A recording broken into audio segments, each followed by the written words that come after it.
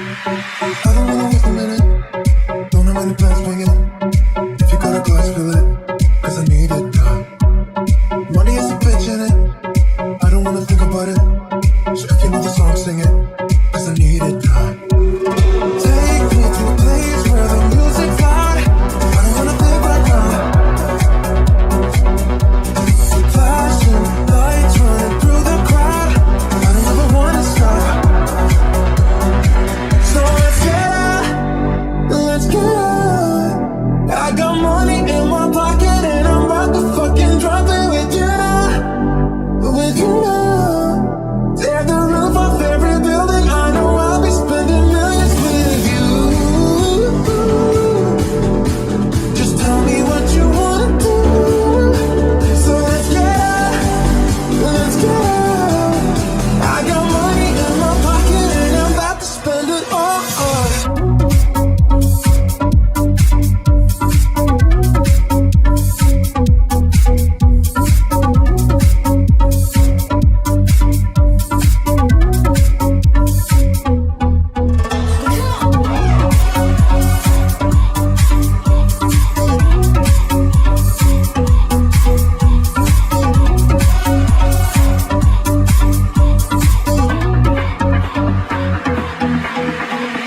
I don't wanna waste a minute. Don't have any plans, swing it. If you got a glass, fill it, cause I need it done. Money is a bitch in it. I don't wanna think about it. So if you know the song, sing it, cause I need it done. Take me to a place where the music's loud. I don't wanna think right now. Flashing lights running through the crowd. I don't ever wanna stop. So let's get out, let's get out. I got money in my pocket and I'm about to fucking drop it with you now, with you now. Tear the roof off every building. I know I'll be spending millions.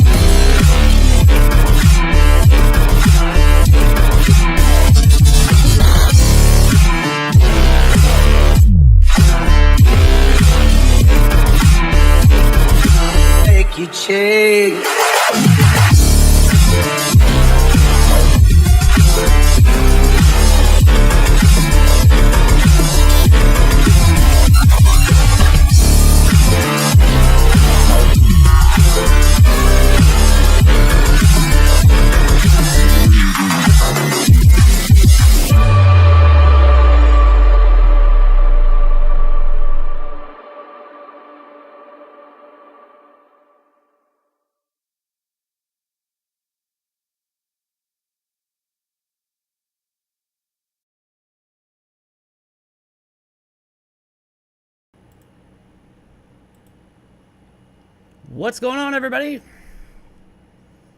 What's going on, everybody? Whoops. Turn that sound off.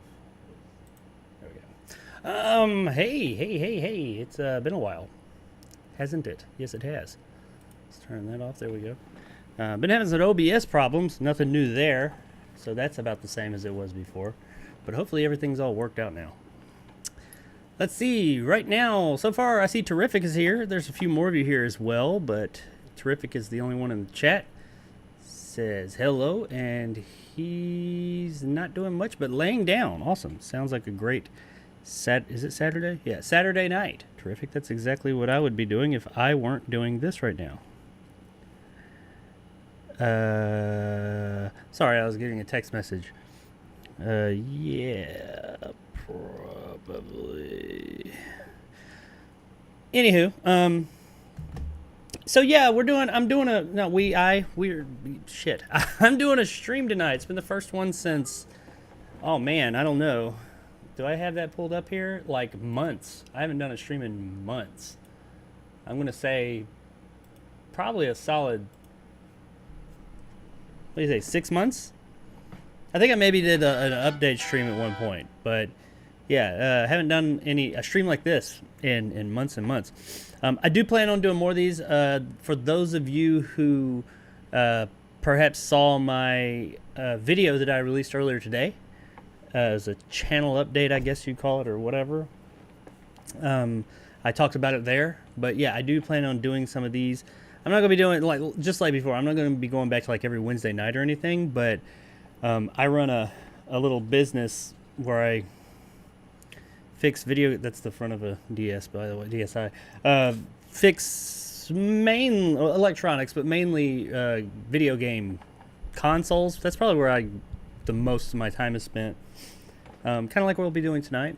But yeah, I do that and then I sell them. This one tonight's a little different. We're going to be modding the shit out of this thing. It does not currently work, but we'll hopefully fix that in the process.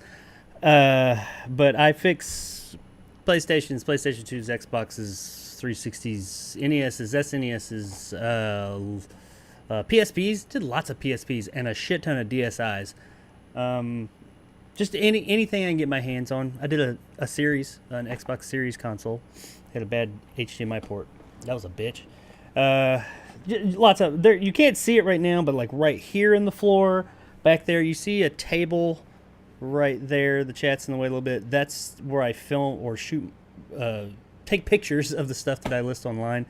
I don't have anything up right now. I just sold my last thing on my store yesterday, but I have that table is full of some stuff, and there's some stuff on the thing over there that I'm going to be uploading on Monday to sell, including this that we're going to build tonight. When we're done with this build, if you are so interested, will be able to buy this device, this exact device, because I will sell it on my store on the eBays. But we'll get to that in the end, show where that'll be. I'll include a link whenever it's available. I'll probably be putting that up on Monday as well. So, what are we doing tonight? Well, let's see. We get a couple more comments. Looks like Cezuro and Abbott Films are here. Abbott Films says, "Hey, JK, Abbott, how you doing?" Cezuro, woohoo! Yeah, I know, right? I'm excited as well. It's been a while since I've done this, so I've forgotten a lot of the things. I was like putting it together, and I was like, wait, no, I gotta do this, I gotta do that. So yeah, it's been a little while since I did a stream, so if I screw up a little bit, sorry. Also, I've got like at my workstation over here where I do my daily work, like soldering and fixing and cleaning and all that. We're gonna be moving over there in a minute. I have a 3-camera setup over there. Hopefully that works out. It was working out when I was testing it, but yeah, I forgot where I was going with that. But anyway, yeah, for those of you that didn't see the video though, I've taken a break, or if you follow my channel, you know I have been on sabbatical. Took a break from it mainly because it's just bored. I was not feeling it. I still enjoy content. I am going to be doing more of it, but I was just not excited about it anymore. It was not exciting for me, and I know I wasn't making good content. So if I don't think the content I'm making is good, then I know you guys don't think it's good. So there's that. So I took a break, and I had a lot of other things in my life going on. Nothing bad, all good things actually, but just a lot. So took a break. Now I'm coming back to it. I actually have another channel that this is dual streaming on right now, called Retro Jake XY. It's a very, very small channel. You can find the link. Actually, I'll put a link right here. Should have already done that. Let's see. Where's that link? Here, there we go. Here is the link to that channel in the chat. I don't beg, but if anyone feels so inclined, feel free to subscribe to that channel, because I am going to be having more. There it is in the link, or in the chat. I am going to be having much more content going to that channel very soon. I already have content made for it. Now that content, it's a new kind of content, different than I've ever done. That content will also show up on, most of you I know are on the main YouTube channel, Jacob Anders Reviews. That content from Retro Jake will show up over here for a period of time. While I'm growing that channel, just to kind of get a broader audience, it will be showing up here as well for at least a little while, until that channel kind of gets its own legs, and then all that type of content will only be on the other channel. Now, as far as this channel, Movie Lovers, the type of movie centric content, I am going to still be doing that. I'm never going back to doing content every single day. That was insane and made me want it to hurt somebody. I don't know. But I was getting bored. I'm still going to do the type of content here or there like I used to, my vanilla reviews, if you will. But I have a new type of review. Still movie reviews, but a new style of review that I want to try out. I'm going to do, and I have one put together. I just got to shoot it this week, or this coming week. It's going to be something different. It's still going to be my style, but it's going to be a totally new type of way that it's made. So hopefully you guys like that. That should be coming probably not this week, but next week.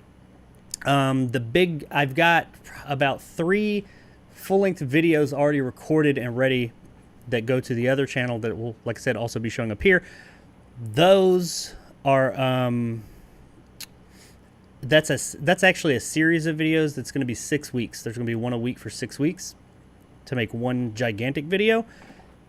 Those will start posting either at the end of this coming week right here, or at the beginning of the next. So within approximately 7 days, maybe less.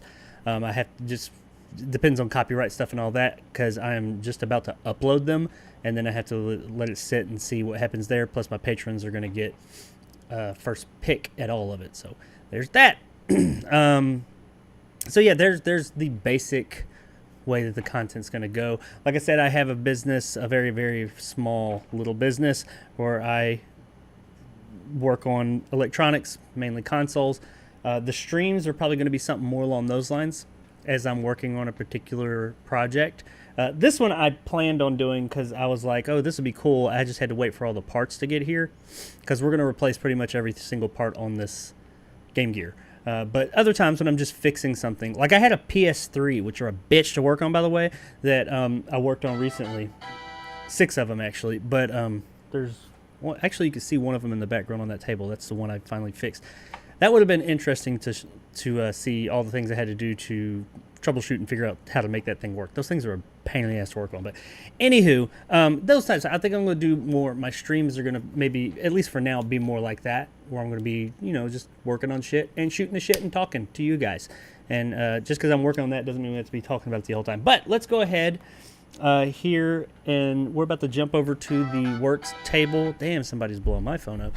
We're going to jump over to the work table so that we can get to going on this. Let me just make, the only reason I have not turned my phone off, I usually do, is because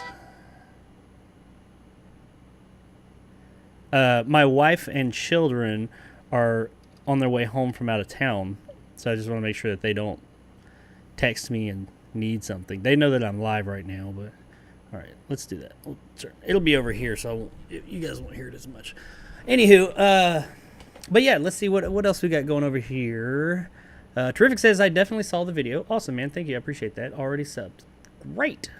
Happy to hear it. I'm just, I'm really excited about these videos that are already completed. This series I've got going on. It's been a lot of fun, but a lot of work. I've been working on it a long time. Now, granted, I haven't been working on it every single day.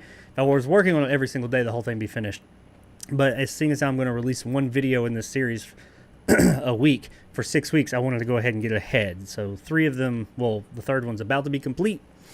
And when it's complete, that's when I'm going to start uploading those, just to make sure that there's no copyright issues, because there is some imagery, video, and sound in those that could possibly be copyrighted. So we'll see how that works out. But anywho, alrighty, so let's jump on over. Actually, real quick, let's see.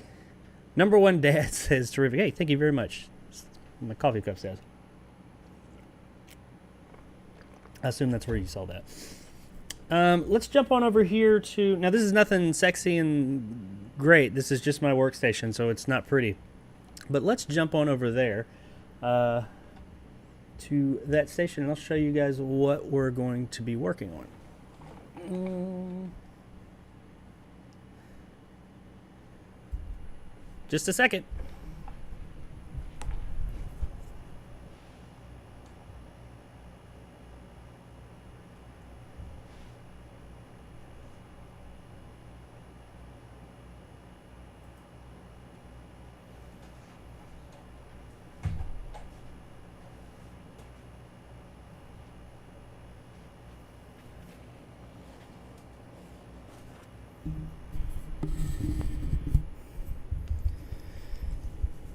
Alrighty, the lighting is not as bright over here.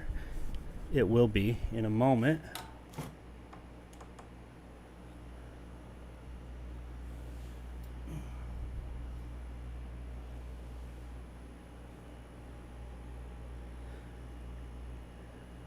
Whoa, you can pick that up. There you go. Yeah, I don't have like any particular special lighting going on over here or anything.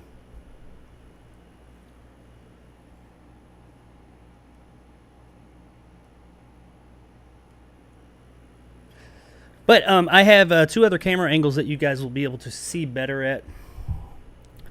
Assuming you guys can hear me. Yes, you can. Okay. I moved my mic, so come over here. Hopefully it won't be in my way too much. That's the one thing about streaming stuff like this. The microphone always gets in the way. Let's move my stream deck over here so I can do this here. Man, my monitors are over there, and that's where I usually sit. That's why I keep looking over there. All right, let's take a look at what we got. The Game Gear. This is a original. Let's look at it this way. This is an all original Game Gear. It's a version. It's a 2-chip. I know that much.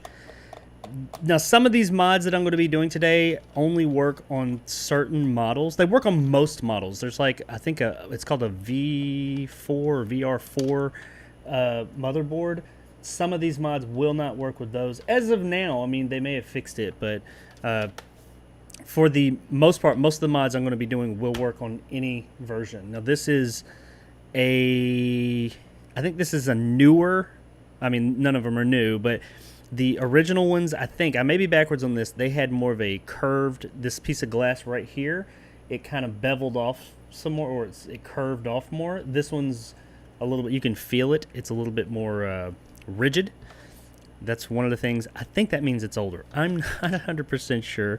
It does not say like what year, or, you know, some consoles nowadays show like when they were, when they were manufactured and all that. This doesn't say that, but around 1991 is when this thing came out. Now, the one thing we will not be doing today, because it takes a bit longer and it's not nearly as interesting as to watch, would be recapping.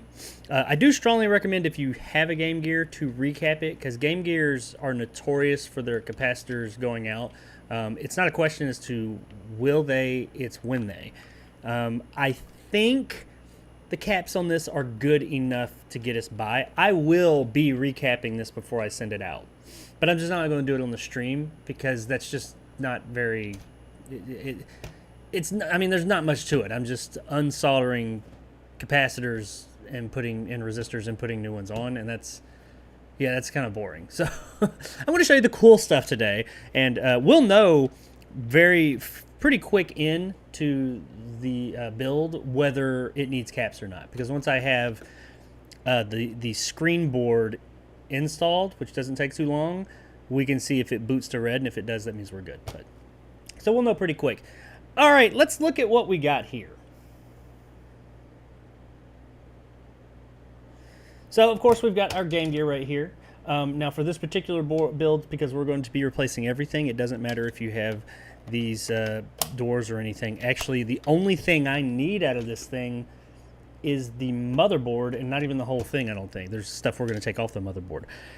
Now, they sell new motherboards that you can buy, and we're not going to be replacing the motherboard. We're going to use the original motherboard, but they sell brand new motherboards, 2023 motherboards, that you can get if you wanted to make this thing 100% new. Now, the only thing is you do have to take, I think, 2 chips. I think it's 2 chips, or 2 or 3 chips, depending on which model you have, off of this motherboard and put them on the new one. But beyond those 2 or 3 chips, everything else will be new. Now, in this case, the motherboard, we are going to keep everything else going to be new. We're going to replace everything else, and I'm going to show you guys how to do that. So, here's the actual Game Gear. As you can see, I don't have any batteries to show you, but it does not... I think it would boot to red, but, like, screen wouldn't come on or anything if I remember correctly. So, we're going to set this off to the side. And I'm just going to start pulling... I want to show that mod last. This is just... You probably can't see it very good. I do have a closer up... I have a magnifying glass, a digital microscope hooked up, and we'll look at that, but it's like real close. We'll look at that when we're soldering and stuff. But this is the, it's an LED to replace. It's a green LED. I like green. Set that off to the side. Let's see what this part is. Some of this stuff, I did verify that the stuff is in here, but I can't remember how I put it all back in the packages. It's like multiple things in each bag. Okay, this is a new amp audio board. It makes it louder and cleaner than it ever was before. That's called, and a lot of this stuff comes from a company called Retro 6. If you're interested in retro consoles, modding some of them, such as the Game Gear, and just fixing, or just a lot of like retro console stuff and things you might need if you're trying to get into that space. This is a great company. They're in Europe, and they have some awesome, just truly awesome products, and they get it out to you really quick considering they're all the way in Europe. So yeah, I've ordered quite a few things from them, and they do a great job over there. They got a lot of great tutorials online as how to install their products as well. This is the the glass replacement. How do I get to it? I don't want to...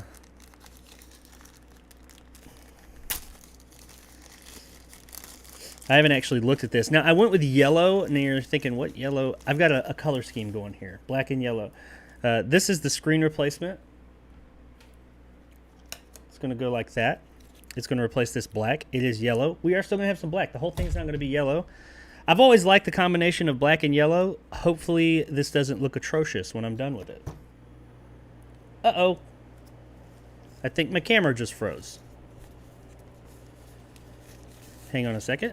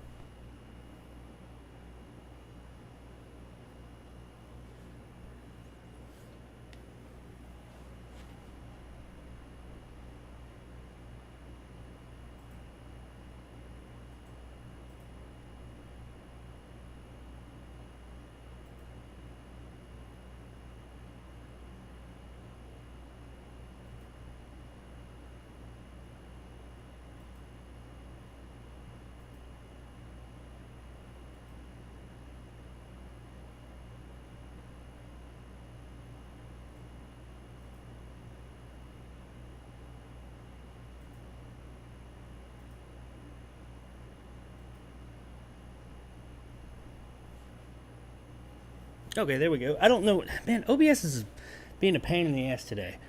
OBS is a pain in the ass every day. They do these updates, and you're like, oh, yeah, that'll be awesome, and then you regret doing them afterwards. Okay, and moving on. So we got the glass here. I have, this is the yellow buttons, some of which we will use and some of them we won't. This is screen brackets. This goes with our brand new LCD screen we're going to be installing. This is, oh, that's the PCB, the friggin' ribbon cables or PCB that goes, not PCB, but the ribbon cables that go to the LCD screen, the new LCD screen we're going to be installing. This is the LCD screen. I don't want to take it out just yet, but that's the actual screen, as you can see there. That's covered up in plastic, so I could throw this out. Alright, so what's next? What goodies do we have in here?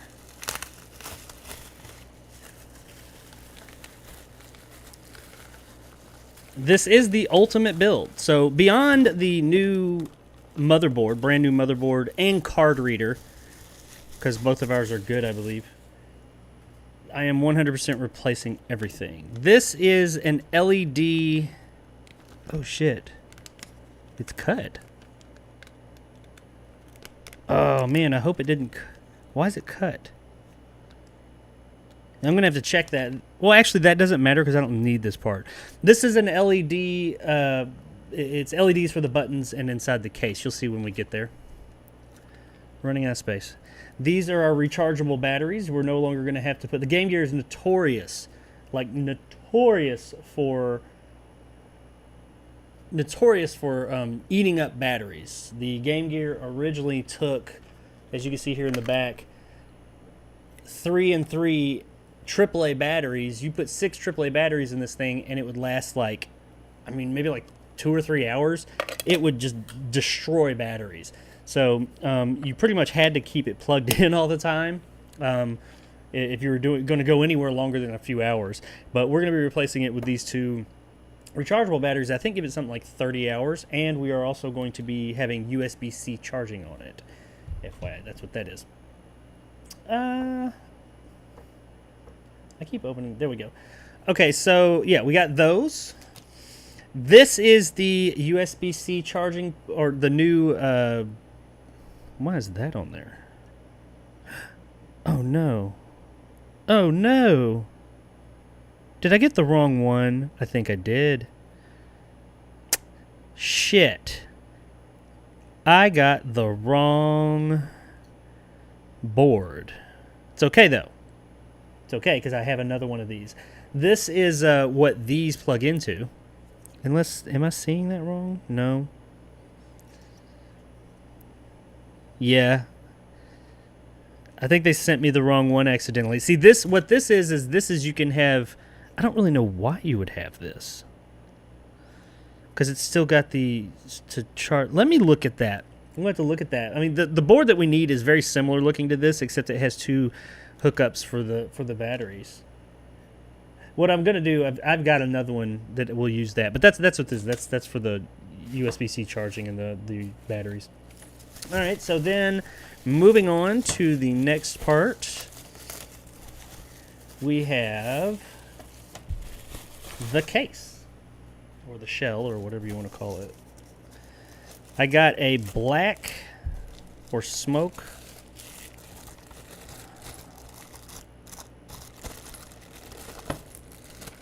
well, where'd you open? It's a smoke transparent smoke case for it. Just to see the difference. There's that. This one is not clear. This one is. It is made out of ABS. It's not some cheap 3D printed stuff or anything like that. It's some high dollar stuff. So that's good. High quality, rather. And we got a couple of more things. Let's see. What do we got here? We got this in a box. Oh, this is... Okay, this is some cool stuff. This is a cool thing. Okay. This is the board for the new screen.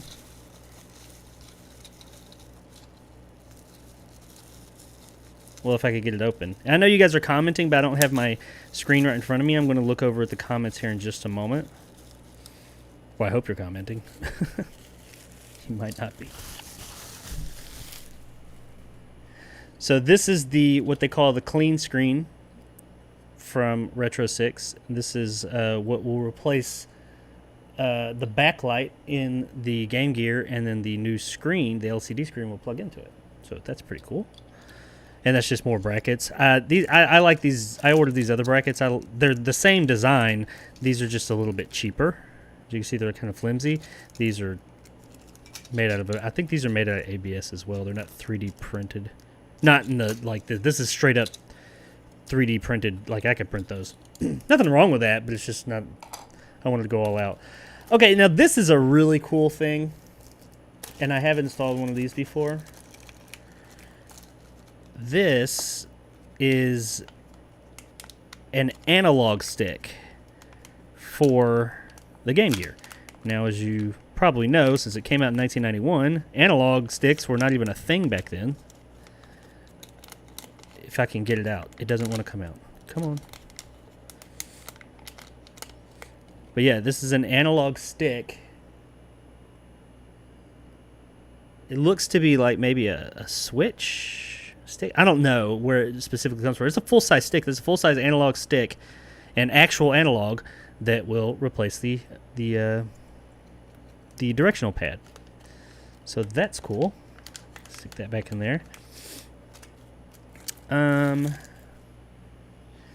last, this is clear button, the membranes that go under the buttons. This is the part that actually hits the parts on the circuit board that trigger the buttons, and this is a shroud for the analog stick to make it blend in. So there you go. That's all of it. You need this to adjust the analog stick. So there's yeah, there it is. There's what we got going on. Now I'm going to, let's move some of it. I got to make some room here.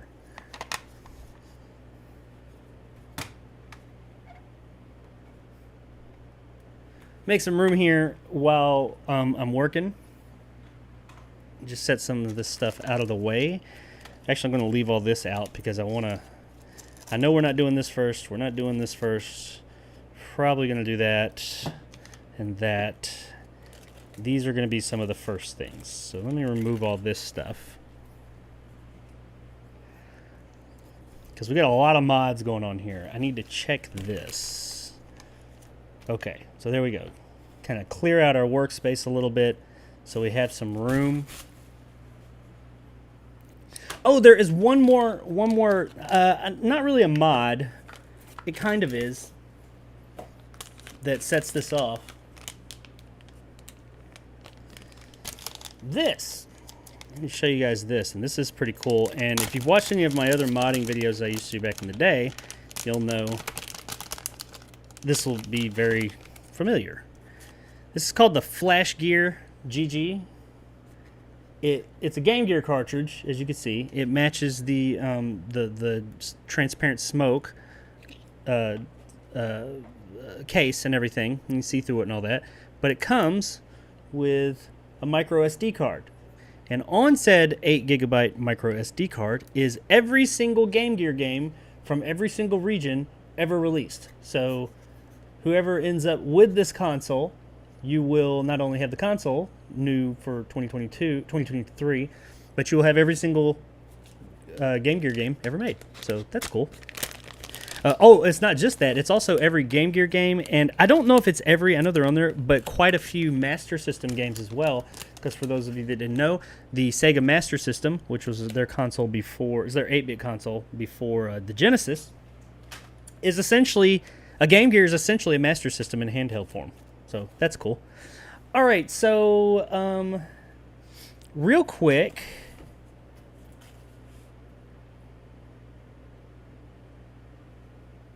I keep hitting that button. There we go. Real quick, I need to get that other audio board. Yeah. Or not audio board, power board. The Clean Juice is what they call it. Retro 6 is Clean Juice. let me... I wish I'd realized this before I started. I would have already had this done. So sorry about that. This should only take a second. I guess let's switch over here while I'm doing this real quick so I can look at comments. Just a sec.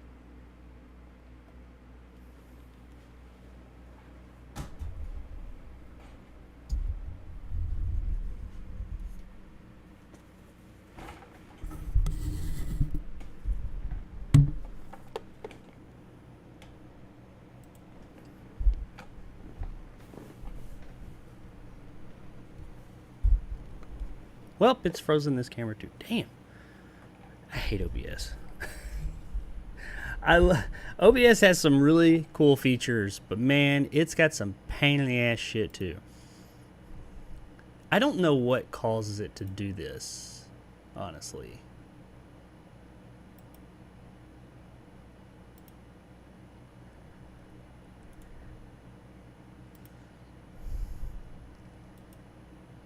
Hopefully this doesn't plague me all night. There we go. Okay. All right, so let's look at comments while I'm doing this, retrieving this other board. Dan from TYTD is here. What's up, Dan? Says, evening, sir. Hope you're keeping well. I had such a soft spot for the Game Gear back in the day, but the battery life was such a killer for me. I know. And we are going to be fixing that tonight, my friend. Because that is one of the things that kind of killed it for a lot of people, was the battery life was such crap. I remember when I had one, I actually left it plugged in quite a bit, but if I go somewhere, it was like you'd... And back in the day, I mean, batteries are expensive now. But back in the day, in the 90s, early 90s, batteries were, Jesus, 6 AA batteries just to last for a few hours.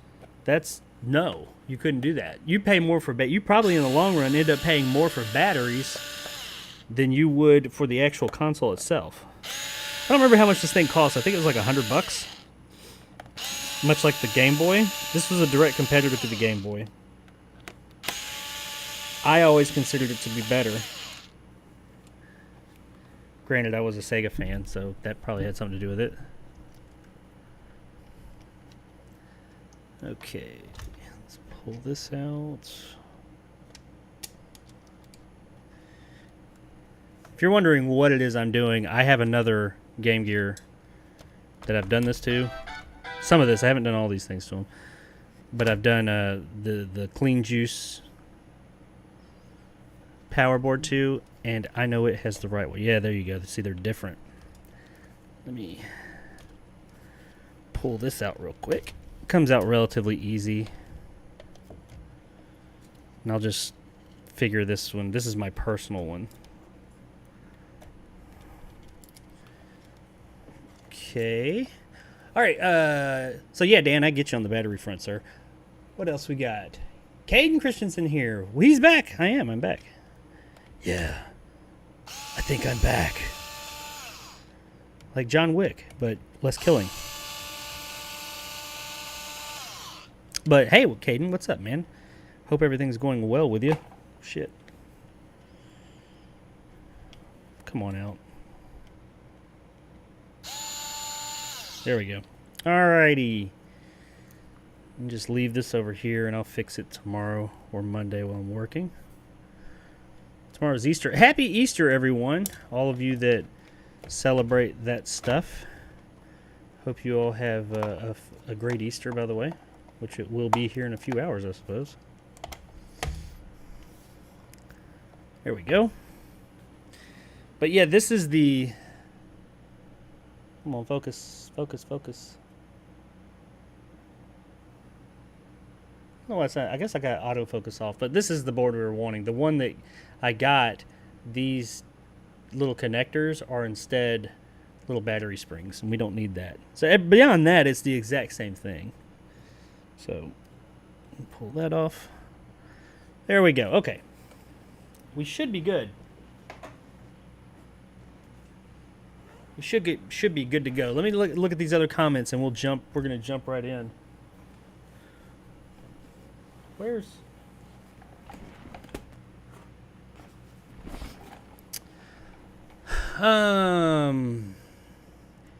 Team Pandori?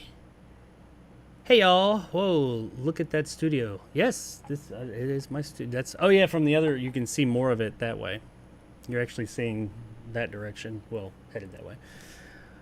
Hey, welcome. Thank you for hanging out. Caden said, "Missed you, Jacob. Glad you are back." I am glad to be back, sir.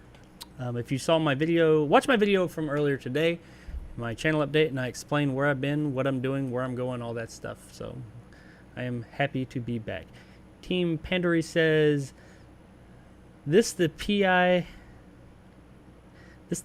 in a Game Gear or upgrading the GG Game Gear to work with IPS and battery. Got on a little late. Yeah, I'm going to be doing everything, upgrading all of it. Enjoy your video reviews, by the way. You're really hitting them out of the park. Thank you. I appreciate it. If the batteries lasted longer than 30 minutes, then the game devs might have thought about making RPG. You know what? You're right, because they what'd they make? They made was it Phantasy Star? I think there's like one. There's like one or two RPGs on the damn thing. Phantasy Star made one, which was like an RPG light. And there's like one other one, but no, it definitely, it would have been awesome for more. Now, the not homebrew, well, there's homebrew Game Gear games, but also, as I said, through this mod that I'll be doing, it's not really a mod, the flash gear that will be installed on it, and the SD card, you can play Master System games, and the Master System did have quite a few RPGs, such as Phantasy Star and Shining Force. Shining Force 3, not on there. That's a Sega Saturn, but Shining Force 3 is amazing.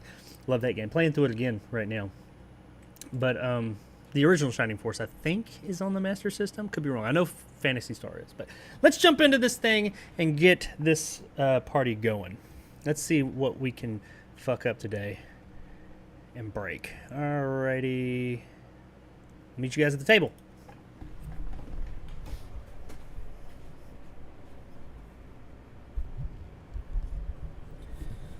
Alright, let's see if the camera screwed up while I was gone.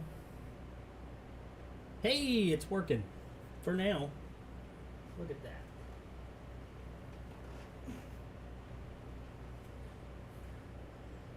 Okay, so... Oh yeah, like that black thing right there. It is far away. Those cubby holes are all filled. That's all consoles that I'm working on. Or consoles, there's a laptop over there too, but there's two Saturns, a PS3, I can't tell what that is, PS3, OG Xbox, a hard drive, PS1, Series S, Xbox, PS3, Dreamcast. I can't see what's behind that box of controllers. That box right there is full of PS2 controllers. And then over here, that's I'm done with shit. There's quite a few handhelds on there that are done. Some controllers I fixed. A PS3, a PS1. There's another PS1 I've modded out over here. Kind of like we're doing with this one, in fact. And two other PS1s. And a Vita. Two PSPs. two DS Lights, I think. I don't know. Lots of stuff. That stuff will be going up on my eBay store probably Monday. I think a couple of them I gotta clean, but beyond that, Monday or Tuesday that'll be going up. Okay, so here, let me show you guys a comparison. This is the power board that I received, and as you see, it has this right here for like batteries to plug into. This is the one that I needed, that I ordered. You see, they're very much the same. The only difference is this one has these two connectors right here for the batteries, and this one has this for actual, or this is for rechargeable batteries, this is for regular. It's just a mistake. I'll contact them and say, hey, this isn't the one I wanted, and then I'll throw it into mine. So, but anyway, we're just going to use the one that I got over here that I pulled out of my system. Okay, so I guess we're gonna start. Well, let's start with tearing the actual Game Gear down because we can't do any of this stuff while it's still put together, can we? So let's move all this crap. It's not crap, but all this stuff out of the way.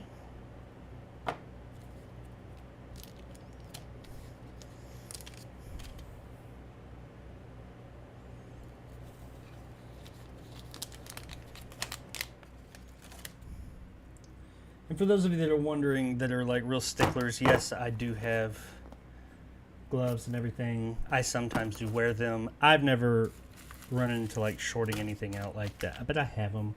I use for some messier projects, but I'm not using them today. If I short this Game Gear out on a live stream, then you know what? You guys can all laugh at me. Ooh, what was that? Oh, it's just the buttons. All right, so Game Gear, let's tear her down. Excuse me. And then we will get into adding stuff to it. Not really much to these, honestly.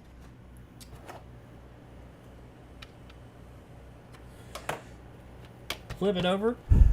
You will have to take these out. We don't need these. And you have screws. One, two. There's two in the battery compartments on the corners. 1, 2, 3, 4, 5, 6. 6 Phillips head screws, and then you have this game, I forget what they call it, a game lock screw or something like that. They don't use it anymore, but they used it. Nintendo and Sega used it. Nintendo was notorious for it. Like the back of every one of their NES cartridges had it. So let's jump into this. All right, so yeah, this Game Gear build, I chose to do this one because the Game Gear, while it does take a bit of soldering here or there, it's not super difficult to work on. Many of these mods are pseudo drop-in. Some of them, like the Clean Juice and the Clean Audio, I think they call it, Clean Amp or whatever. The amp for the sound and for the power are just straight drop-in. And I like mods like that because there's less shit to fuck up. But a lot of that has to do with just the way that the Dreamcast is... not Dreamcast. The Game Gear is put together.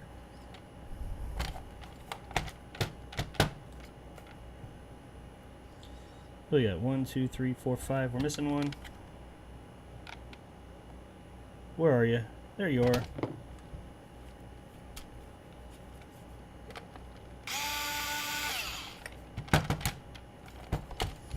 Okay.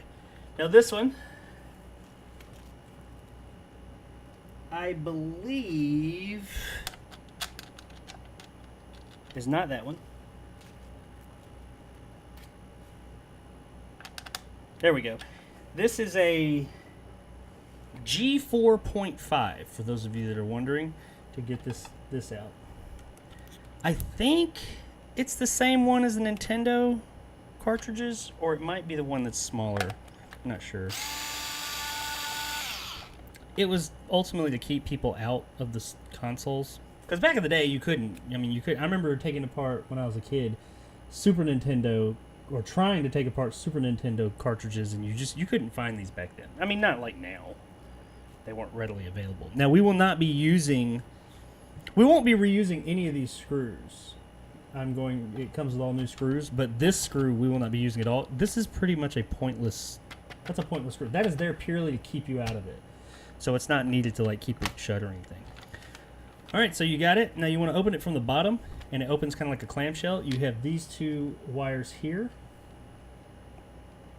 I guess let me zoom that in a little bit more.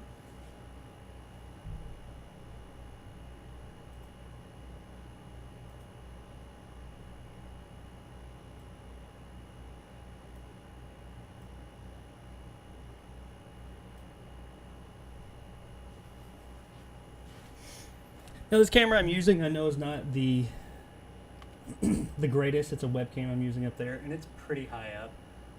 It says it's 1080p, so I'll just take its word for it, but sorry if it doesn't look so great. Now when we get into the microscope stuff, you'll be able to see much more detail of these things I'm showing you, but you'll see a bulk of wires right here, And then right here as well, these are on connectors that are on the two boards up here. You just disconnect them. I suggest disconnecting them from the actual boards, not from this side. There's connectors on both sides. Do this side. And just that easy.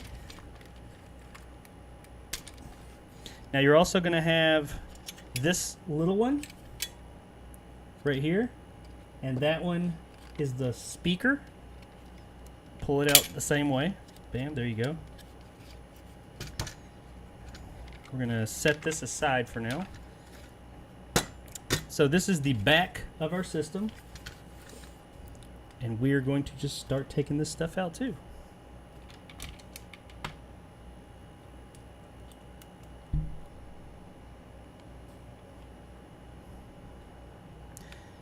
Here on the power side, you've got, I believe it's 2 screws.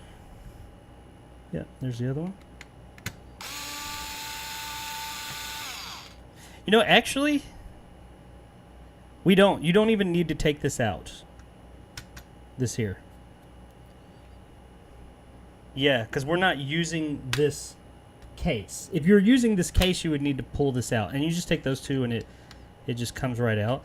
There's something going on with this one, though. I guess that's corrosion, but it's been cleaned up.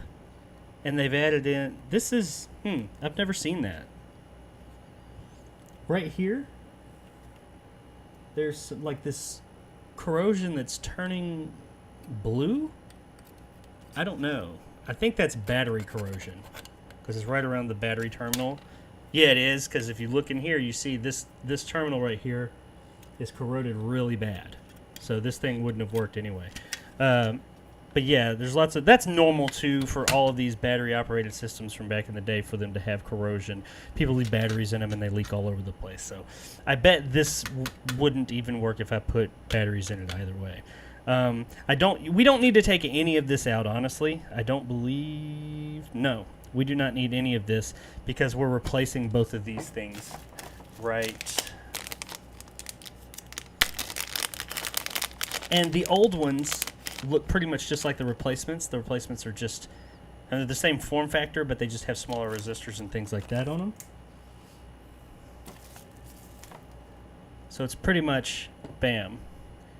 These you've got to screw like on the audio amp here. I think there's one under the shroud. Maybe not. I don't think anything's holding this. Oh yeah, it's got a screw right here. So there's a screw right there. That's what holds this in. And then you would just lift them out. Like this one would just lift out. Now it is attached to these. So if you are going to reuse your case, which is totally fine, you would need to remove these springs, these battery springs, before taking this out. But seeing as how we're not using any of that, like we're literally using none of these parts, we can just throw it. I'm not going to throw it because I can sell it or maybe salvage some parts off of it. Because also, even though this is corroded and that's corroded, first of all, that could be cleaned. And even if it can't, this board's fine. I'm looking at it. I don't see any swollen caps or anything like that. That one, slightly suspect. But, I mean, everything else here is looking good. I could use this in something else. Because there's nothing wrong with this power source. It just takes a shit ton of batteries. So, all right, that's out of the way. So, let's move on to the front. This is the front of the system, screen and everything. This little deal right here, you see how it protrudes out? That's an actual light. Like there is a fluorescent tube that you'll see in a minute that runs across here behind the screen, and that's what lit it up. The Game Gear was known for, you know, it was, not only was it color, but it had a backlight. You could play it in the dark. So, you know, Game Boy had no color, and it also had no backlight. This had both, so of course it was better. But that's how they achieved that, was with this backlight. These are notorious for going bad, too. Like, after all this time. They were good for when they were there, but after all this time, you know, what is 91? It's over 30 years old at this point. And take this little, this is an expansion port, and you have this little deal that just slides out. Take it out. You don't have to. Okay, so from here, you got screws here.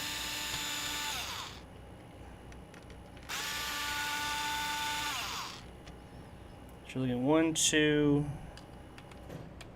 3, 4, so all the corners. And then we got one right here on the other side of this expansion port. So it's 5. I don't think that one has to come out. And these two main ones. I feel like there was another one. Oh, there it is, right there hiding. So 6 on here as well, just like the back. You got 4 on each corner, or 1 on each corner being 4, and then you got 1 here and 1 here. And then you got to take these 2 on either side of the card reader. Here, you pop them out, and it should just lift out. You got to kind of come out at a bit of an angle because of this wheel. And there it is. Now, left in here is our membranes, which are pretty dirty. Not the worst I've ever seen. We are going to use the speaker, which we'll get that out in a few minutes, but we're not going to use any of this other stuff. But like you have your membranes, and then you have your control, and it goes down and hits these. If you ever have a controller or anything that is giving you problems, check these. A lot of the times they'll rip right here in the part that goes down. If they're not ripped, check this and make sure it's clean. This is a special kind of surface that interacts with the board itself. So a lot of the times, a lot of broken controllers I've run across where the buttons aren't registering. That's usually what it is. It's usually ripped. You usually find little rips in there. But we're not using any of that. But let's go ahead and take this speaker out real quick. Let's get the buttons out so they don't fly all over the place. You could buy a new speaker, but I mean, speakers are pretty simple. They usually are just fine. Now, this is, as you can see, it's in. I mean, it's not a screw or anything. You've got to cut this out. Now, you don't have to fully damage it. You can just come up and pop it off. In most cases, it's like it's glued on there. This one's usually a bit more. I'm trying not to break it. I mean, if you don't give a shit, if you're just going to throw this old case away, I'm trying not to touch that inside of the glass too, by the way, then just screw it, just cut it out. But I try and save things because you never know when I'll be able to use them.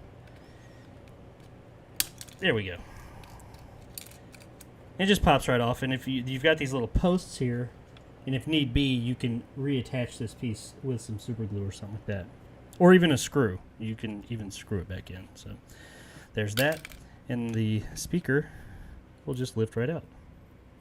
It's dirty, but beyond that, I don't see any loose. Well, that one might be. We'll look at that under the microscope. Might resolder those joints just to be safe. But, you know, that's later on. So that is everything out of there. I think we might need these screws. I think we do reuse those. Let's put them over here just in case. I cannot remember specifically. Okay, so here's the motherboard with the screen and everything. Now we're going to eliminate this screen, and we're going to have to take a couple of things off of here. Let's go ahead and turn the... I forgot. Let me turn my soldering iron on. I guess I can turn the hot air station on as we go. But so yeah, we're gonna need to remove this screen and remove this little backlight deal here, a couple of resistors, and this tube back here. So let's go ahead and start with that. I think this screen shot. I could be wrong, but I think it's shot. Because I believe I tested this. I tested it with the clean juice, and I think it was not working. Because I have opened this console, but I haven't done anything to it. I opened it just to see if I could boot to red light. And that if you could boot to red light, that means you do not need, typically you don't need to replace the caps. I didn't want to do a full cap replacement on here with you guys. So, all right, so let's do this thing. Let's jump on in. So first and foremost, you got 1, 2, 3, 4 screws holding this shroud on. Let's pull those off. This thing looks metal, but it's actually just a reflective plastic.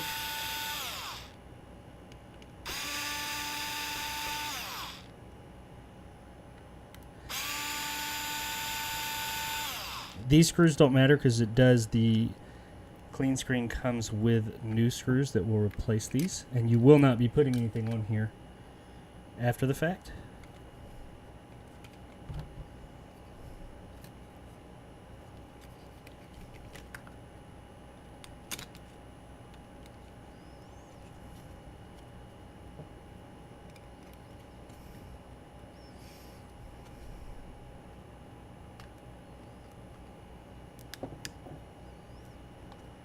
There we go.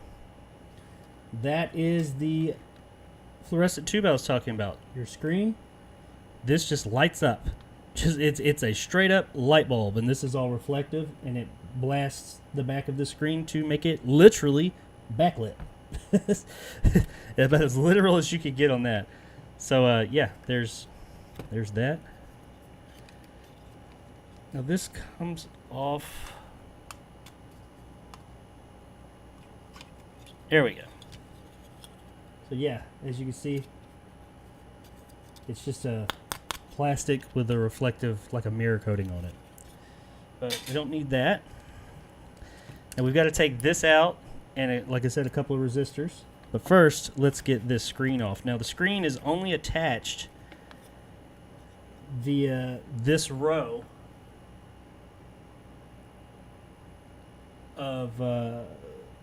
of pins that are soldered to this rivet cable. Now there's also tape on the back. We'll just peel that up.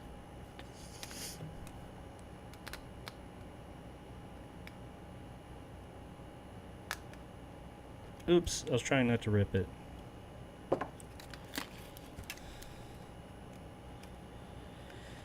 I mean, you do want to be careful here because you don't want to mess up the board itself or any of the traces or anything like that. I'm honestly just getting the edge up. Let's try on the other side. I screwed that up with my tweezers. Getting the edge up with my fingernail, and then just going to peel it off.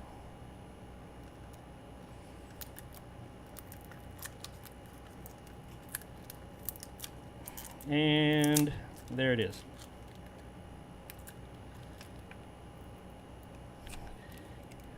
Just peel it back a little bit more so it doesn't stick to the board. As you can see there, it's just hanging off. But now we've got to get this off because that is soldered to the board. Now, in the old, and some of the other screens apart from Retro 6s, you would have to attach some things to the these pins right here, this pin header, or these pins. The new one you do not. So I mean, I guess you could just rip it off. I don't suggest doing that, but as far as I know, you don't need these pins at all. I'm still going to heat it up to take them off and show you how to do that. It's pretty easy. Now, if you have the first time I did this, I did it with a soldering iron, and it's essentially the same idea, but I'm going to be using a hot air station now.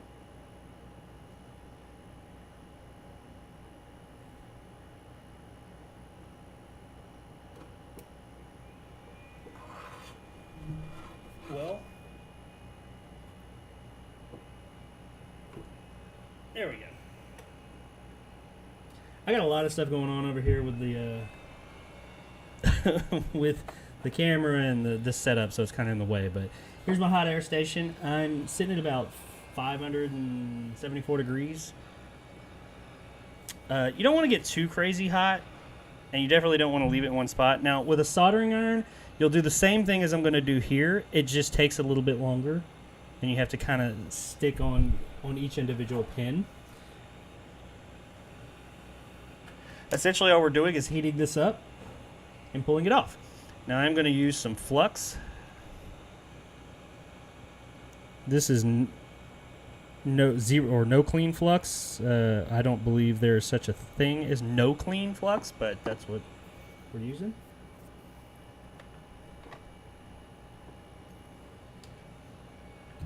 So let's come on a probably should not have pulled out my hot air station yet.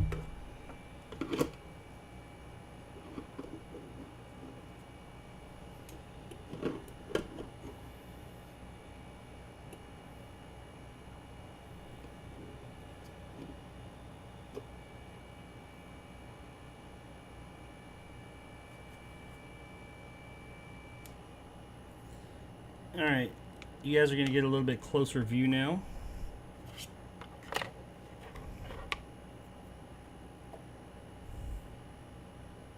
And of course that froze. Hang on.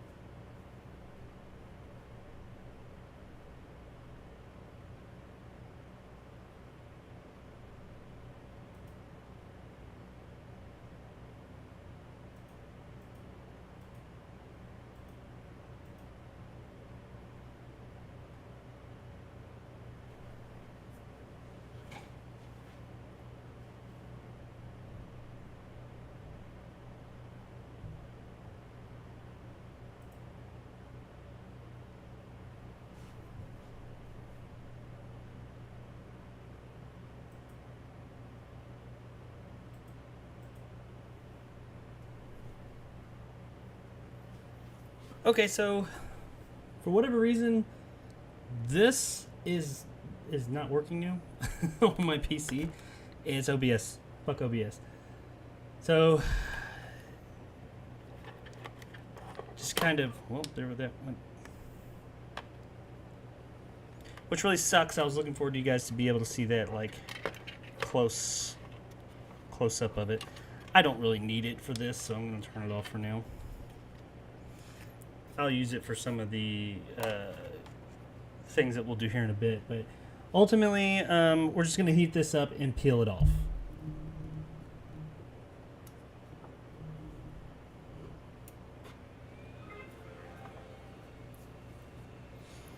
So here we go.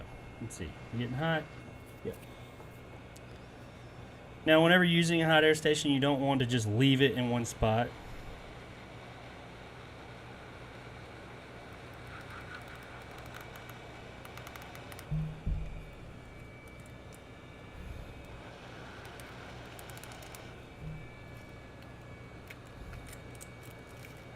Now, in a perfect world, you'd have something to hold this down, which I do not. And there we go. As clean as ever. And this is more or less done. I mean, I'll check that screen later on, but I don't think that there's anything on it that I don't think it works, so I won't need it. You can check. I mean, with a hot air station, you're usually going to get it pretty clean, but as you can see, there's no bridges or anything. You don't want there to be bridges. Just check that. Make sure there's not any, or nothing that's ripped or anything like that. There's not any on here. I'll clean it up in a bit, but no bridges or anything.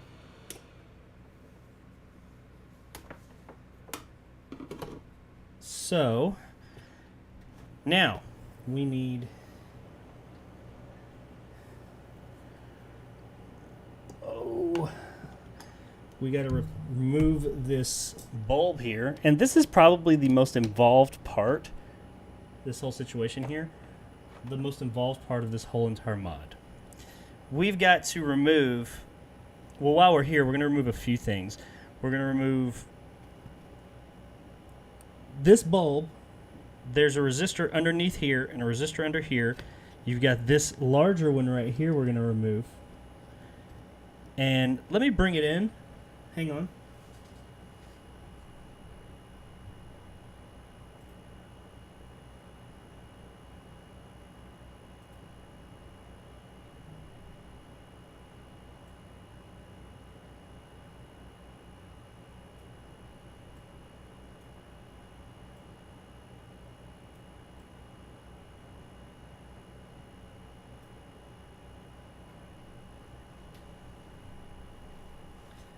I know that's not very good look with this camera, but it's what I got to deal with right now. But so we've got a resistor under here, this bulb. You've got this resistor right here, and then is that it? Oh,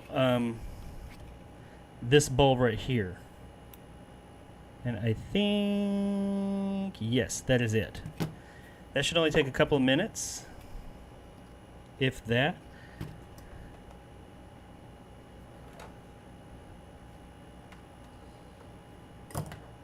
Now, I am going to use flux on this because these are some old-ass joints. If they were newer, probably wouldn't be needed as much, and it may not be needed. But, you know, this board, I don't want to mess it up.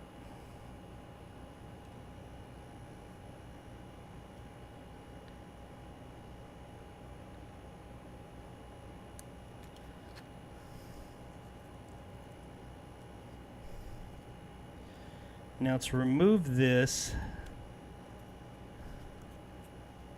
to remove the bulb, oh yeah, that's right, I'll use a soldering iron for that. I have a desoldering, not gun.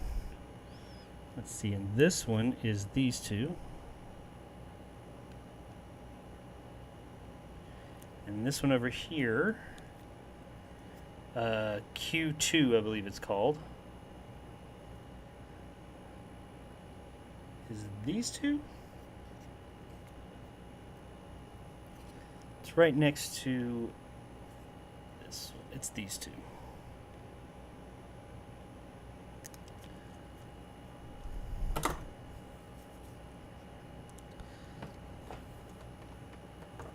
So the way this thing is, it's a solder sucker, but it's heated up on the end, so it just makes this job a lot easier. So let's do this. Just kind of set it on here for a minute. Over the post, wiggle it about, and doop, sucks it all out. Yes, I do have a fan, but it's loud and I don't feel like putting up with that.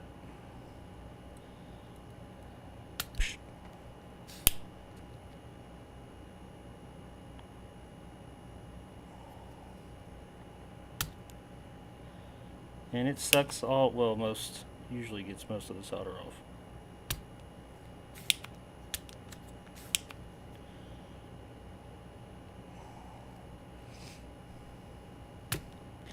This is a fairly easy soldering job, by the way, for those of you that are interested in this. Now, I am not like a master solderer by any means. Is there another one over here? There was. Which one was it? Right here. So, if I can do any of this, I feel like anybody can. Now, I mean, I've gotten much better in the past year than when I first started doing this stuff.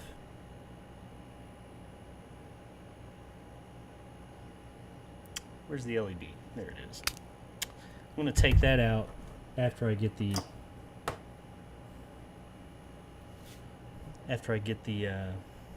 bulb out. But yeah, if I can do this, any of you can, because I was ass at soldering. last year, months ago. All right, so you've got on each side of this tube, you've got this little wire. That's all that's holding this on each side. You see exactly where it goes. I'm gonna, I'm gonna throw some flux on there.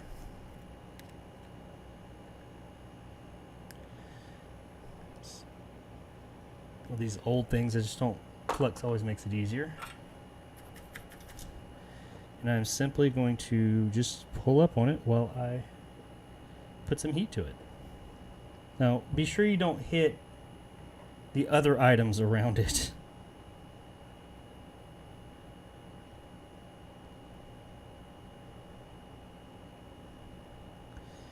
Now, if it doesn't come up, it's okay.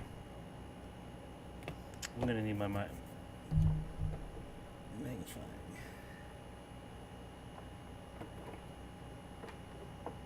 My cords are tangled up. But if it doesn't come up, that's okay. Add some fresh solder. Don't sit there and hold heat on a 30-year-old PCB for 5 minutes.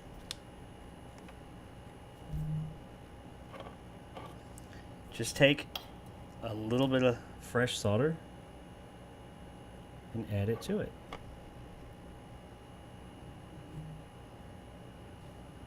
Where's my... I misplaced something.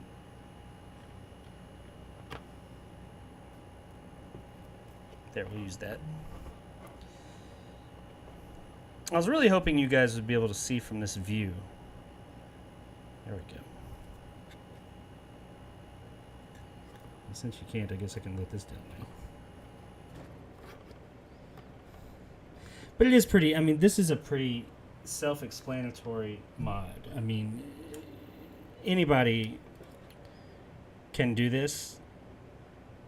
I mean, you want to be careful. You don't want to work beyond your station, but it's not. This is not a difficult. Like the component. These older consoles, the components are fairly simple.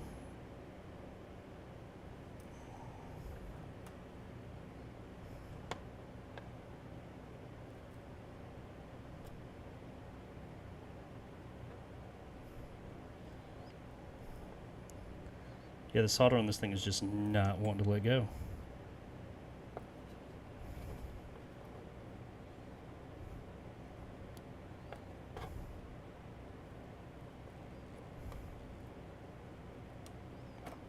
That's ugly.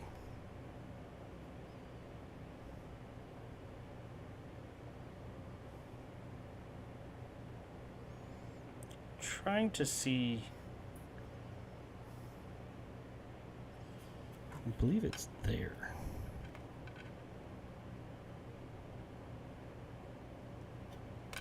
Yep. Okay, so on the back of the board, you'll see M2. Actually, it's not M2. It's right next to M2. That is where just apply a little bit of heat there and it'll pop right off. Because coming in from the other side was just not doing it.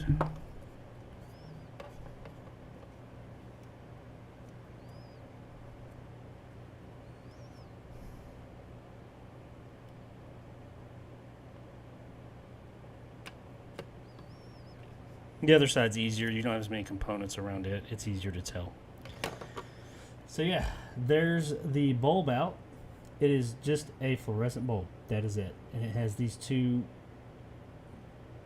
one wire, or lead rather, coming out of each side. That's it. Nothing else to it. Fairly simple. So with that out of the way, we got these two resistors right here and here. And this one here, which I've already desoldered to a degree. Let's see if they just come out. Usually not that lucky. Usually still got to apply a little bit of heat. That's okay. Get my microscope out of the way. So we're going to put my tweezers underneath here so I can put some leverage on it.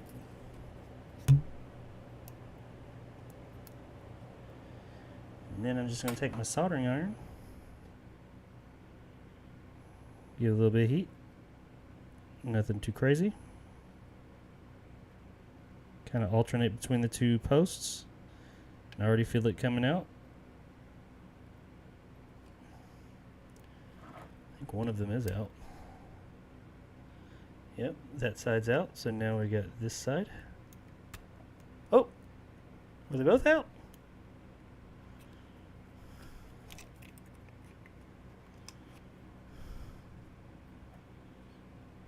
Oh, it pulled the leg out. That's okay.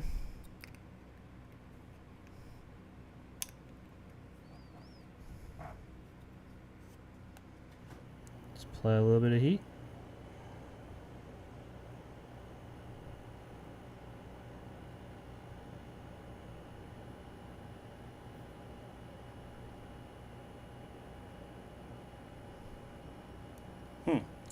That's not wanting to come right out.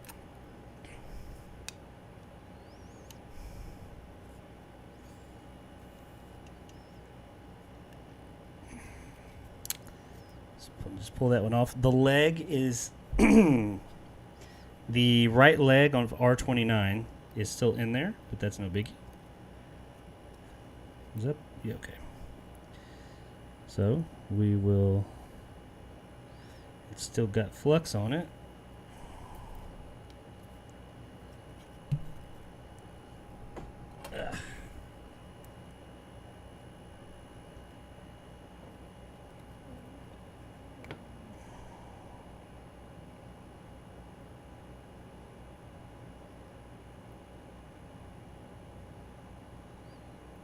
Man, this thing is really in there. All right. That's okay.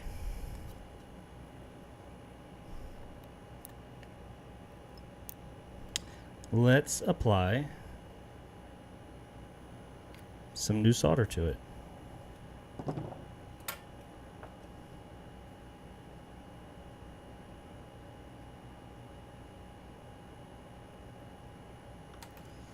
That just kind of mix the solder up. The new solder will allow the old solder to soften up a bit.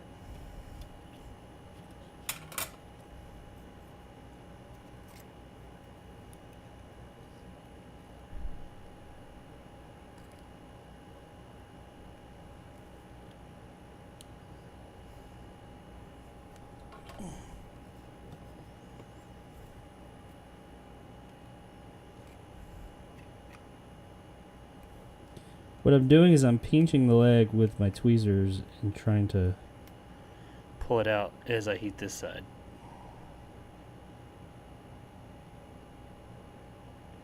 I'm not left-handed, so I don't do so hot with the left-handed soldering, and there it is. See, a little bit of fresh solder. That fixed it all up. That's the culprit. You can barely see it. Just a broke leg. So yeah, there we go. Okay, so we got to get these two out, which I think they are more or less out.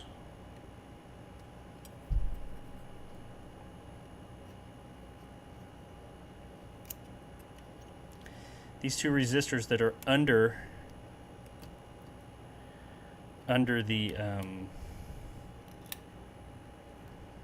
fluorescent tube.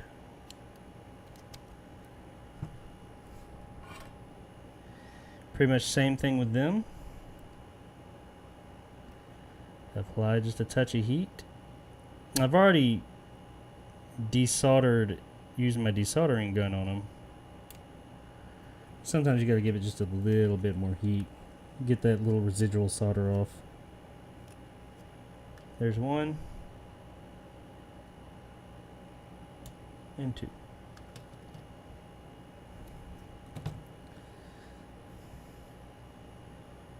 That's the resistor.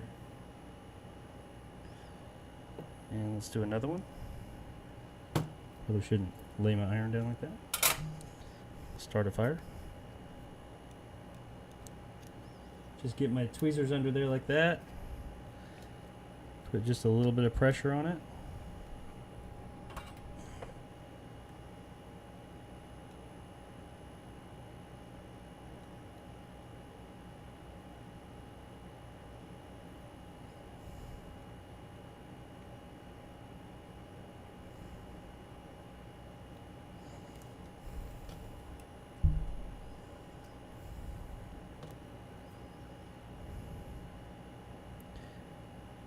the camera and everything, like I said, is making, usually when I'm not having all this other stuff in my face, it's not as awkward to get these out. Microphone, cameras, other wires and stuff in the way. And there it is. There's the other resistor. And that is it. That's all that has to come off the board, and this is all that we are going to use in the final build from the original console. Everything else will be new. And mostly everything, you got a couple of soldering things we'll do here or there, but most of it just bolts on. Now, this, the pin, the cartridge slot connector, they sometimes need a little bit of work. This one looks good. I mean, it doesn't look like it's in bad shape. I don't see anything wrong with it. We're going to roll with it. They do sell, Retro 6 also sells a new version of this, which is actually really nice. I mean, it's modular. I really like it. So if you are in the, if your pin connector's not working, definitely get it from them. It's not expensive either. But yeah, we are going to use the original card slot and the original board. But, oh, wait. Did I get, I did not. I didn't get the LED. Let's pull this LED off real quick. I didn't even desolder the LED.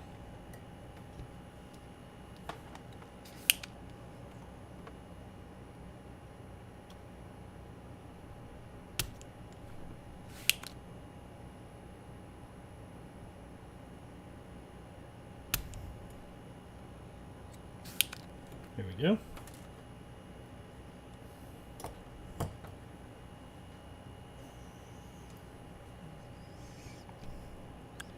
I doubt it's just going to lift right out, but let's try it.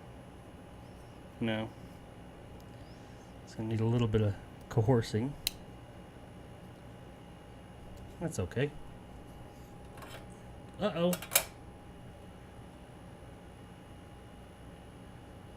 The camera went all wonky for a minute there.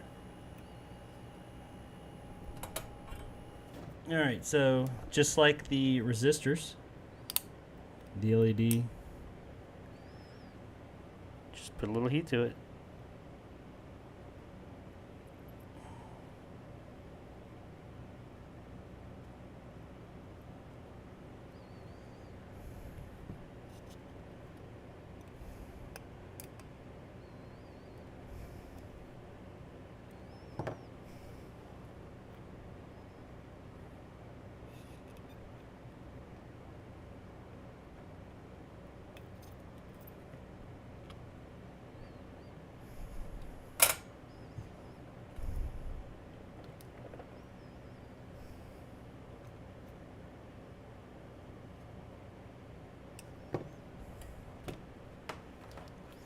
Guess I missed some solder on it.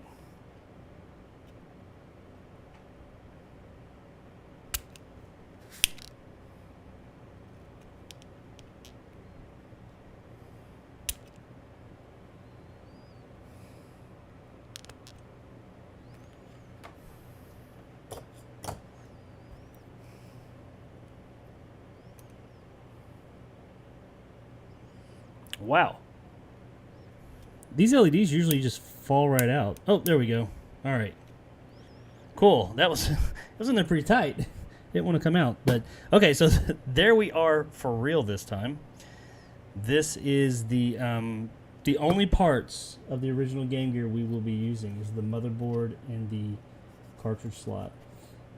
Everything else is being replaced. Now I will also be going back. Like I said, I'm just not doing it on the stream. And all these capacitors that you see, I will be replacing them. I have a cap replacement kit. I just didn't, it's just not very engaging to watch. Not that this is super engaging, but this is more interesting than watching a cap replacement. Believe me, it's just not much to it. Plus, having all this shit in the way while I do that is kind of a pain in the butt. So, all right, what's next? We got, let me take a look at our, what are they called? Comments, real quick, at the chat, and then let me take a look at the comments, or the chat rather, and then we will jump into putting all this thing together into the fun part. Just a sec.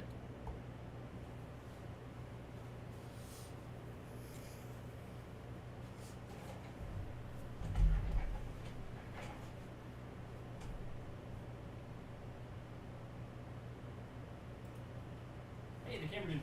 Whoops.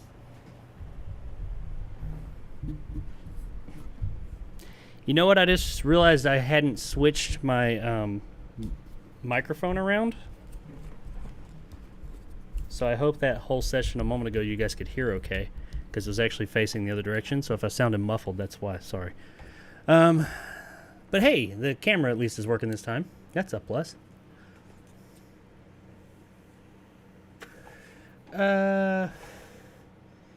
Team Pandora says OBS. Yes, I'm back. That's terrific. Yeah, OBS is a fantastic tool. It's awesome. It has some great features, but man, it's a pain in the dick a lot of the times too. You get an update with OBS, really tread lightly. Consider whether you want to do that thing or not. Terrific's back. What's up, Terrific? Welcome back. Hello. What's up, Ryan from What Were You Watching? Nice to see you. You too, sir. The amount of tools Jacob has is insane. Wonder if they came with his Game Gear. No, they did not. I use these in my day-to-day work of repairing the consoles.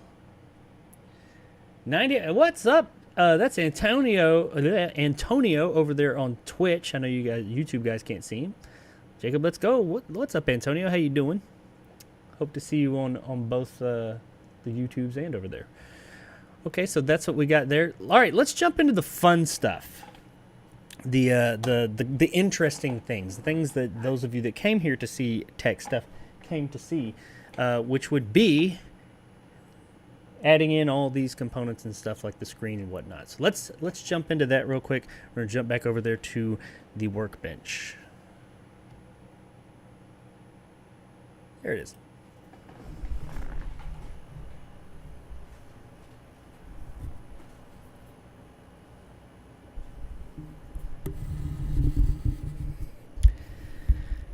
Yeah, I noticed I didn't, because when I take this, I swing it that way for me to sit in this chair.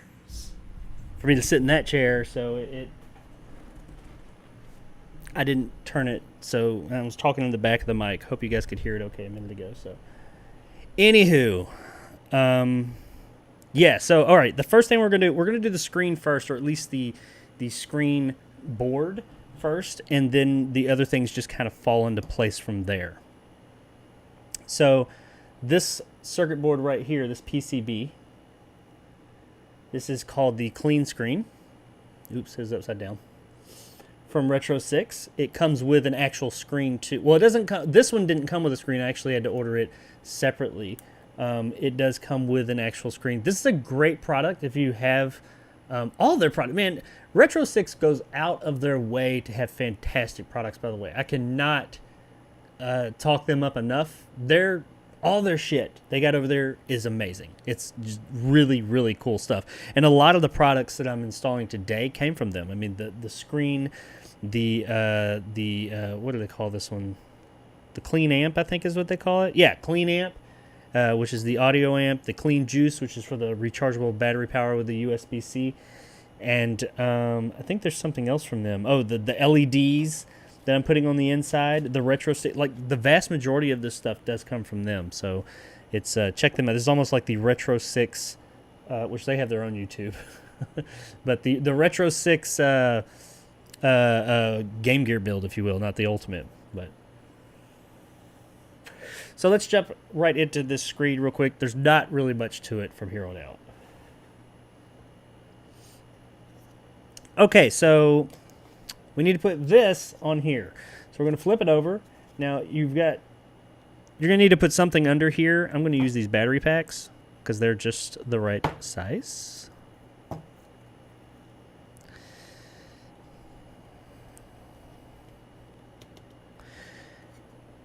This installs. Let me make sure I'm getting this right. Oops. Was I upside down?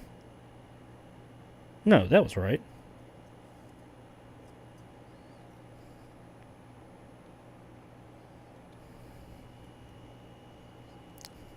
Dumbass. Am I doing this thing backwards? I've gone stupid, everybody. Hang on.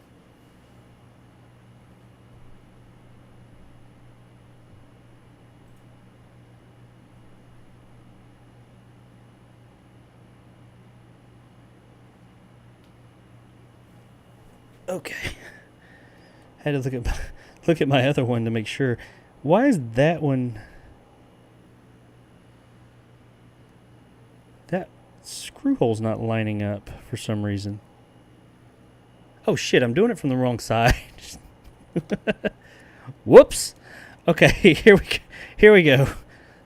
There. All right. Before we flip it over. All right. So it fits. You can see actually all the places that it'll go. These silver or copper spots. It fits right on there. And then you take your. Where'd I put them? My spacers, or not spacers, but clips for the screen.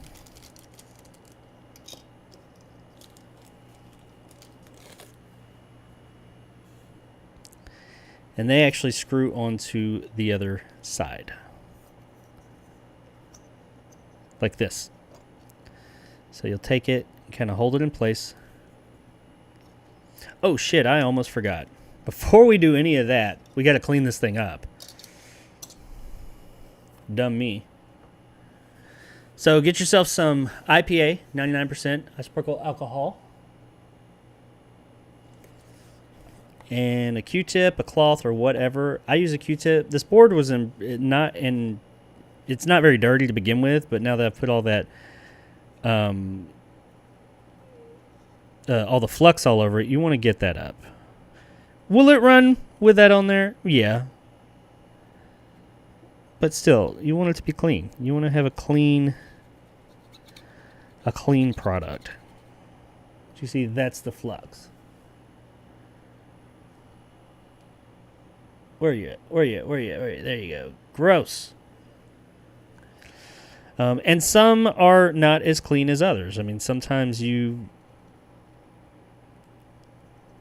got some nastiness going on. I would recommend cleaning up around the buttons, just to kind of give it, give your new buttons a fresh place to start. Anywhere you've put flux, clean that up. I clean up around the buttons, get any gross stuff, smudge off of it. And I think we got everything over here. Now, as I said, the rest of this board is in pretty damn good shape. I don't think that this thing was used for very long. I think it was left with the batteries and it corroded, and then they just never used it again. Because it is particularly clean. There's a little smudge and there's something on there. That may just be marker, because they write all over these boards in the factory. Let's see. I wish you guys could see this, but for whatever reason, it wigged out. And it's OBS, not this, that made it to where it won't show it. Yeah, there's something on there.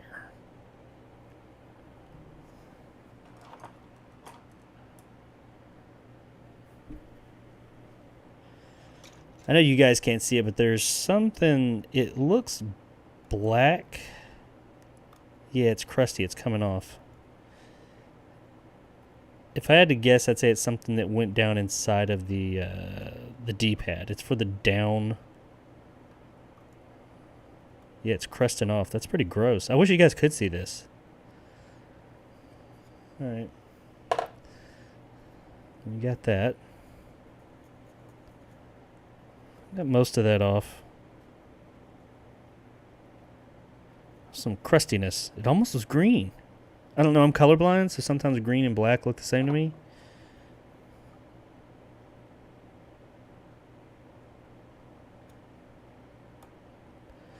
Now you do want to be careful in these spots because you don't want to damage the actual pad. Alright, so I think that's good. The vast majority, if not all of it, is off.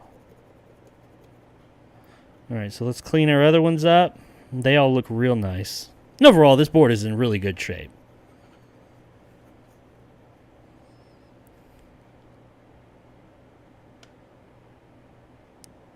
Oh, what's that? Got a little bit more. Yeah, somebody spilled something on the... Oh, wait, that may have just come from the... I think that just fell off the other one.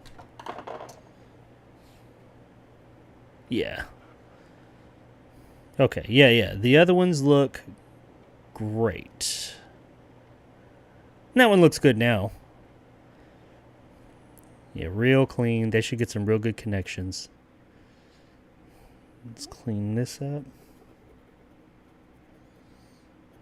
This is where the fluorescent bulb was attached. Check the other side.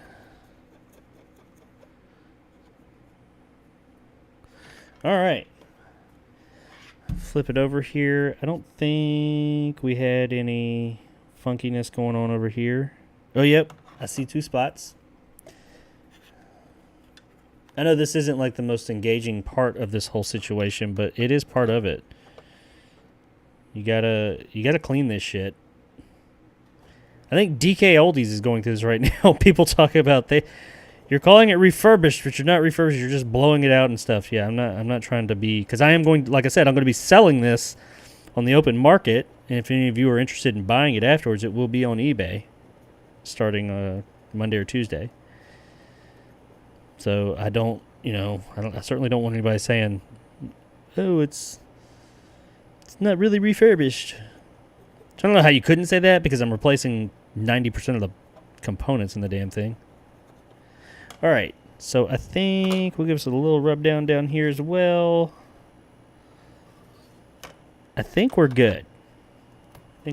We're all good. Card reader looks good.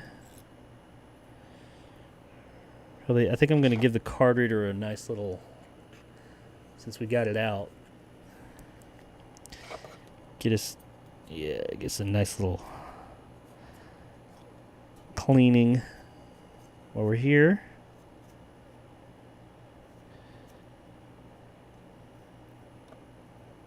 Okay. Sticking a Q-tip in there, probably not the best idea, but alrighty. And we'll stick a cartridge in there with some IPA afterwards also, but it looks like this whole thing looks pretty damn good. Alright, so now let's get this clean screen on.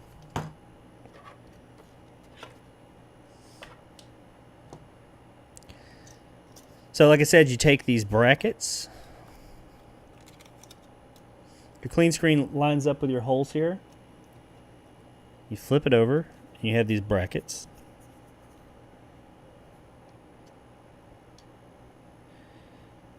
And they line up with the holes as well.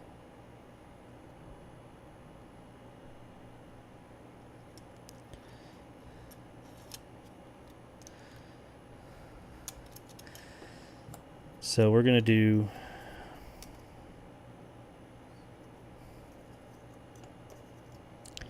take our screws here,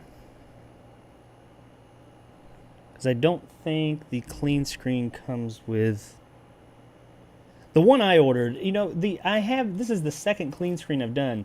The one I ordered directly from, most of this stuff came directly from Retro 6.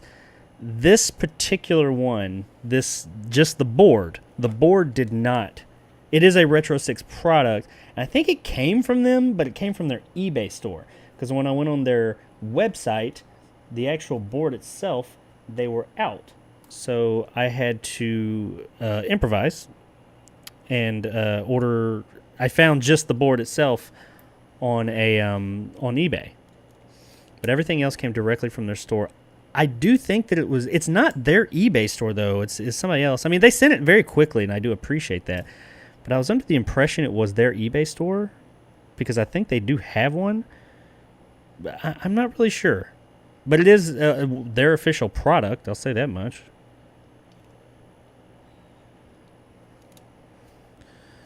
All right, so we're gonna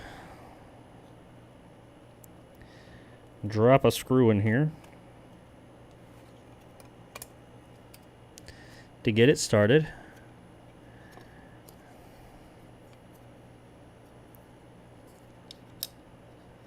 And these already have pre-drilled holes on them. You just line one of them up. There we go.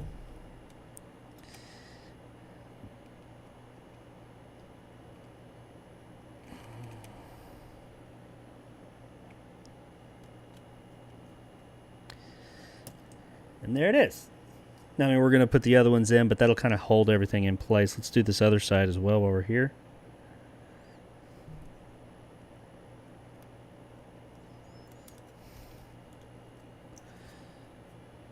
You want to make sure that these hooks, you've got like a clip here and a hook here.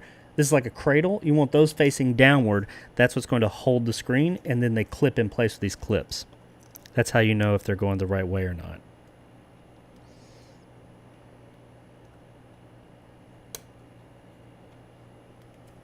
Whoops. Oh, damn, I pushed it out. All right, here we go.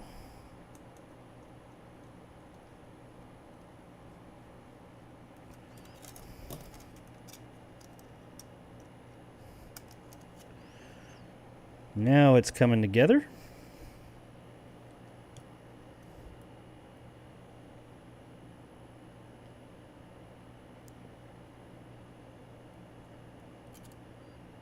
Ah!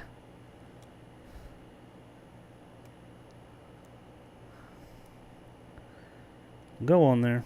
Here we go.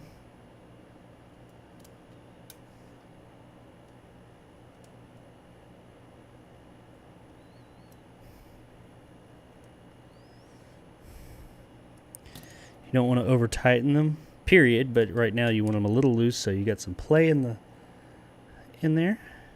Once you get these 4 in, honestly, that is probably not hard. None of it's hard, but the more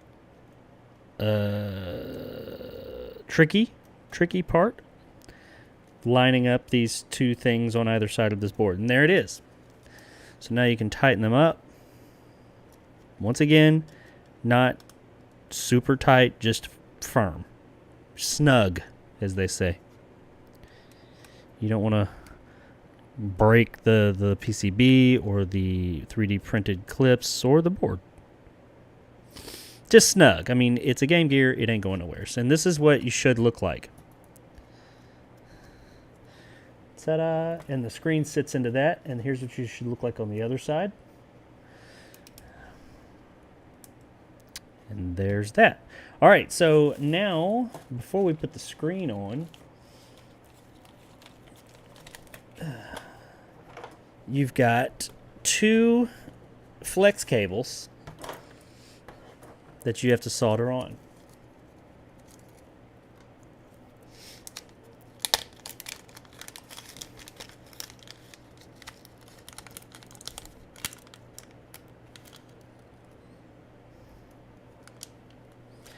Now, depending on which Game Gear you have, if you're doing this yourself, there's a 1-chip and a 2-chip.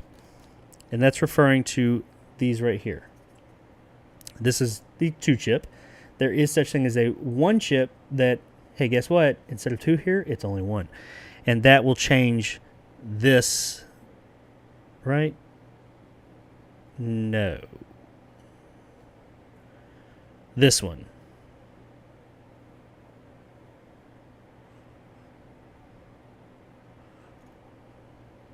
This one. This ribbon cable will be different for the 1-chips. Down here mainly, and there's a couple up here as well. So these pretty much just fall in place, and they're pretty damn accurate.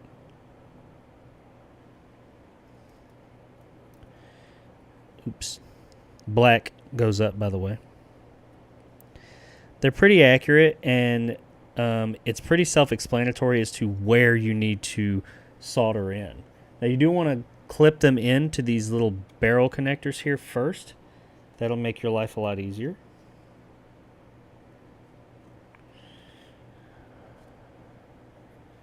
Where are my tweezers?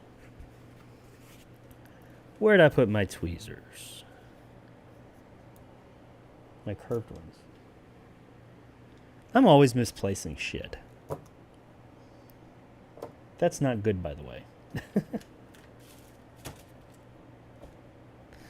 Well, I have a backup pair. Oh, there they are.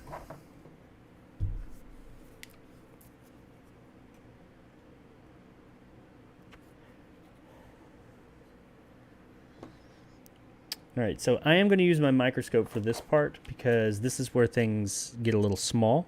You guys will still be able to see. I'm sorry, I really wish this thing was working. The only way I can try and plug it in again in a moment.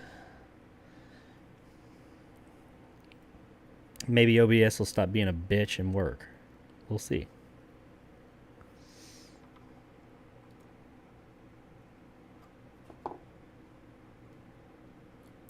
Just slides right in there. But you guys, you don't need to see that.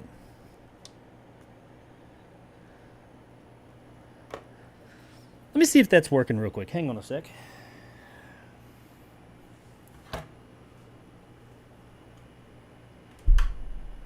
I'll try plugging it in. It's connecting with my computer. It's all OBS. OBS is real finicky nowadays. Let's see what happens when I switch over to that one. Nothing. Hang on.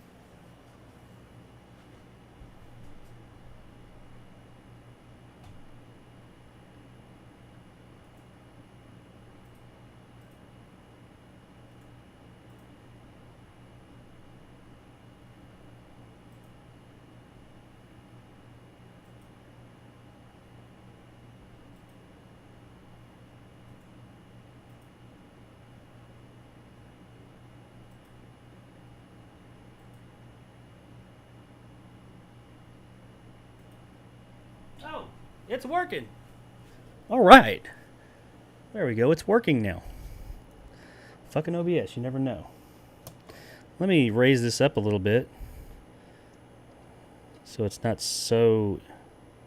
You guys don't need it quite that close. It makes it a little easier for me.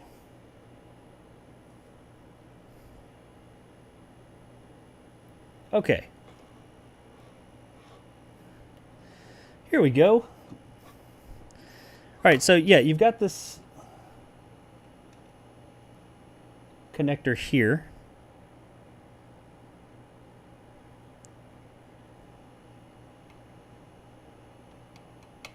I've already closed it. You just do that on both sides. Let's come over to the other side. Now, the one disadvantage this puts me at is using this microscope is it won't register, or it won't use... Oops, that's closed. It won't use the microscope screen and the PC screen at the same time. So I'm kind of having to look over to my right to utilize the microscope. That's okay. I do it all for you guys. Come on.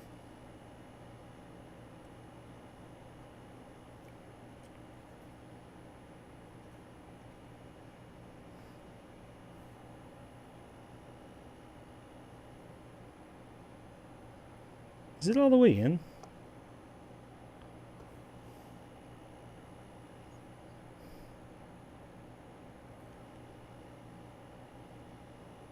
I suppose so.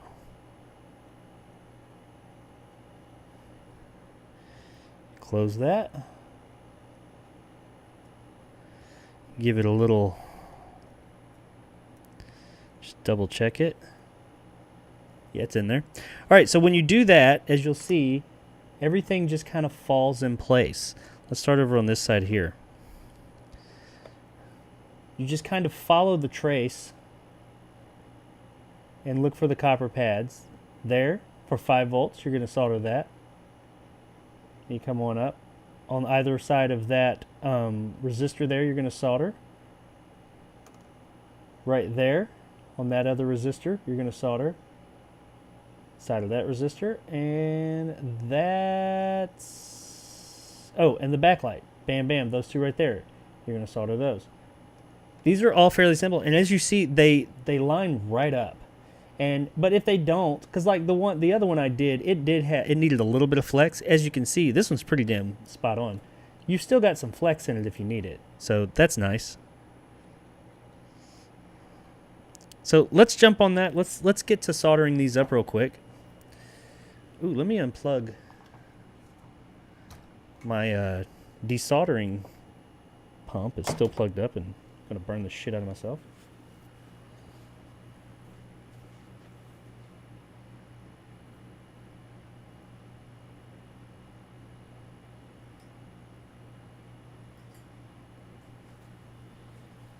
Forgot that was hooked up.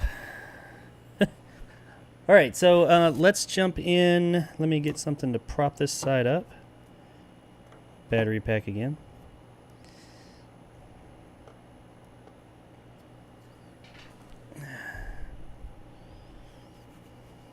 Grab myself a little bit of solder, or as they say in Europe and pretty much everywhere except for the US, solder. Why we pronounce that differently, I do not know, but we do.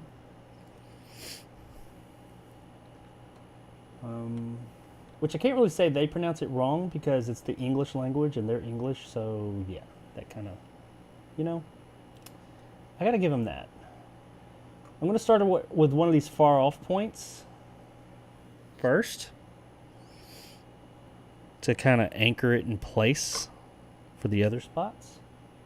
We're gonna do this one, and then those, and that'll anchor the other three. Let's start with this one down here. Now, with these little ones like this, I don't use any flux or anything unless, you know, I'm having issues with it. But I'm just gonna put some solder on my tip of my iron. Hold this in place. Which don't really need to because it's pretty much in place.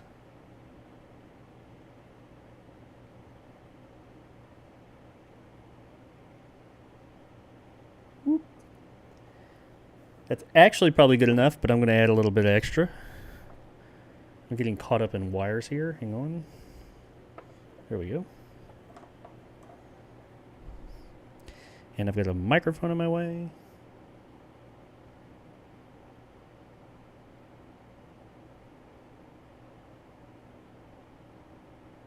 Bam. Just like that.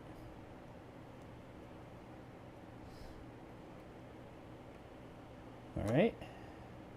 I'm going to bypass that one. I'm going to come up to these two up here. Now these are next to this plastic wheel right here. So you do want to be careful with them.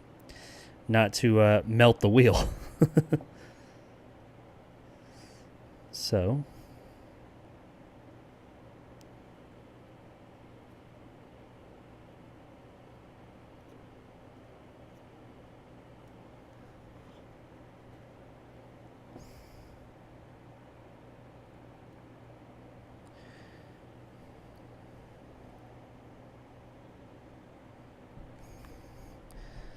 And this microphone is really in the way.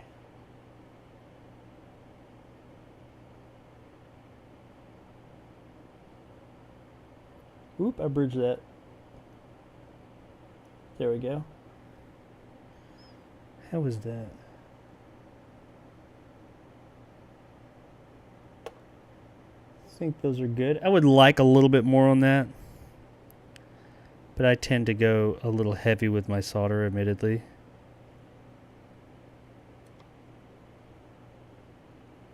Make sure. And also, looking at this microscope going through the computer, I have a bit of a delay. So, and I'm so far away from it, I can't really use my eyes.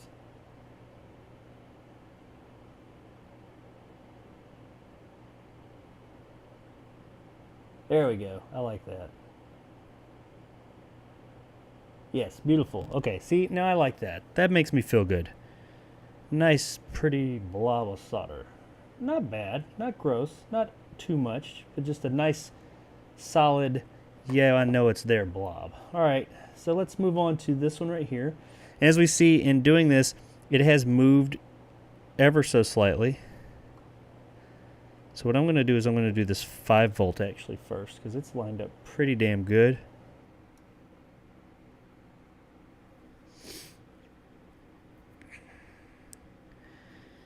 And it'll hold the rest of the board down a bit.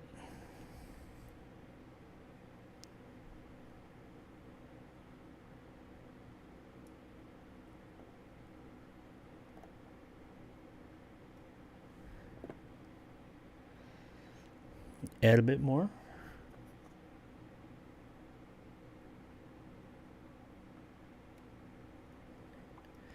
Beautiful. Make sure it's down, and it is. And then we got these two here, and there's another one. Let's go ahead and do those since we're here.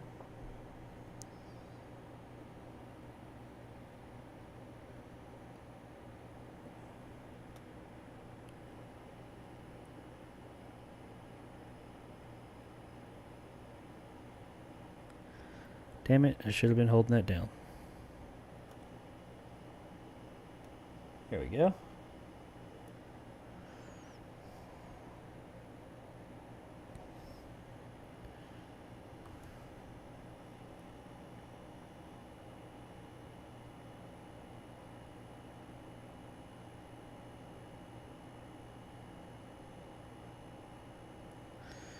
Let's add us a little bit more, because I'm all about the excess. That's what we do here in America.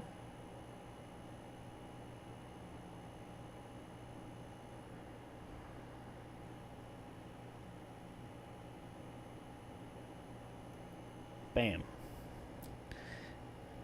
I feel good about it. How about you guys? Yep. Okay. And one more on this side. That little guy right there. I've already got a decent amount of solder on my tip. Oh shit, I didn't mean to do that. Well, I lost some of it when I did that. Shit. I'm gonna need to go back and make sure I just didn't short something.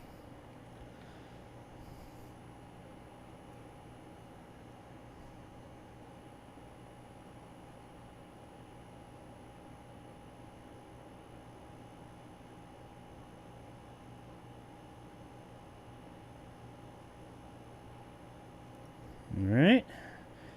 Add just a touch. Not too much. That's actually probably enough right there, but you know what? I think I explained this to you guys already, didn't I?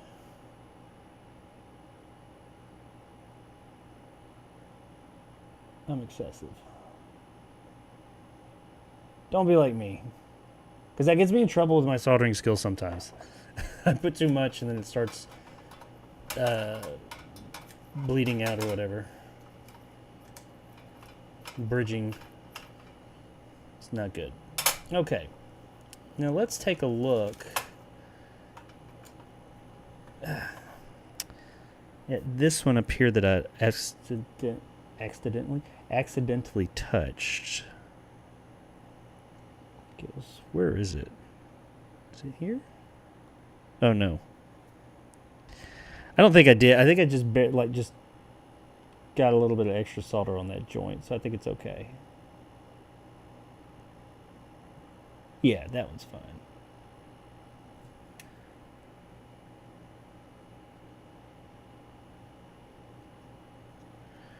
Yeah, there's no like short or anything.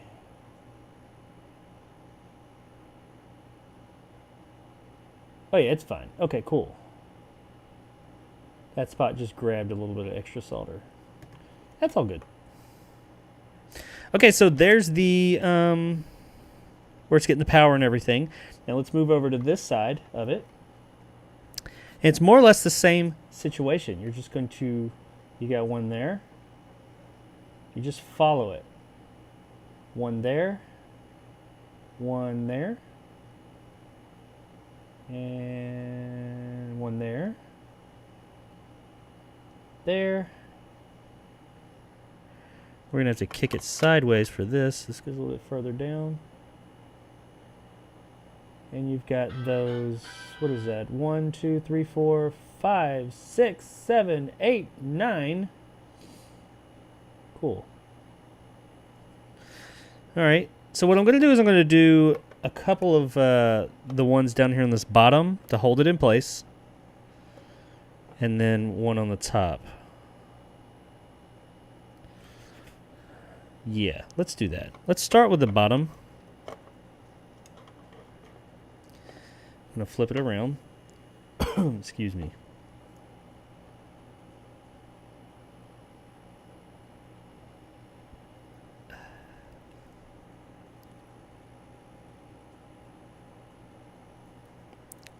Whoops.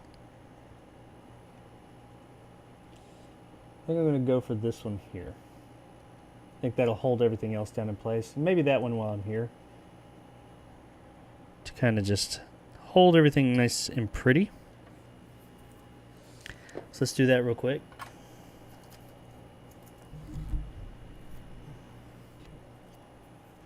My tip cleaner sponge is acting a little stupid.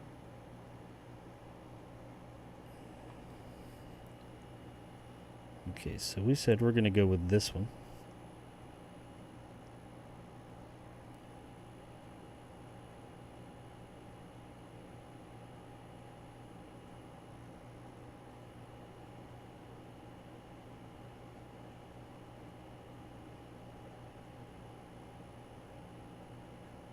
Grab it.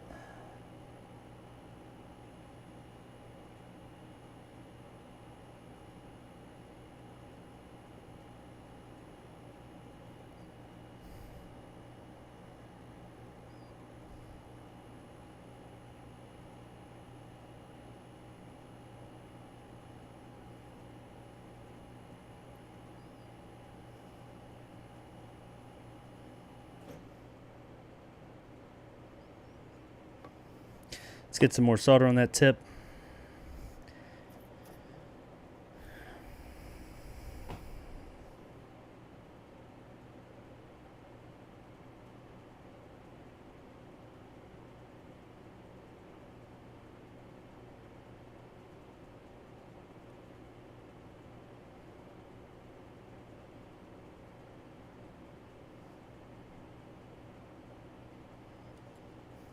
Shit.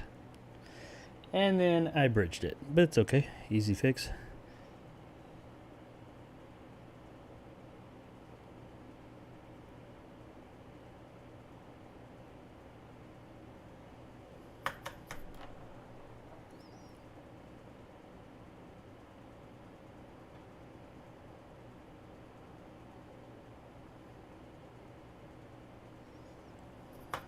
There we go.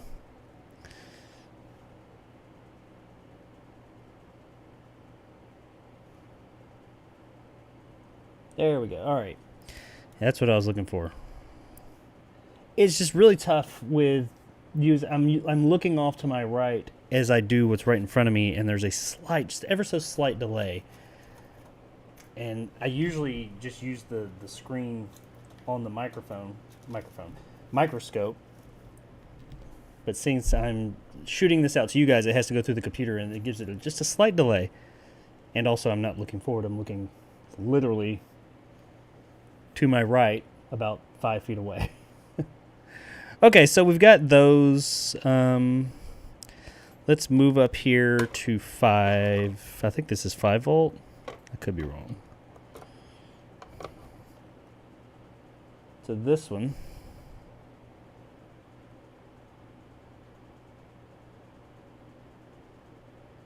Which, that's interesting. There's nowhere for it to attach to. Am I missing something here?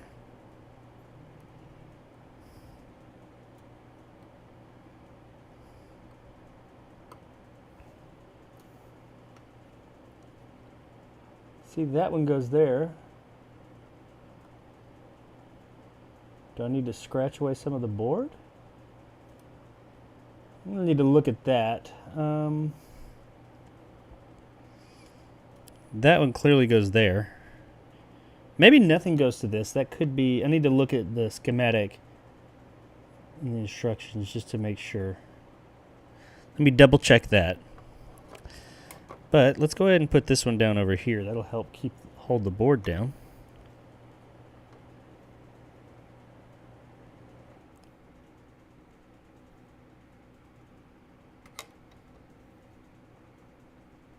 that one.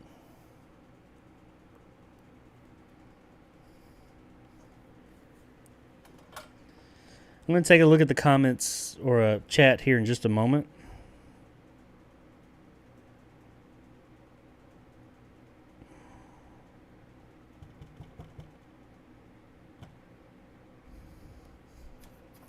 I think my tip's dirty.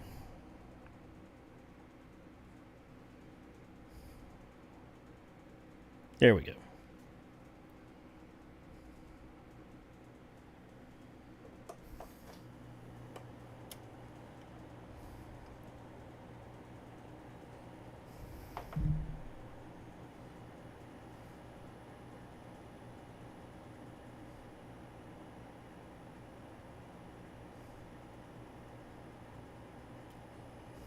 Oh, didn't connect.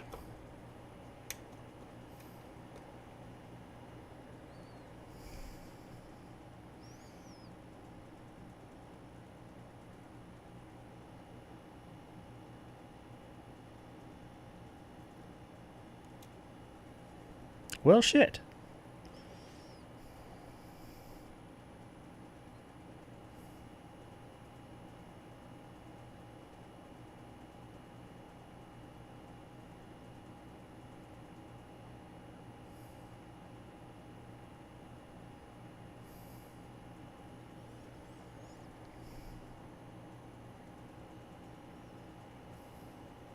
Well, hell. Hang on.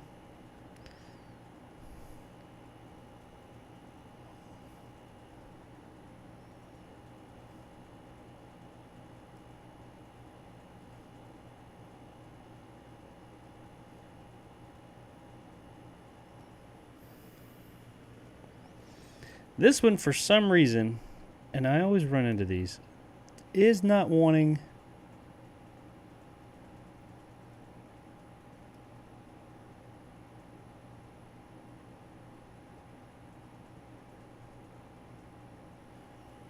just not wanting to catch. That's okay. Because... Flux to the rescue.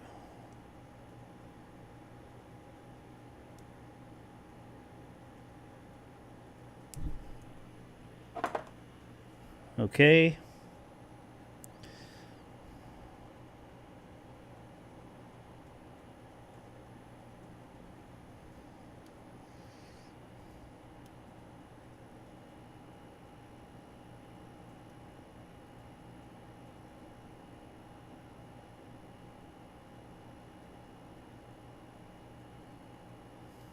Shit.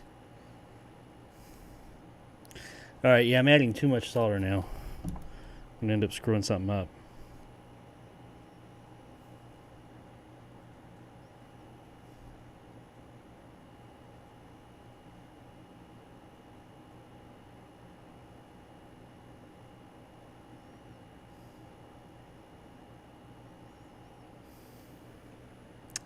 Why are you not wanting to connect there?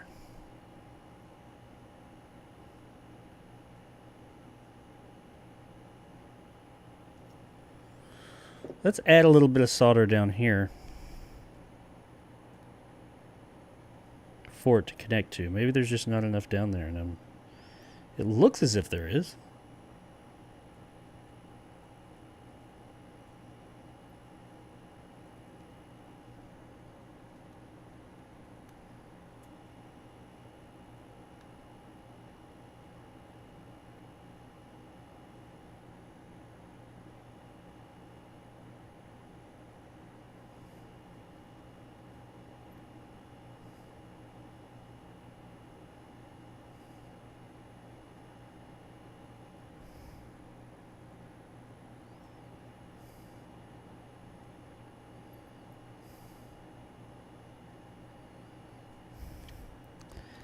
Well, this is quite annoying.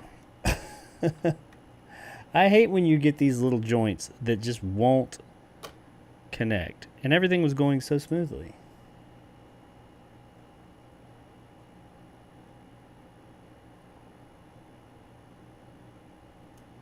Oh, God damn it. Pardon my French.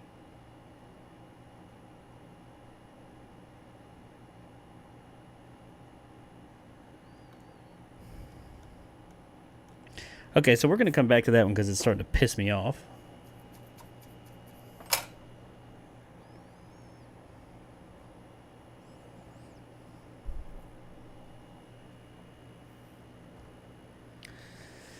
Yeah, that's irritating. I think maybe it's not far back enough. I don't know. I'll look at that in just a minute. Let's take a break from that, and let me take a look at the comments, and then we will finish soldering this up. Just a sec.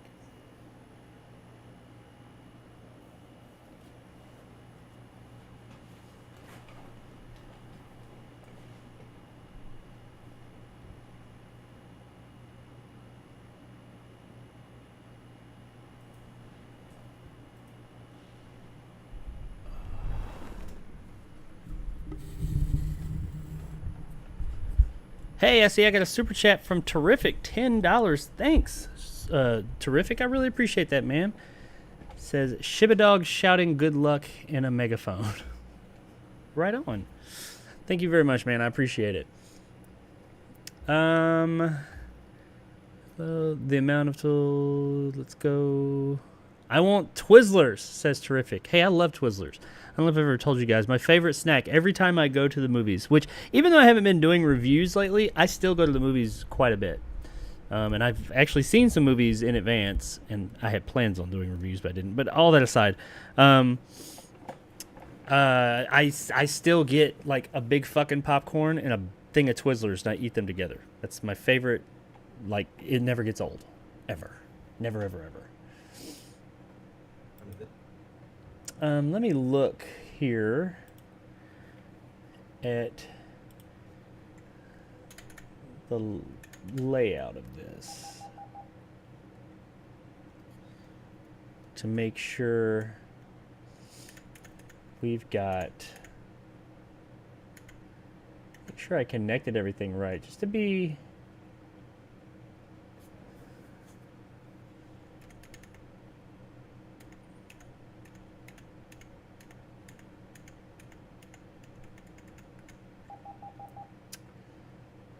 yeah.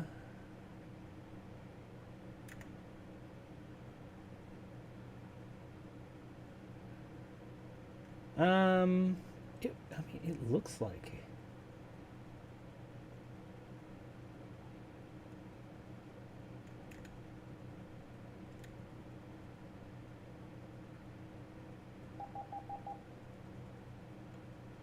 Huh.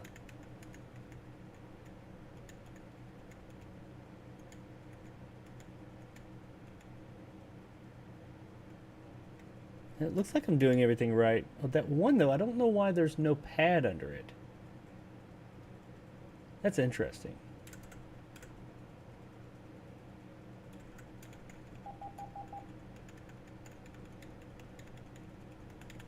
Let me make sure I'm...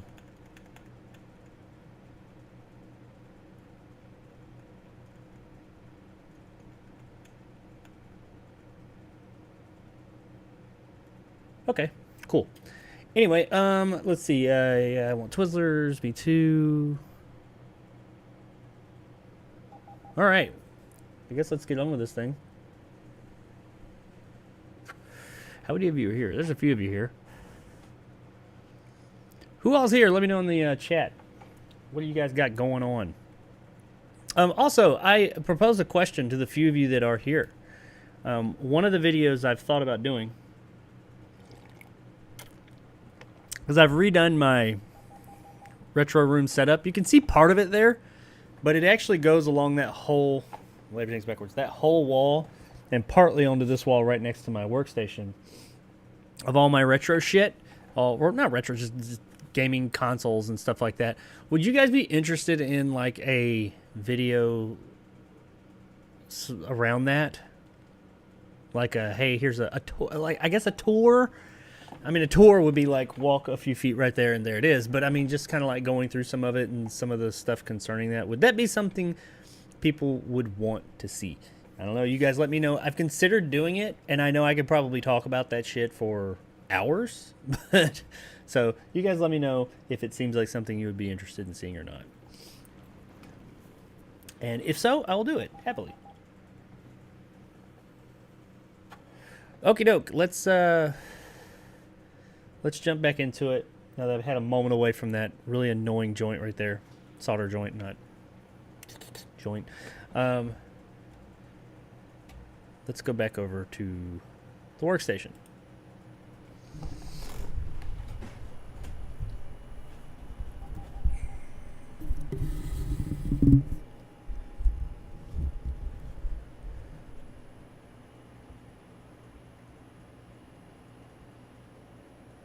Okay, so here we are back.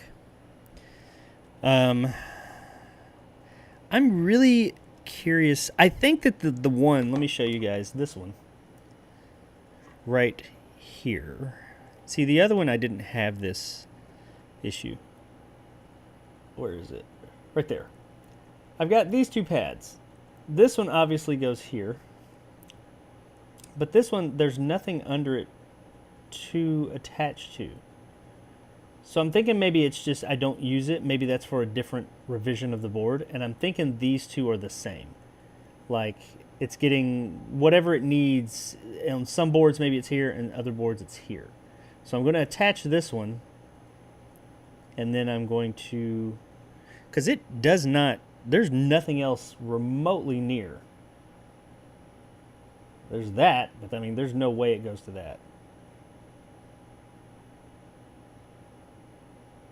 It has to be that one. So I'm going to attach that, and then we'll see at the end because we can run a test on it to see if it's working properly or not. So let's go ahead and do that one, and that'll hold the board down a bit. That'll give us some more stability.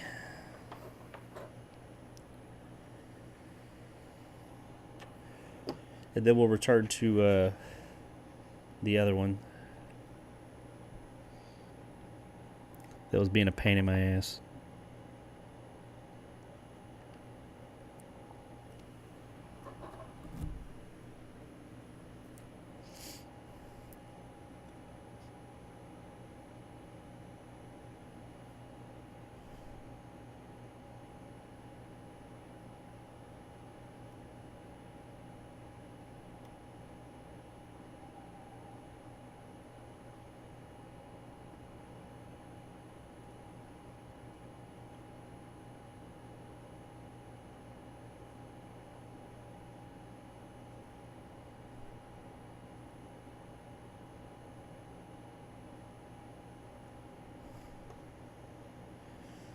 Let's add some more solder to that to make a bit of a better connection.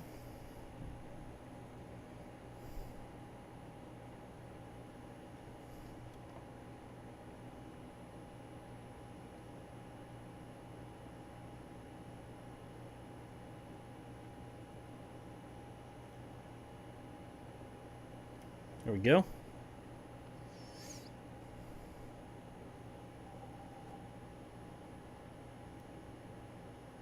All right, so that one's good. Like I said, I don't think that this one, there's just nothing for it to connect to. I think that those are the same just for different revisions.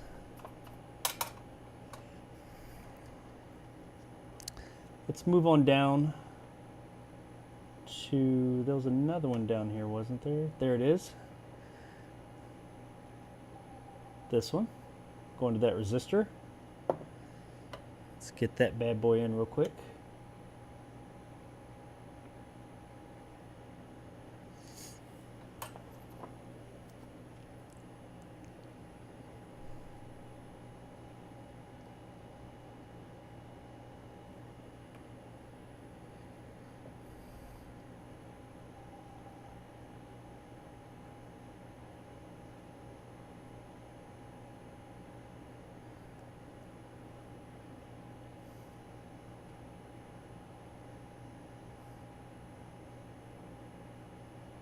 Okay, add a bit, working around stuff here.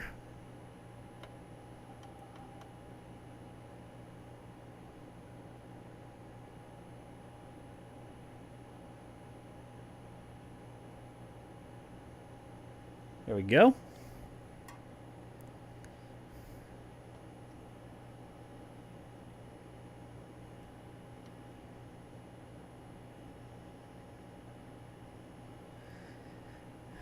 And I suppose we can go on down. That fucker. We're going to have to come back to it. Do we miss any? There's one right there. Let's get that one. I'm going to flip this upside down. Because as we move down the board, it gets a little bit harder. My microscope has these stupid pegs on it that I need to remove that make it difficult.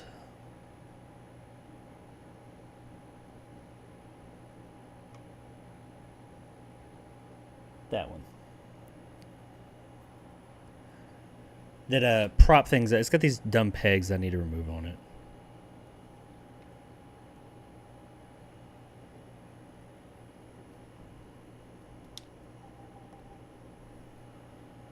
For some reason, my microscope just turned off. Let's see if it picks back up.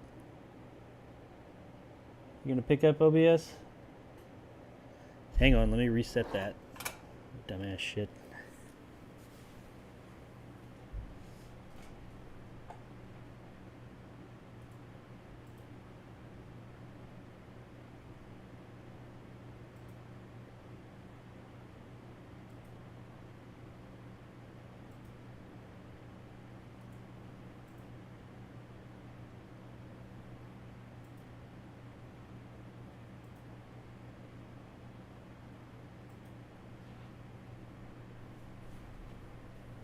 There we go.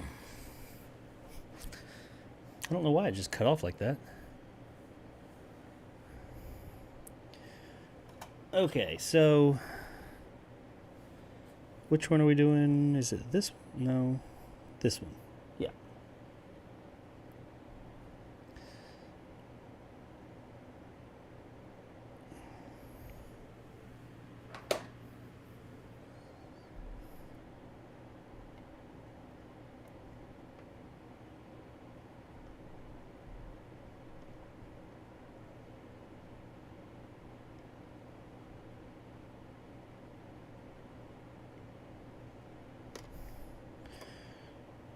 That.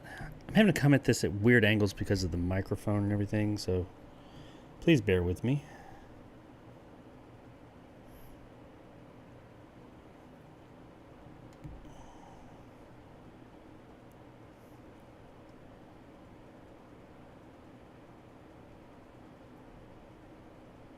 Ta-da. Love it. All right. So let's move on. Well, check that, I guess.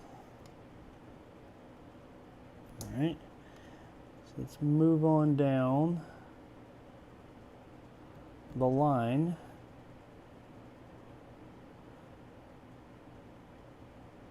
We've got this cluster right here. Let me check a couple of things while I'm here. Let's look. Is there something under this pad?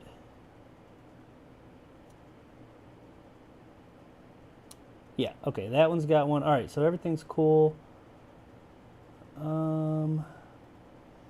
Looks like that goes to that resistor. That to that one. I guess that to that one.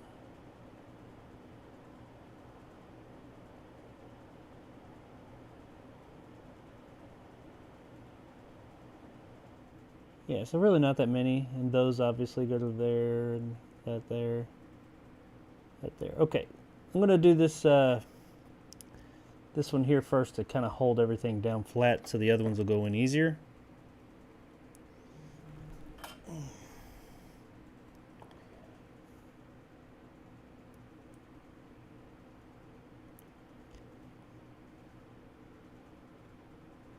Ah.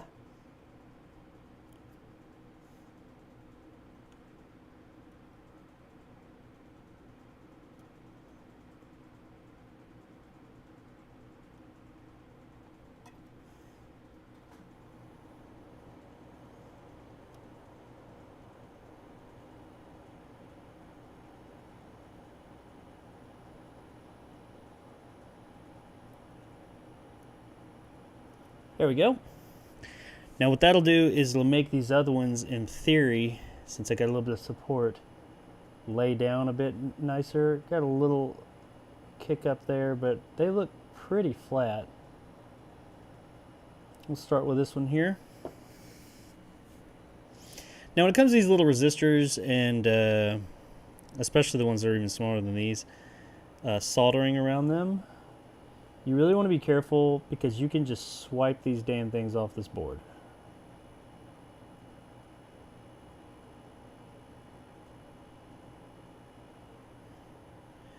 And you don't want that.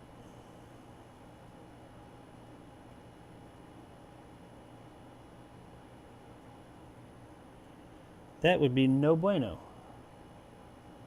I mean, you can always put them back, but you don't want to have to do something like that if you don't have to. Did that connect? Okay, cool.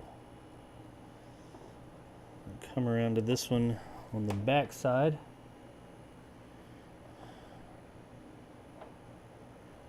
I think I got enough on my tip to get it. Whoa! A little messy. Yeah, I got too much solder on my tip. Quite honestly, this doesn't matter. It doesn't hurt anything, but it's just messy.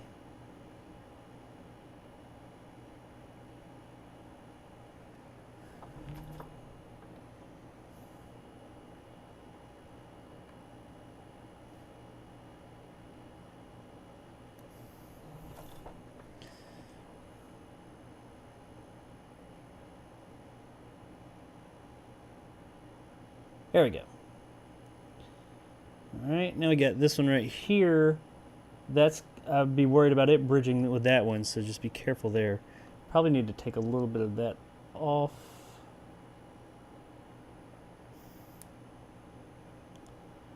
It's a kind of big blob that's just asking. Ah, see? That's what I was trying to avoid.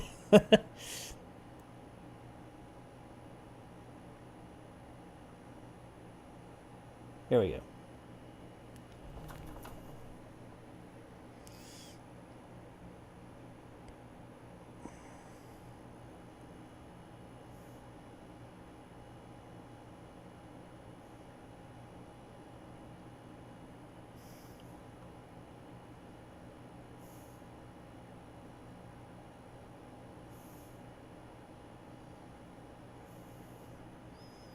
Got that one.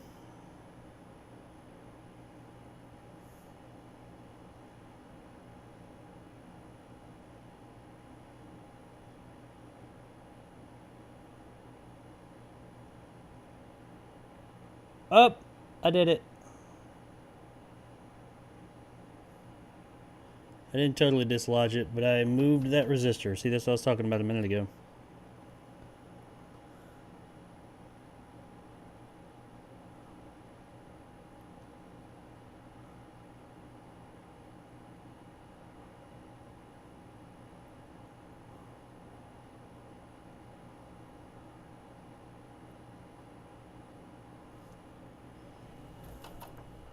Made a mess here.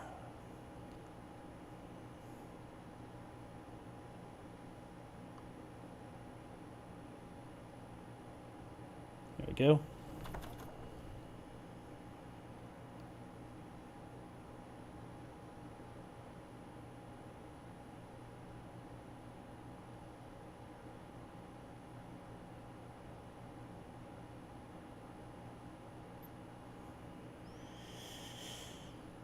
Let's move this fucker back over.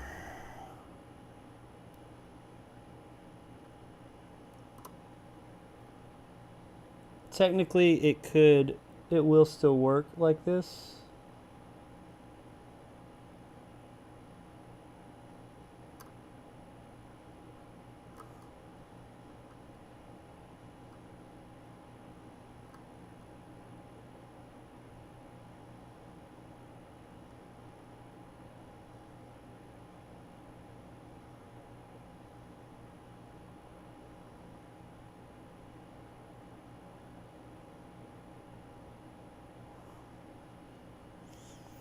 I'm not going to mess with that anymore. It's fine like that. It just shifted slightly sideways. It's not touching anything. It's still hitting its pads.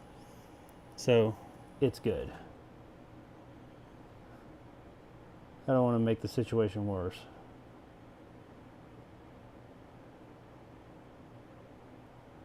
A little bit extra there. Make sure this side's good. And we're good. I don't want to really mess with it anymore and make it worse. It's not bad now, it's just slightly moved. That will never hurt anything because it's got plenty of good connection.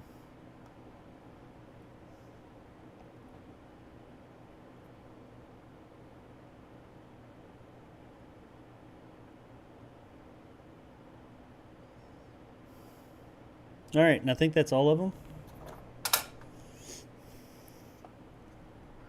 Let's double check. All right, we got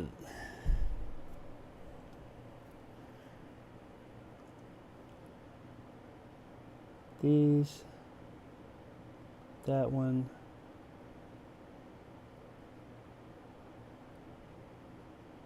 that ugly, that real ugly, but hey, it works.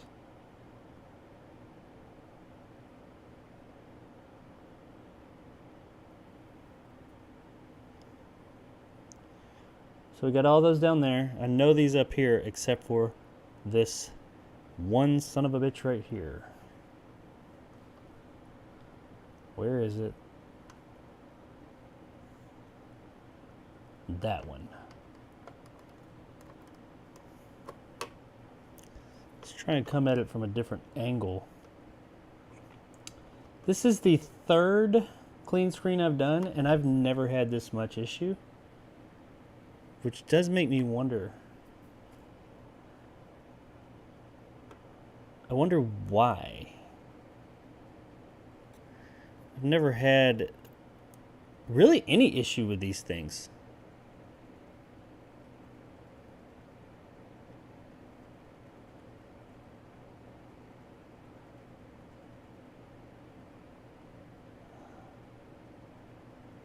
Guessing that's where it goes. I guess it's just slightly. Let me try that. I think I know what the problem is, and I mean, it's fine.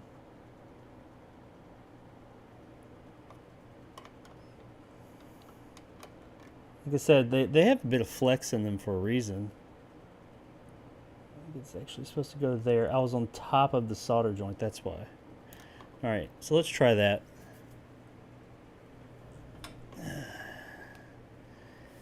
And that's why sometimes you just got to step away from something and come back to it when it's frustrating you, especially when dealing with these small electronics.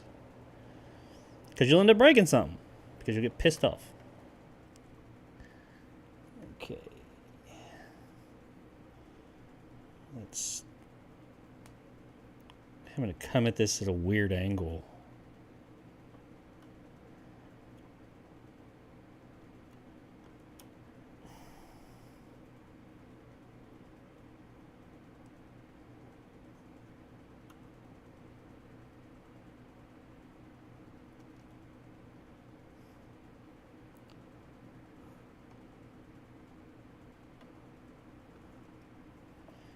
Here we go.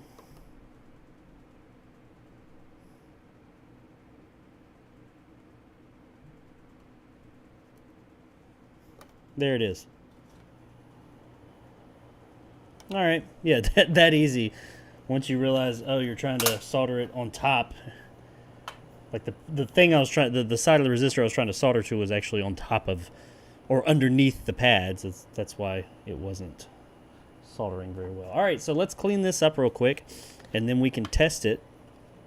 And really from here, we do have a little bit of other soldering to do, but that is the most intensive, if you will, soldering we have on the whole thing.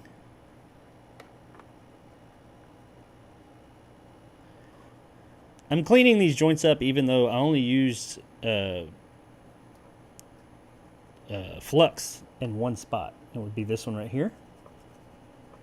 But I'm still cleaning everything up, just you know, be sure. They're going to pay good money for something like this, so I want to make sure it's done right.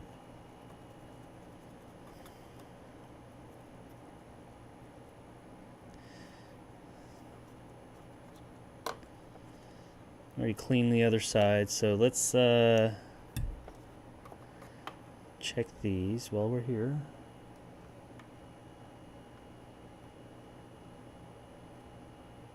Everything seems kosher.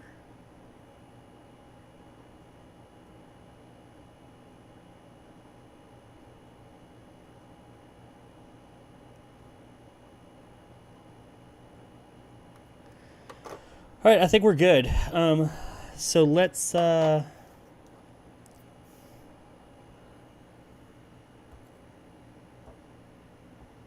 check out. Let's see if we got power.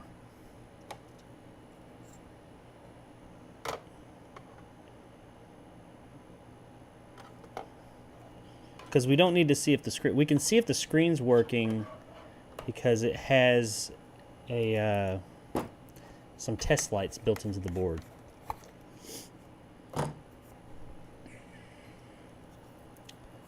So let's get our clean juice and one of our batteries. I think you only need one battery for this thing to work. So let's connect it. Oh, shit. Wrong side.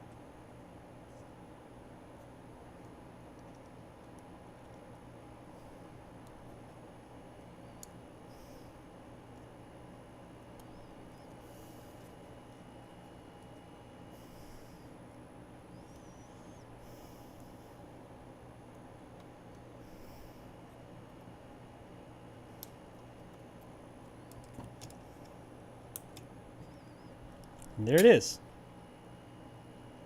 I don't know if you can see them. We've got lights right here.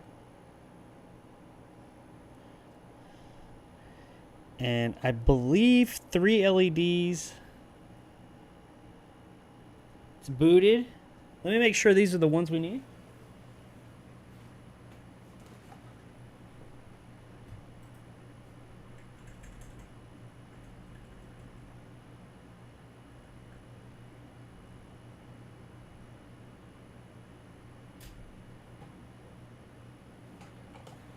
Yes, you need the 3 LEDs up here, and this one here means it's booted, so we are good there. So as you can see, you'll watch them right here and here. I know this camera's not that great, but that means it's good. So we're good to go, yay! So let's go ahead and put the few other things on.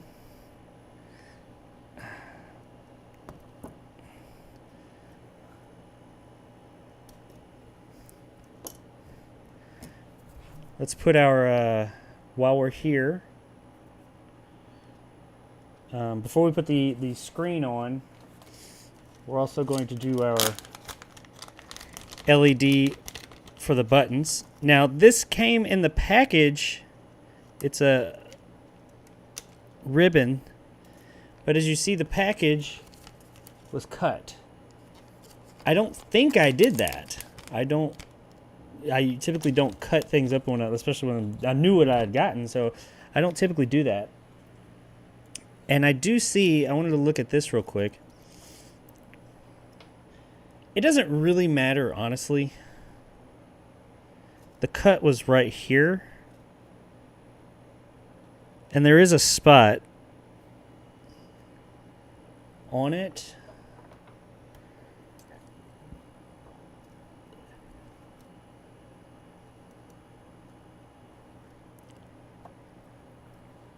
Right, where is it?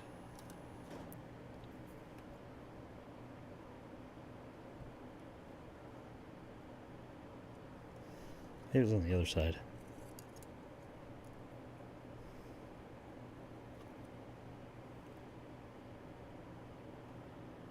Is that it? Or is that a bend? It can bend and that's fine.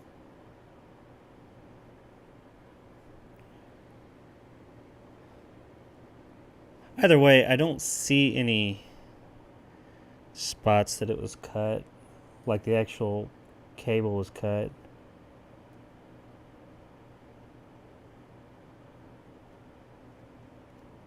So yeah, this should be good. It doesn't really matter because the way that we're doing this, the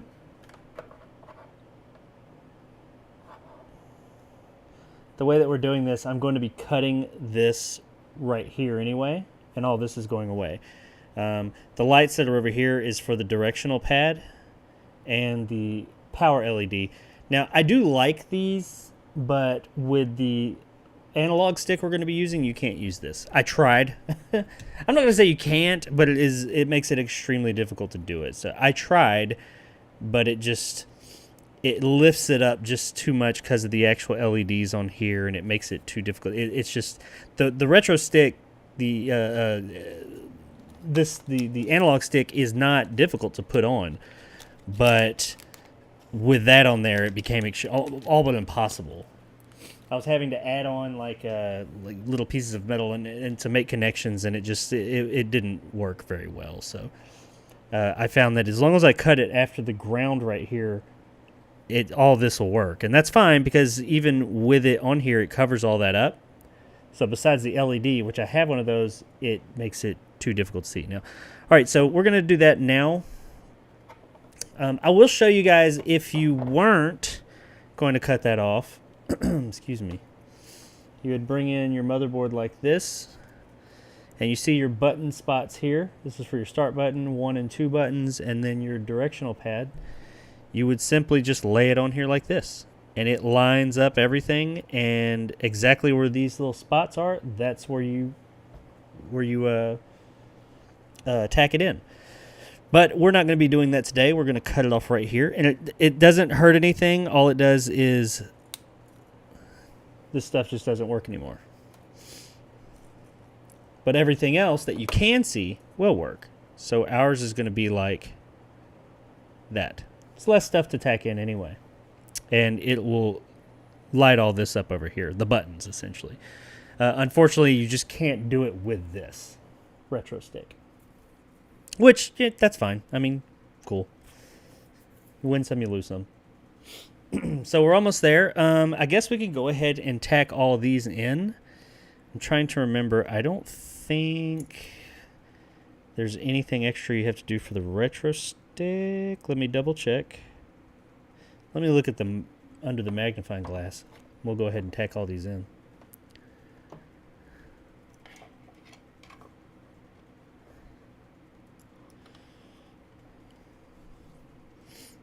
The hardest thing about the retro stick is getting it to prop it up while you work on it.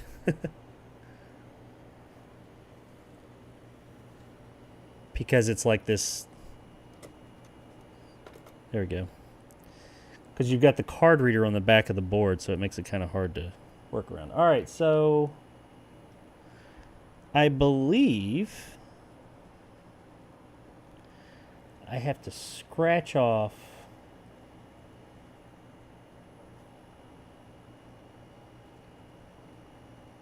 a bit there. I don't scratch off. I need to add some solder there. And all the other points, you have this, where is it? Point there. That on some boards it will get power from up there, but we're not using that. So we will be, here's all of our spots. Let's make sure they all line up.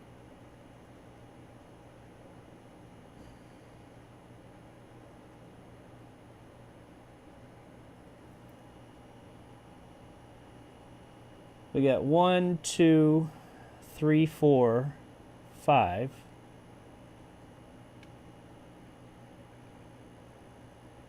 6. So yeah, just 6 spots, and they're all fairly easy to get to.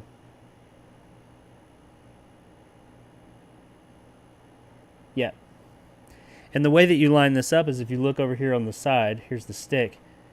The board, you've got an indentation there, and then down here, that screw hole it should line up there perfectly. It's a little off right now, but you line it up there perfectly, and it'll line up with all the other stuff perfectly.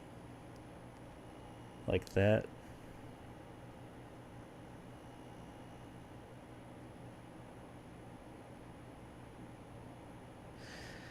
And I mean, hell, while we're here, let's go ahead and do it. Now, before we do that, I will say that if you look here on the left side of the stick, that's poking through right there, that is the right, let me move it.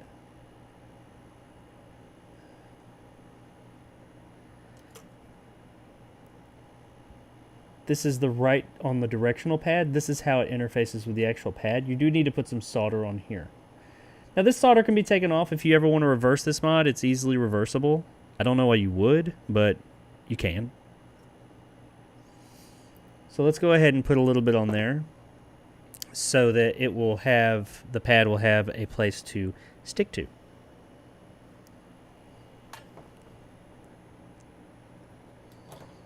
I believe it's right here on the top. You just need to kind of put you a little bit there.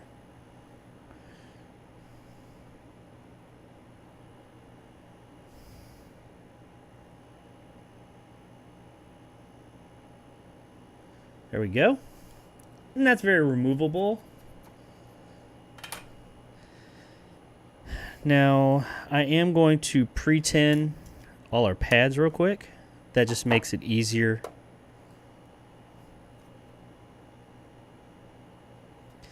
Now, we're not using this pad at the top, that one, but we are going to use all these on the side, and of course this one right there. Let's pre-tin these real quick. That'll make it just much quicker when we go to install all this, or to tack all this on. We won't need to have, like, go back and forth with the solder.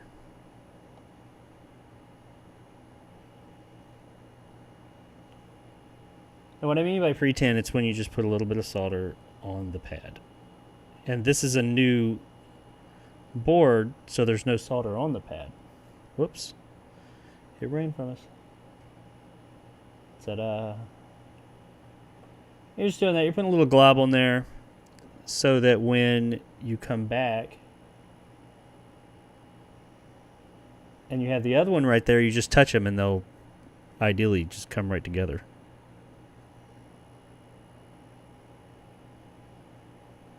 Doesn't always work out that way, but perfect world, you know?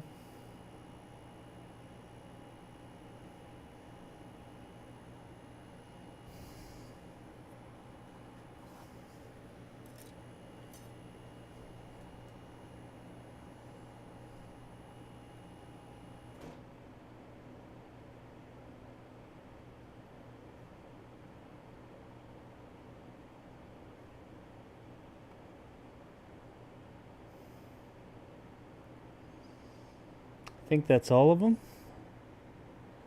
except for this one over here. So I'm going to rotate it so as to not burn the plastic around the stick.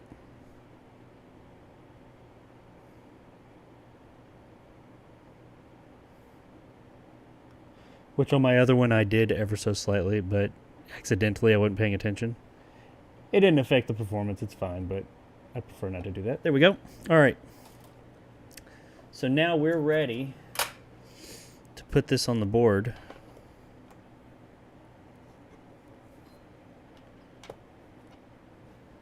Where's that battery pack? There's that battery pack. Put that under there for a little bit of support.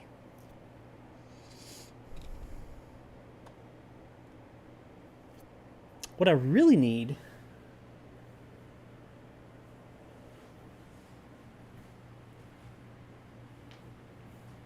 I found it.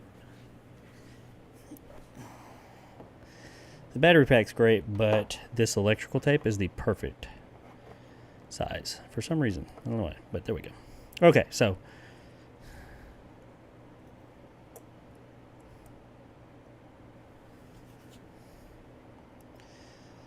we just straighten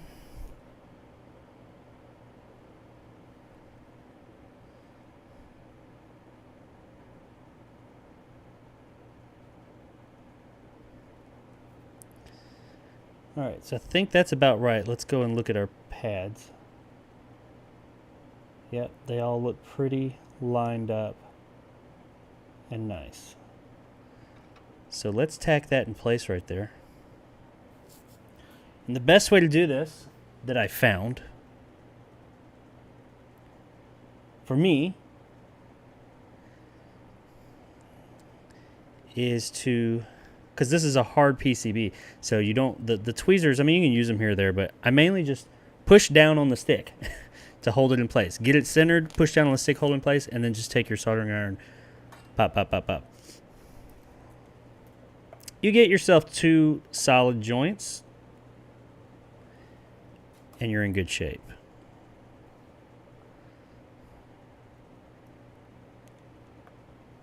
There we go.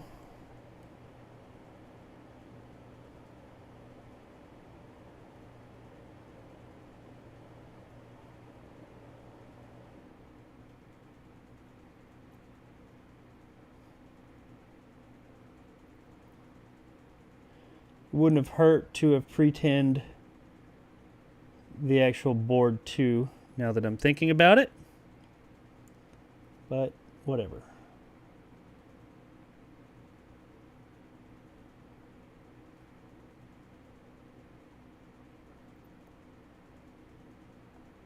Now I'll go back over these with a bit more solder.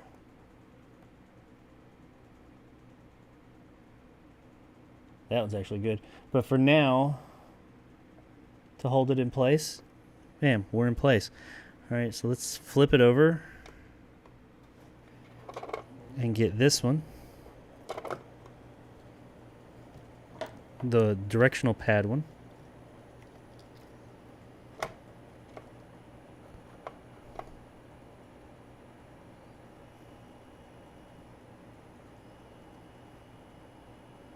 Right there. Same technique. It's already in, it's already held down, but I'm going to push down just to get a real tight connection.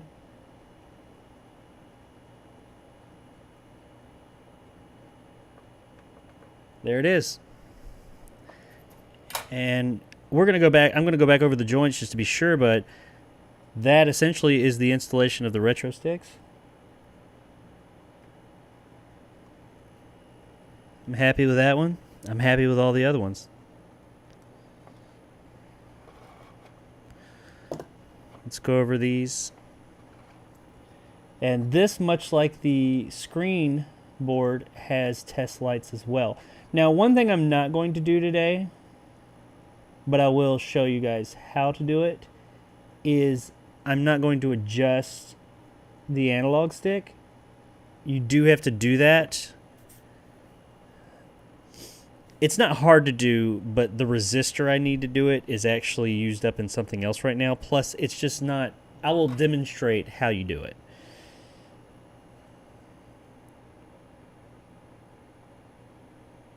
Okay. A little bit extra there. Whoops. That one right there doesn't look like it's connected very well. Let's get a little extra here.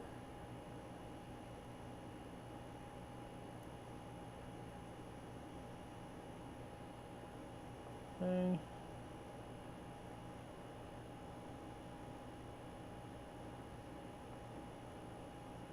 Bang.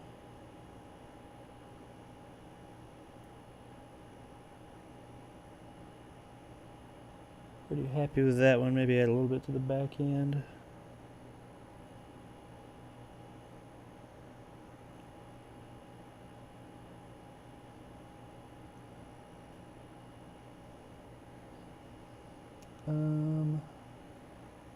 These, happy. Let's add a little bit more to that one. Right there.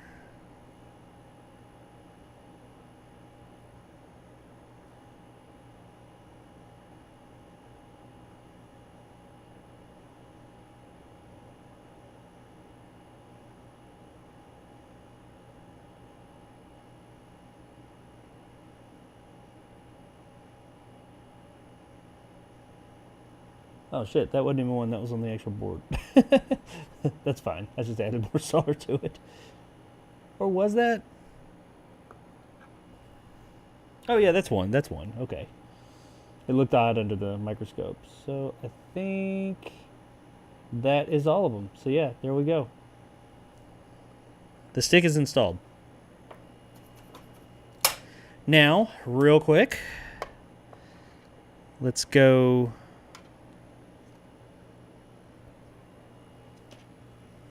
Oh, I lost my LED. Where'd it go? It fell off at some point. Oh, there it is on the floor. All right. So now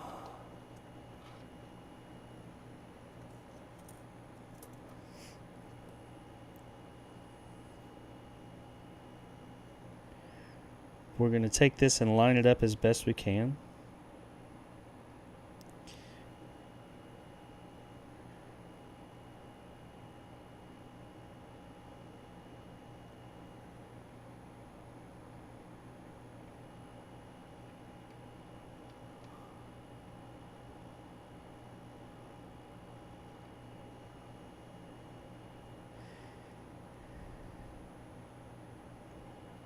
There's 5 volts. All right, so we're going to start by tacking this down on the 5 volts, and then we're going to rotate it as needed.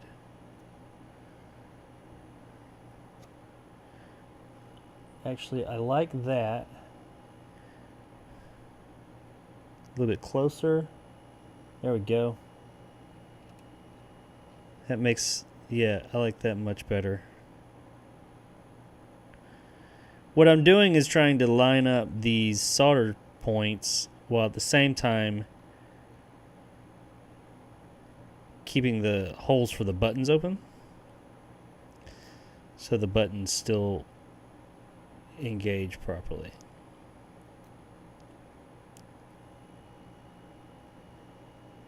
Because solder will travel some, it's okay.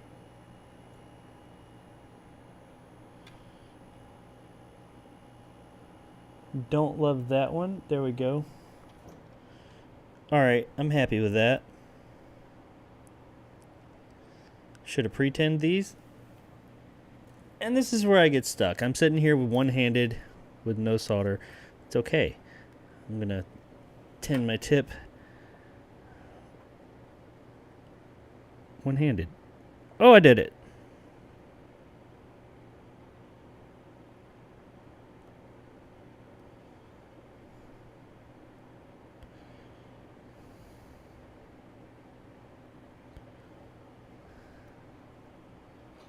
I'm soldering right next to my finger. That's probably not the best idea.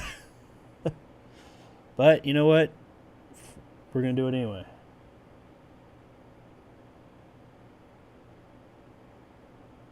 I'm just going to tack on. I'll be happy. Always come back and add more. That is hot. Alright. Add a little bit more.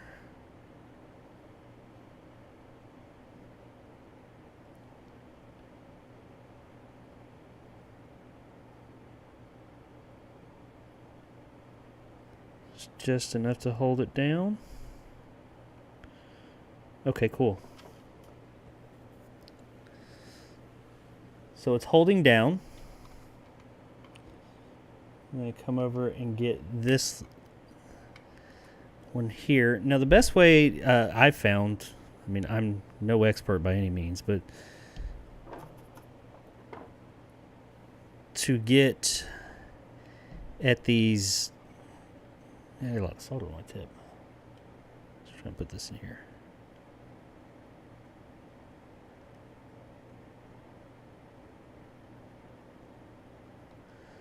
Yeah, trash. All right, the best way to get in these little holes like this, that I like doing, especially when they're kind of off-centered like that, I stick it down in there.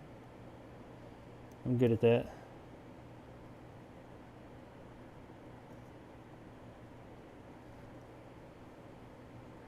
And then just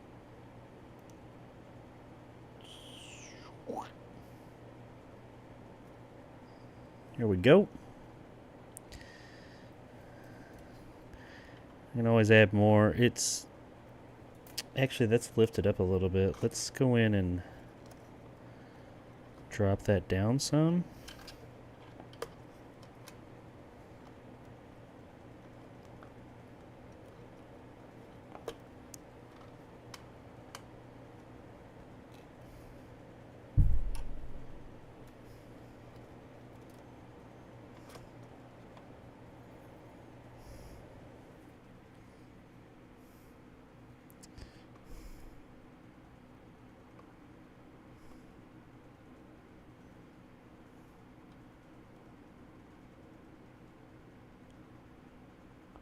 There it goes.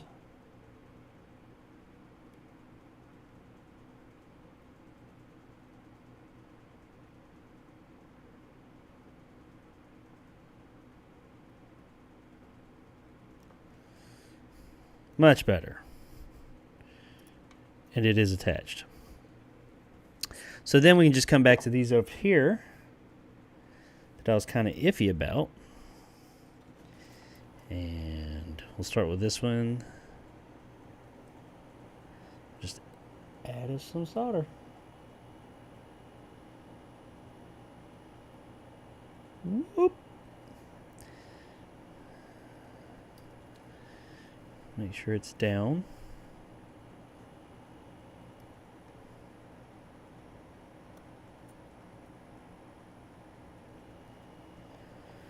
We'll come on over to this one, and then we only got one more, and I think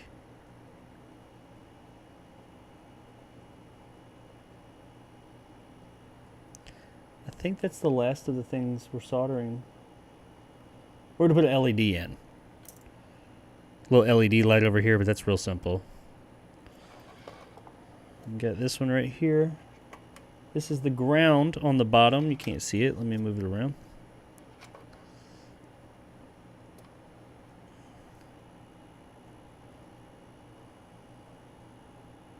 There it is. Just like that. Let's tin him up. Well, it's not really tinned, but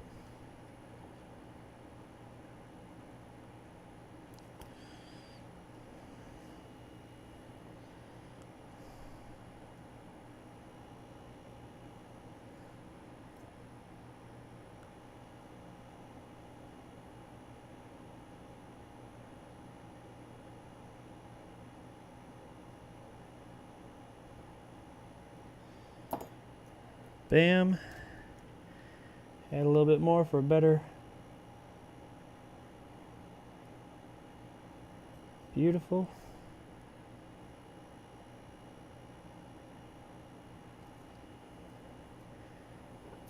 All right, and that is all on the LED side of things. Correct? Yes. Now we got to just drop our LED in right there in those two holes. This is super easy. Barely an inconvenience. I'm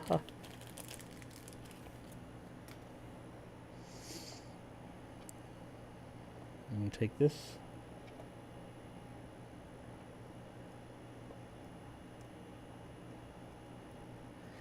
Put it in.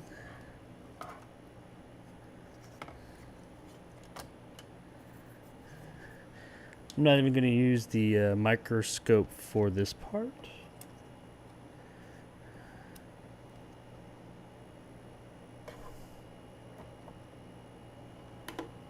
I will, however, need my soldering iron, which I just tangled up in the microscope cord.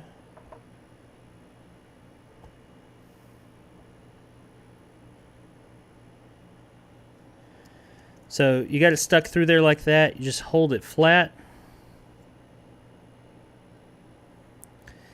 Get you a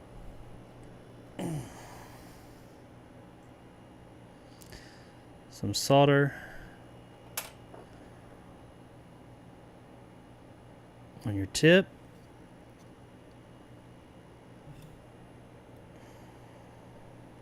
And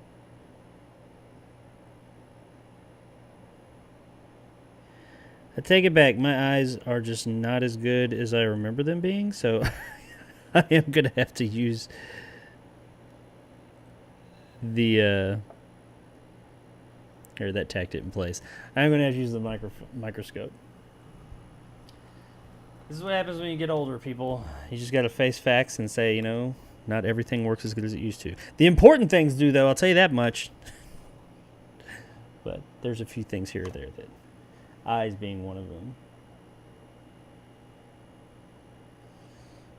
Alright, so let's turn it around this way.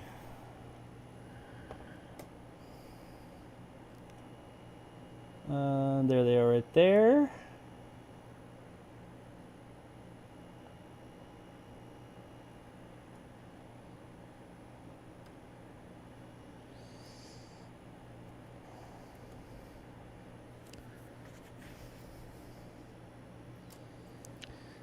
Now I am right next to this ribbon cable, and I don't want to melt that or hurt it, so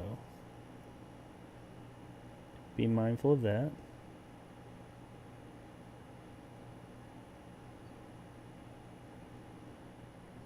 I just put way too much solder on that, but it's fine.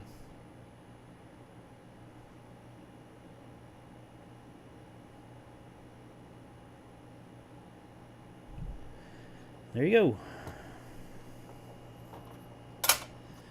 We'll just come back behind and, whoops, screwdriver, cut this off.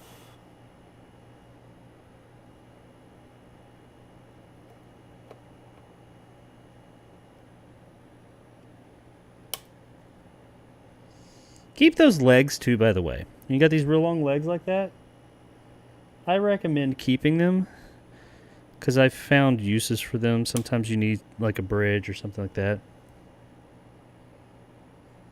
Those are like really fucking long, but it'll be, I mean, they're fine. It's not going to hurt anything. Nothing goes down. I mean, they're right next to something tall, so. And there it is.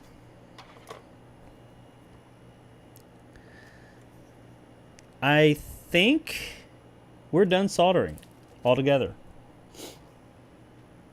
Pretty sure we are.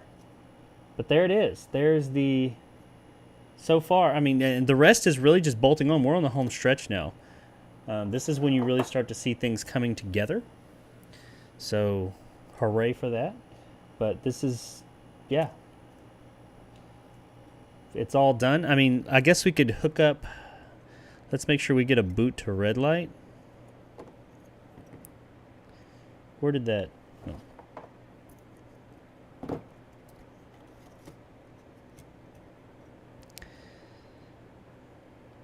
We're going to plug the battery in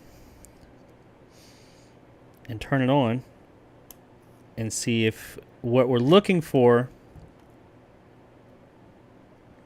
is, they call it boot to red light, but actually ours will be a green light. What we're looking for is these LEDs to light up. Well, only right here. These would light up. They're not going to, and I'll explain why in a moment. And on the other side, we already know that these will light up. I'm mainly looking to make sure these, let's check it out. And there's our LEDs. I know they're harder to see on this camera, but I will show this off on the nicer camera over there in a bit. We still got those. What we don't have, which is concerning, is this one. I wasn't even paying attention. I'm wondering if I put it in backwards. That is a distinct possibility that I put this LED on backwards. And I just wasn't paying attention. Oops. Because I was talking.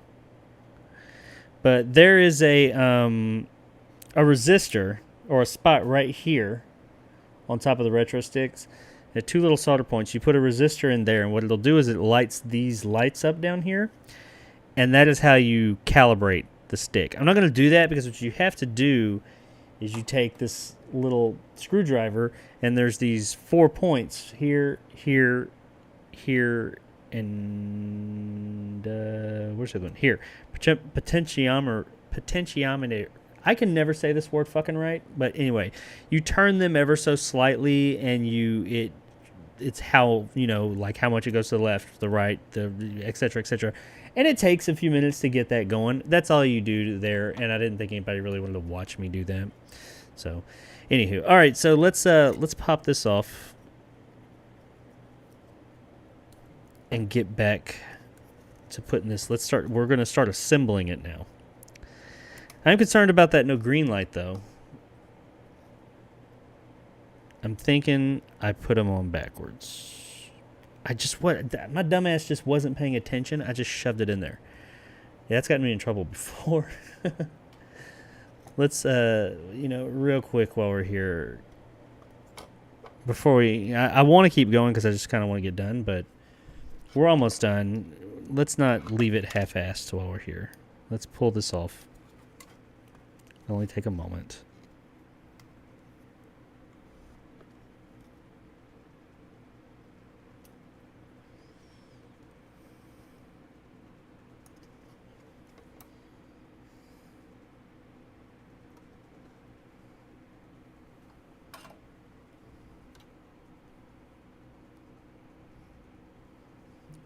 Actually,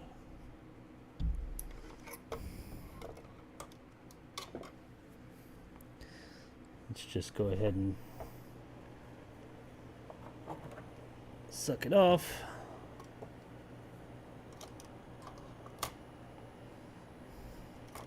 I don't want to half-ass it, especially since I am offering this up for sale. I don't think anybody wants anything half-assed.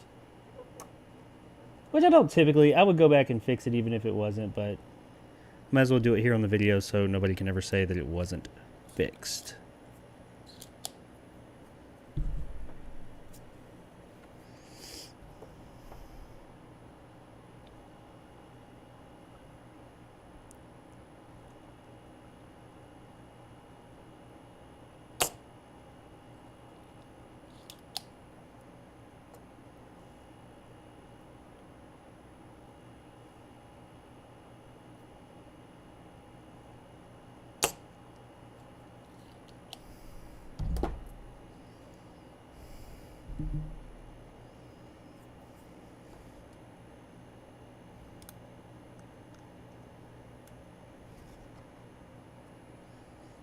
I did it all?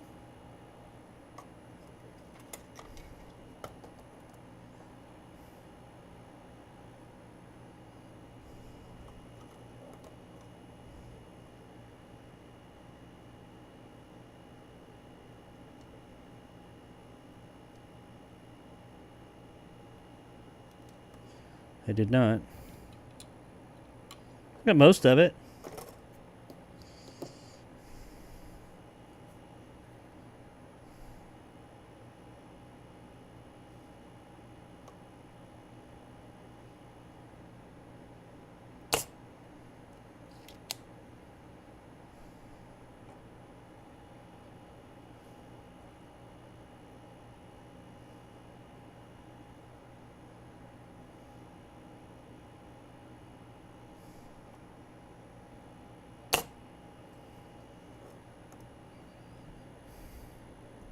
There it goes.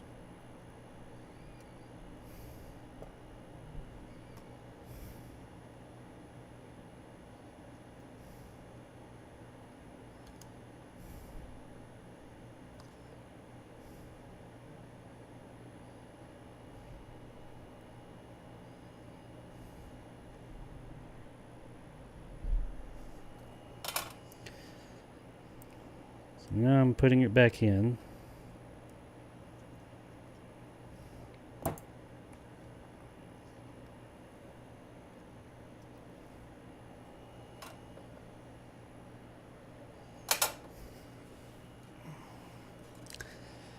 Riveting stuff here, I know. This is why people subscribe to my channel. Riveting content. Now, after I get this in, I'm going to test that light again real quick, and then I'm going to check out the you know, that thing where you guys talk, the chat. There we go. Okay.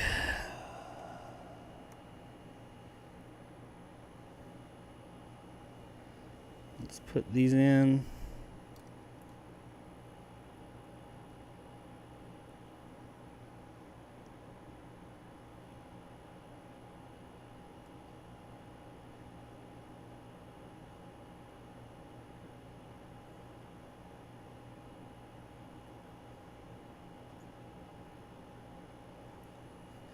Bada bing, bada boom. Unless it don't work. Which might have bigger problems then. Could be, I mean, and quite honestly, and I knew, I took that risk. I was pretty sure we wouldn't need a recap on this one. I'm going to recap it, but I was pretty sure it would work. It was working. There's always the chance that it needs a recap. So, before it'll work. We're about to find out. I was pretty sure, because I'm sure I tested it, that it booted the red. Oops. Maybe not. Because the screen says it's got boot. Let's see. Let's see. Yeah, see, I'm getting power, obviously, but I'm not getting that light. Unless I fried it.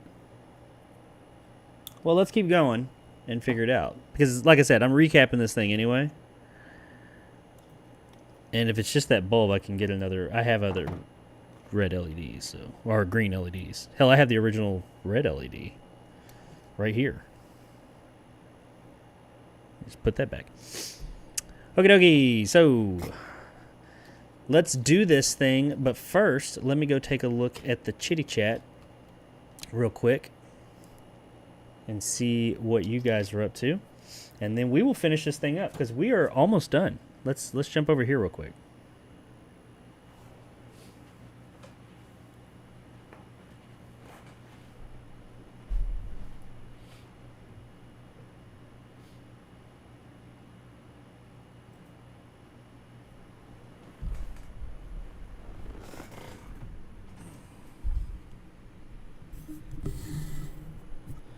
Okay, we've got a few more chatters.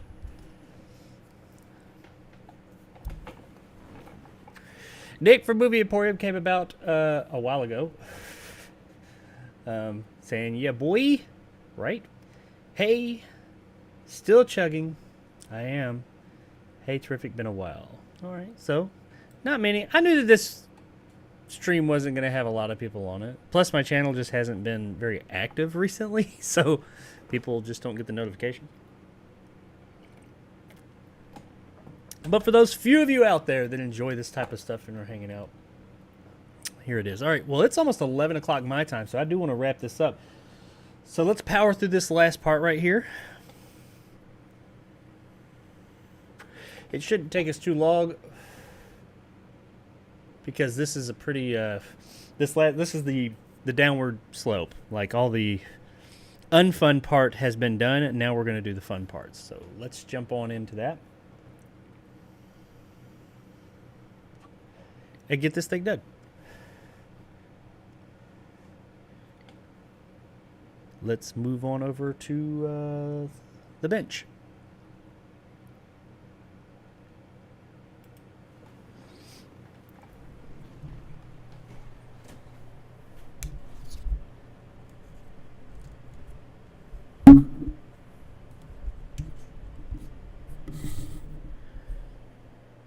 Okay, we're back over here. So, now this is the part where we start with... I have gotten everything right. We've got... what do we got down here?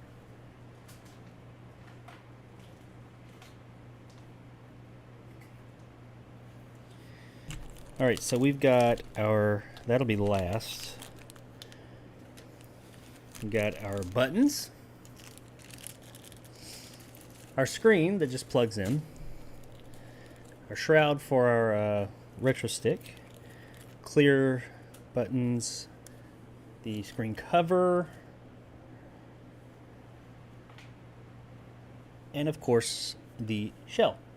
And we're going to go ahead and start putting things inside the shell. This is the part that, you know, people actually like. We're gonna start with the back because there's a little bit, there's a couple of modifications we have to do to the shell. Easy peasy things though. So let's switch on back over to here. Let's move this out of the way for a moment. Okay, so the back shell.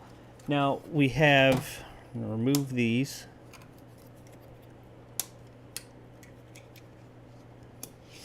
The shell comes with the battery springs in it, and we need to take those out. They just slide out. There's some little clips in here. Not really clips, it's just these little, well, actually these wires you'll need to either cut or desolder. I'm going to cut them because I'm never going to need them. I'm never going to use them. So where's my side cutters?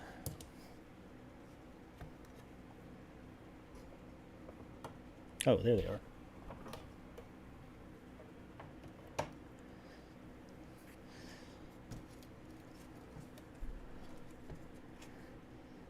So we've got one going here.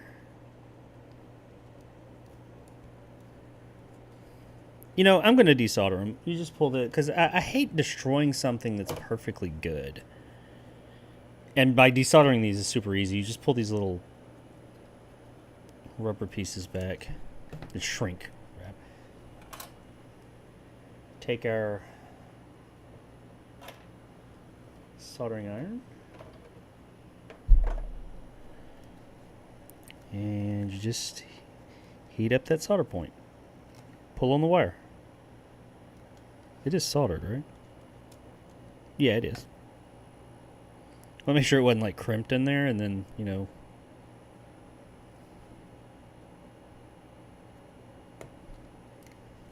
Bang.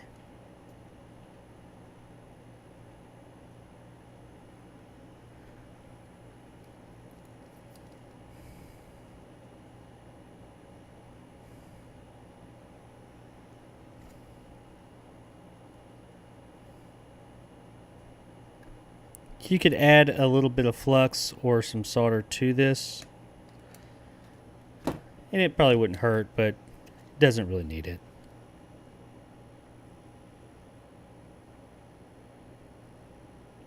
My iron, by the way, is operating at about 630 degrees. I could tell you what that is in Celsius for those of you that use that.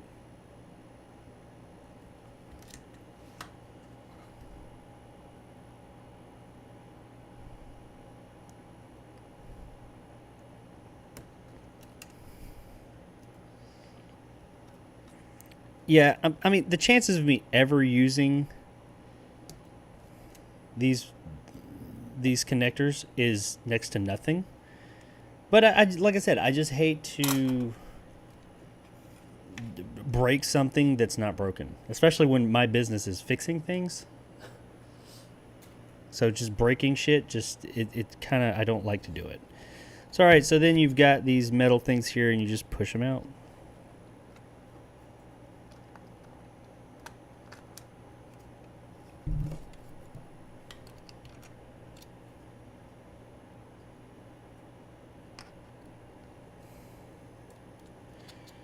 Can pry them out.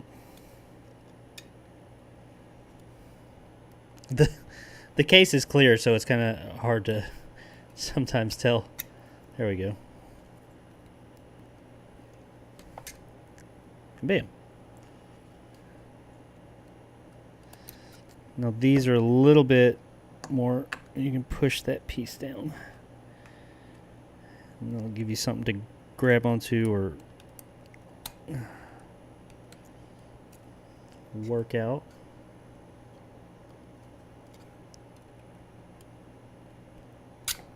There we go. Oops, scratched it. That's okay, it came off.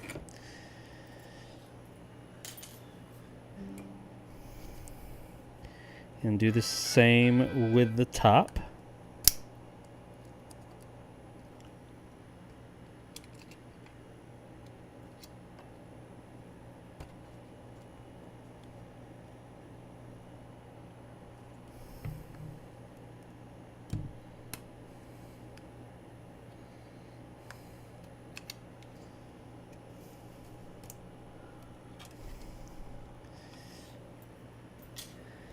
And then over here you don't have as many because one of them is built into, well, usually built into the actual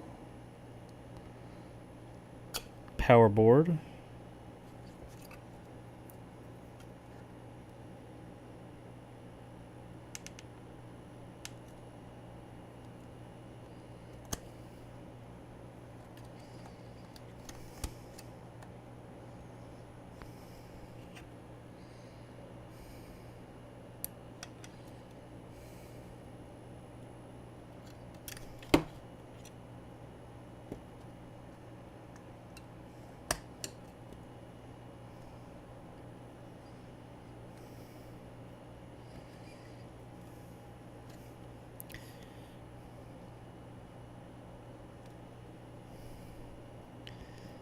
These can be a little tricky. They can not want to come out. And a lot of times it's because of this piece right here.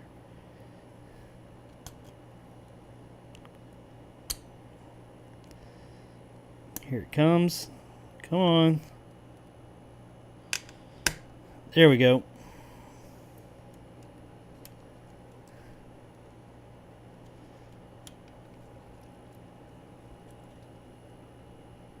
Oh my God, come on. It's right there. Why won't it come out?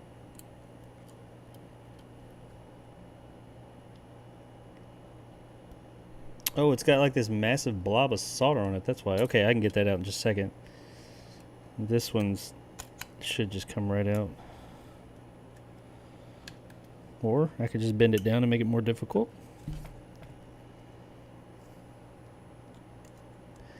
Like you do.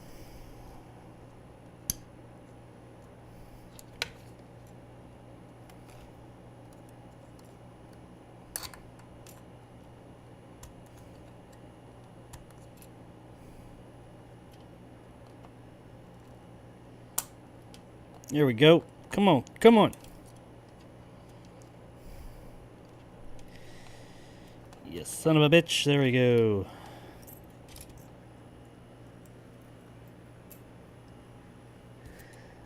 And this one, we get this little blob of solder here. Let's melt that off.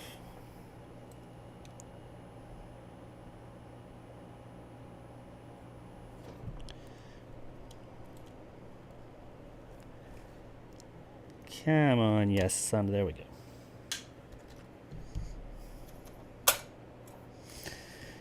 And there it is. All right, so that's all we had to do to the back. Now, when putting the, and we'll see in a minute, when wiring these batteries in, I did notice on this one I didn't have to, but on the original, on the, looking at it from the back, the right side, I did have to make this hole just slightly bigger. FYI, if you're using a factory case.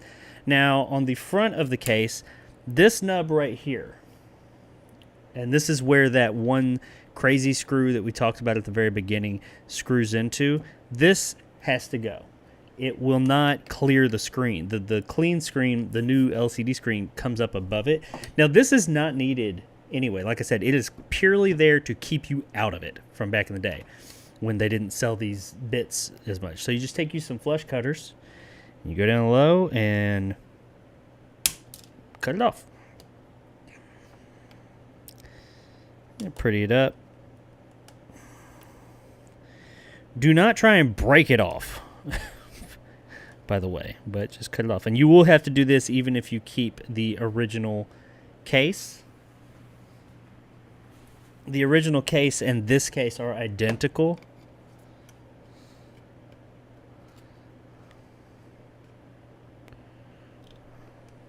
So just keep that in mind. Now I have a, you can't even tell from this side, by the way, so you'll never see that, but I do have a file somewhere. It's around here somewhere, but I'll go back through afterwards. I don't think you guys want to watch me file it, and I'll file that down ever so slightly, but that's fairly flush. It will fit like that. Alrighty, so let's put our battery packs in. The short one goes on the side that the clean juice will be on. Well, let's go ahead and put those in too while we're here. All right, so we got our clean juice, our amp, and our power boards. It's clean juice and clean amp. So let's put these in, and they go in as easy as this. Oh, before you do that, I'm glad I remembered that. Let's see here. Get your bag of screws that came with your case, which they send you all new screws, by the way. That's good. Which I could have used for the motherboard as well. And you should have a power switch. But I do not seem to have it. Did I misplace it? Look at my buttons. Oh, wait, it's in the button. That's right. Never mind. The power switch comes with the buttons.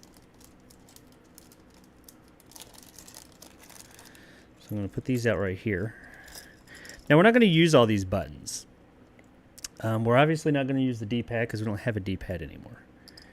But everything else, I believe we will use, yes. So what you want to do is you want to get this switch, the power switch, and it goes on top of the clean amp. I think, yes, slanted that way, by the way. All right, so we're going to take two of our little screws here. Where's my screwdriver? I dropped it a while ago, but then I picked it up. Oh, it's right here. Need two of these screws.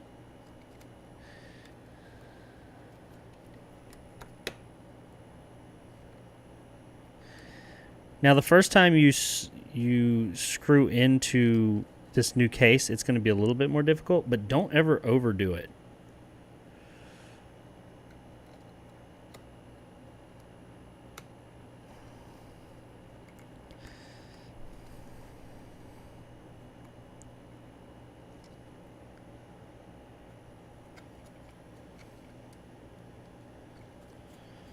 Feels a little loose, actually. I guess not. Okay. So you got your two screws there.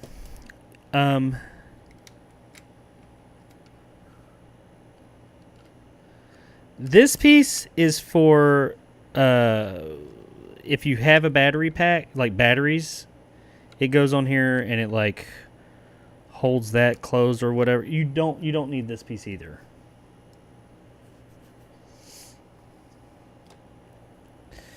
Let me take our amp. Now when you put this in, you want to make sure that you kind of go in like that because this wheel and the hole there have to get in. It just falls right in place.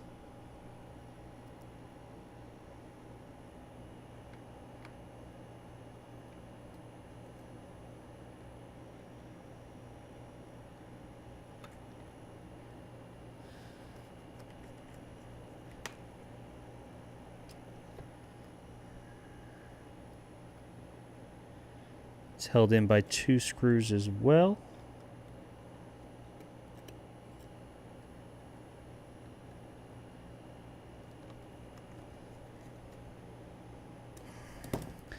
All right, and that's in there pretty good. Now you want to just kind of inspect and make sure everything appears to be working properly. Your wheel turns, that's in there. That goes on and off. There's your USB-C port.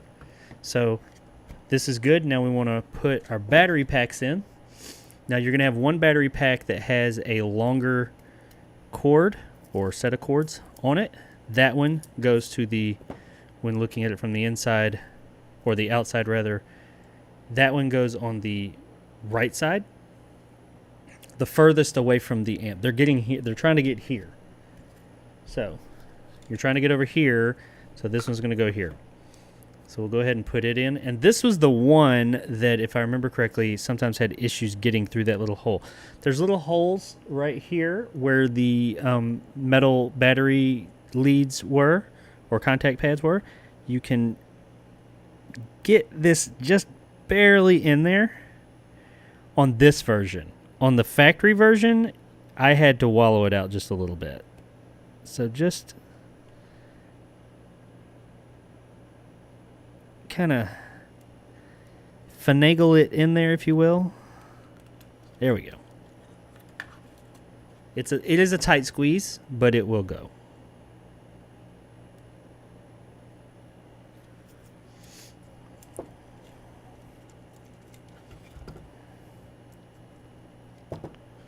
So we're going to bring this in, and now for the time being,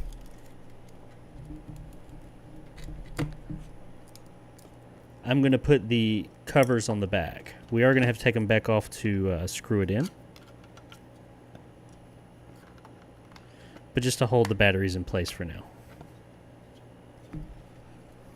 And then we take this one, and there's a big hole here. This is the easy one to get through. Put it in.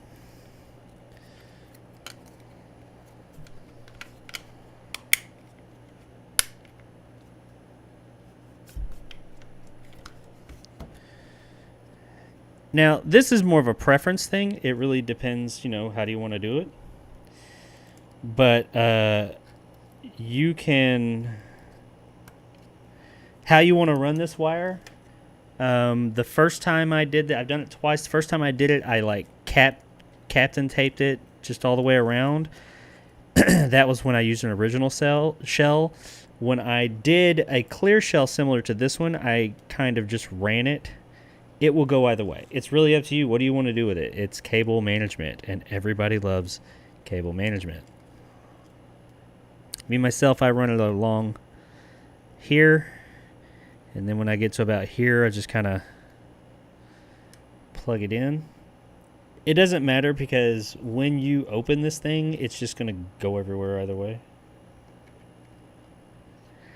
I guess I like the idea of the captain tape holding it in place a bit. You don't have to worry about it getting pinched or anything like that, but it's not really that big a deal. Just kind of lay that down. There's not quite enough for it to go all the way around like that. But you could bring it up to here and then up there, but I'm not that concerned about it. As long as the cord is out of the way of getting pinched by anything, you're good. And it's really only right over here in this corner that you got to worry about that. So you can bring it around like that. There we go. We'll get rid of any slack. So there's that. Now, I believe for the back, we're good for now. So we're going to set this aside. Right? Yeah.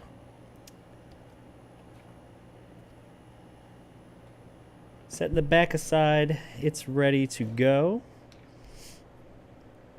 And we're going to bring our front over.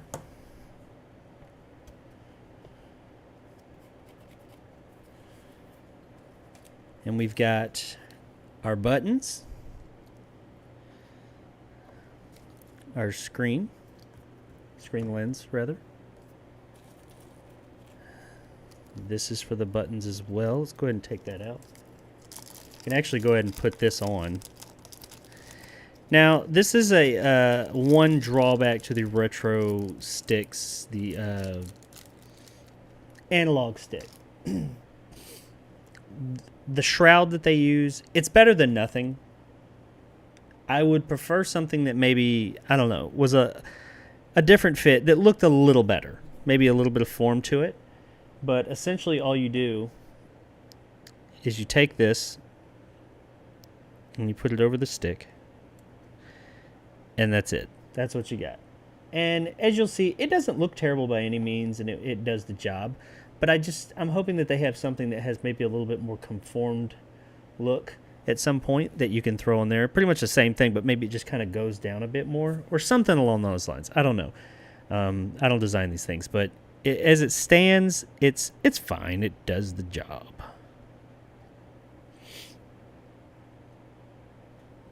Set that back out of the way. Here's our membranes. You want to try not to get, I don't like to take these out until I'm about to use them. I'm going to kind of lay these off to the side on this because I know it's clean. You don't want to get on these black spots here. You don't want to get stuff on that because that's the contact pad for the buttons. And you don't want to mess that up.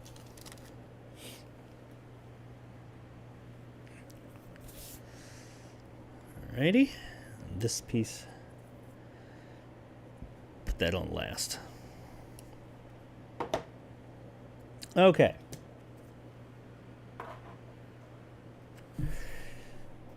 Let's bring our board back around. Let's put our screen in.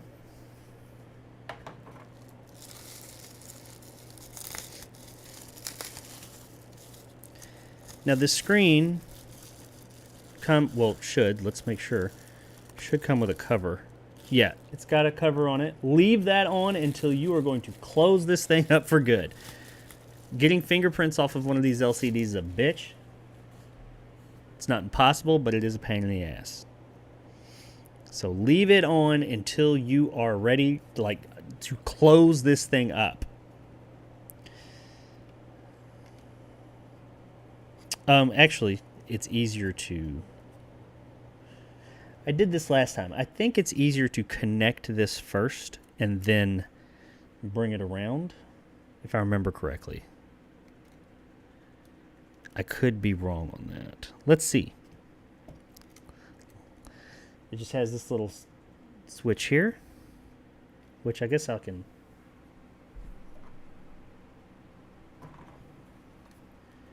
And that's why I have the microscope, I suppose, so you guys can see this stuff.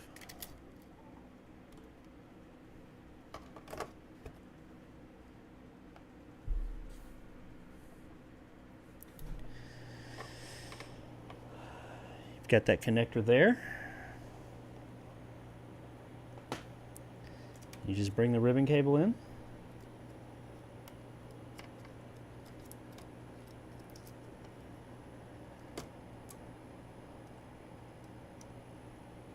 Line it up and push it in.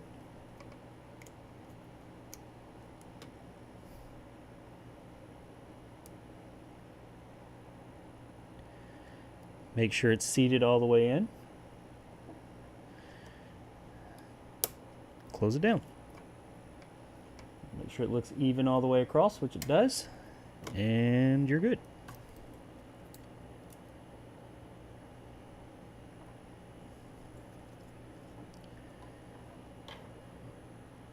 So then we bring the screen around.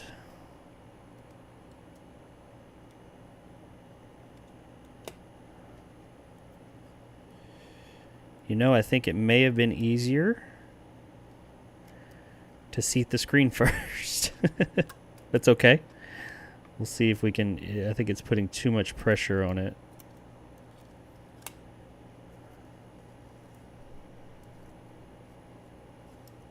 Just wondering if I could maybe... I don't want to push on it too much, and yeah, let's do that. I think it's better because it's a tight fit, so I think we should... It's actually easier to seat the screen, like in the ribbon cable rather, with the screen unmounted, but I don't want to take the chance of damaging the screen or the ribbon cable. There we go. So let's seat this in here. You've got these cradle pieces here on the bottom. You want to put it in there first and then lean it back. And it'll clip into place. There we go.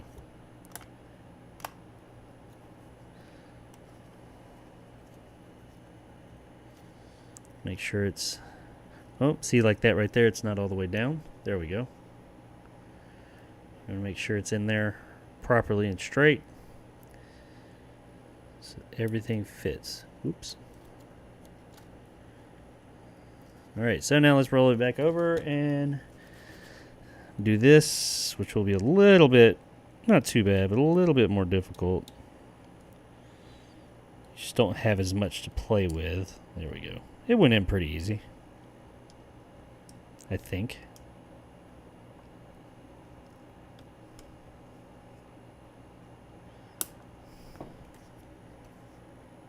Yeah, not too bad. That was pretty easy. And there it is. Screen installed. All right, so now we need to put the speaker back in. And it goes here.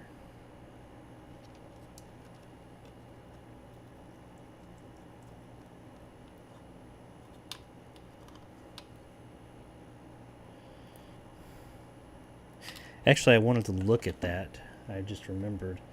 These connections seemed a little loose. Let's take a look at the speaker connections real quick, in case we need to throw a little bit of solder on them. I mean, they are kind of wiggly, you know? Let's do this. I mean, we're here. Let's just freshen them up, which literally only take a few seconds. You don't want to go through all this and then, oh, well, while you had that out, that would have been a lot easier.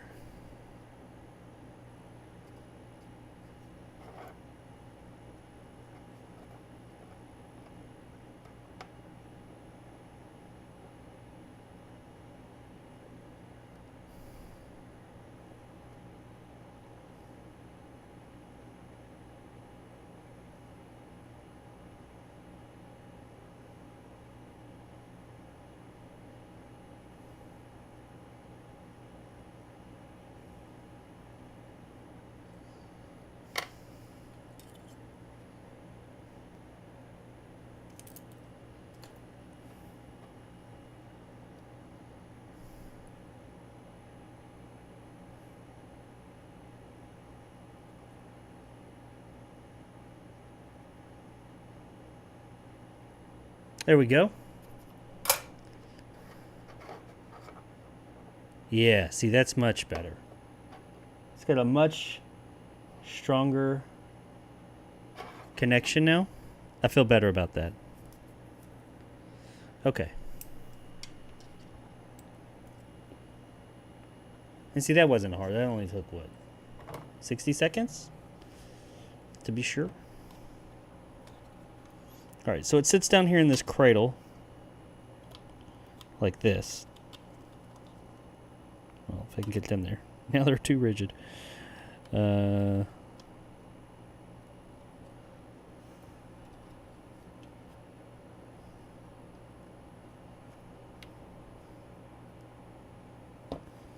Sits down there. Take the cord around that way. And this piece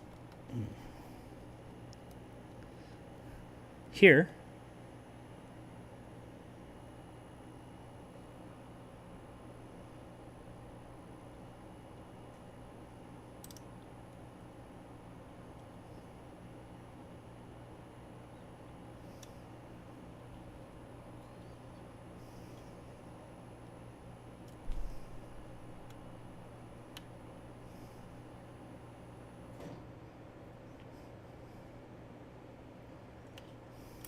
I always get this thing mixed up as to which way it goes.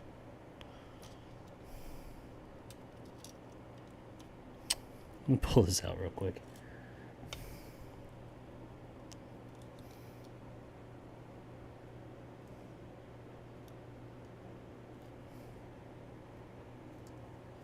I'm pretty sure it's downward.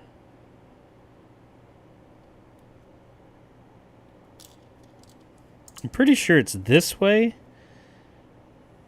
but it seems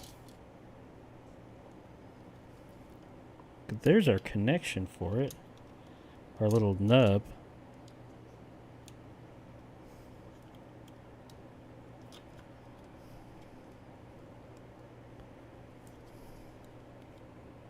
Okay, there we go. Yeah, and there's like a little nub that it sits on right there, and then it can go into those two. Cool. All right.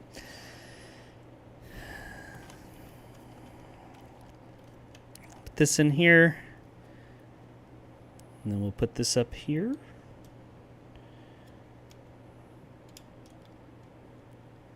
Here we go. Take one of our screws.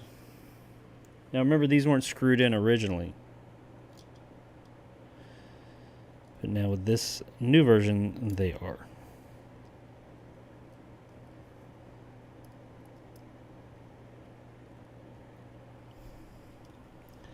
It's kind of hard to see.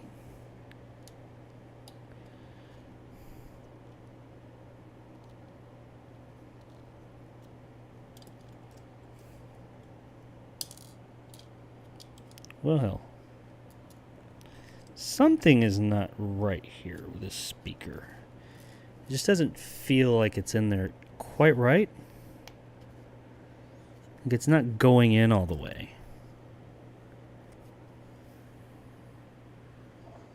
And I don't know why. Let's take a look at it. If I could find my tweezers. Man, I can never... I'm always misplacing my tweezers. And I use them a crap ton, so you'd think that'd be something I'd... There they are. Keep a handle on.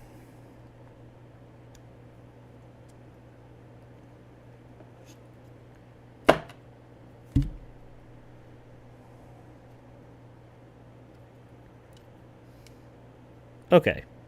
I see. There's a notch. There it is. There's a notch in the bottom of the speaker, and if you turn it, you'll feel it, and it clicks down like that. There we go. I was just barely off on it. Learn something new every day. I remember the speaker was being a pain in my butt with my last build. But hey, now I know. And knowing is half the battle. G.I. Joe.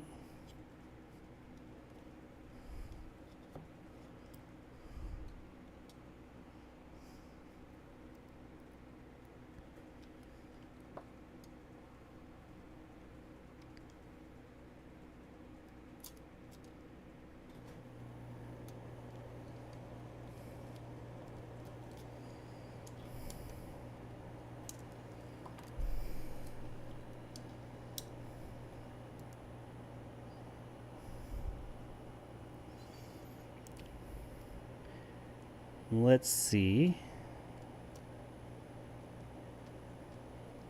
There we go. Now you can't put a screw in.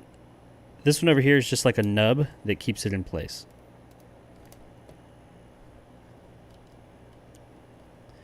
So only 2 of the screws are going to go in. And this side is just like a peg. I mean, how much do you really need to keep this little speaker in? It's not like the speaker's going to blow anything out. So there's that. Okay. Buttons. Buttons. So this wire, by the way, is going to be fed up on the side in this little chase all the way up. Now, this one you do run the risk of, especially on this over here.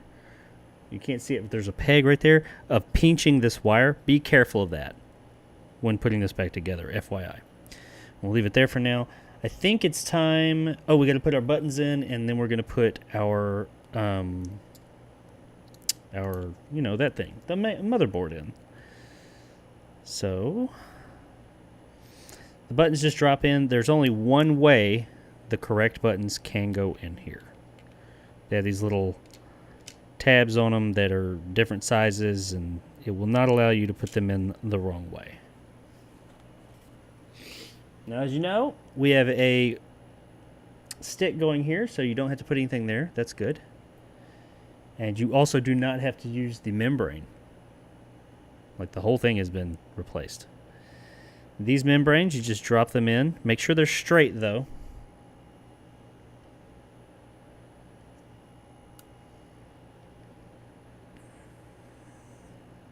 Which they are. Now let's grab our motherboard.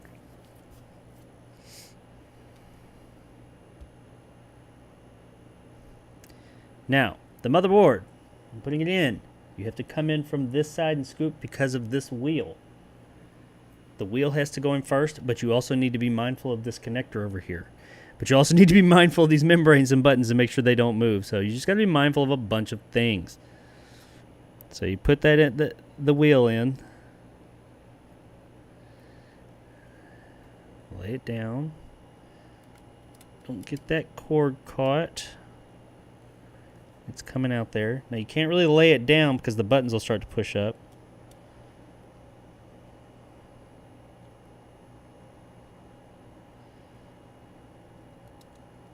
Which this can be challenging, and it's okay. Just take your time. No big hurry. We've taken this long. What's a few more minutes?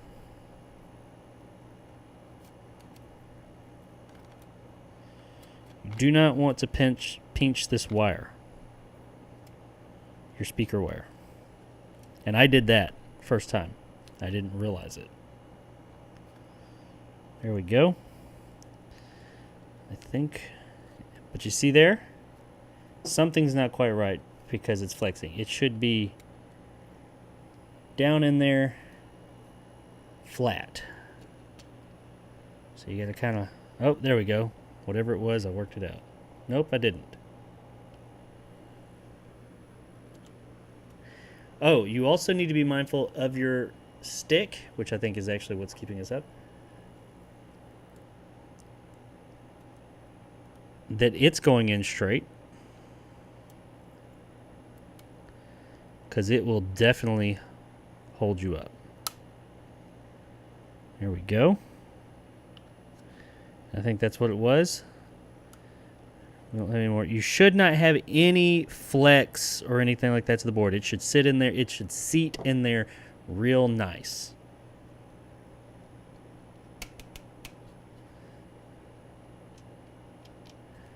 Now real quick, before you...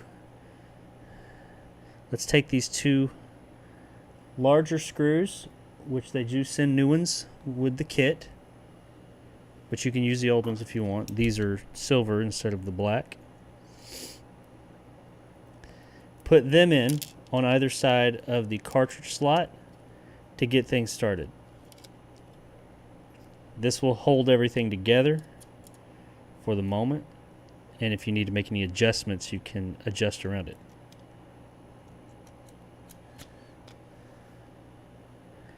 By the way, for those of you that don't know, when screwing things in,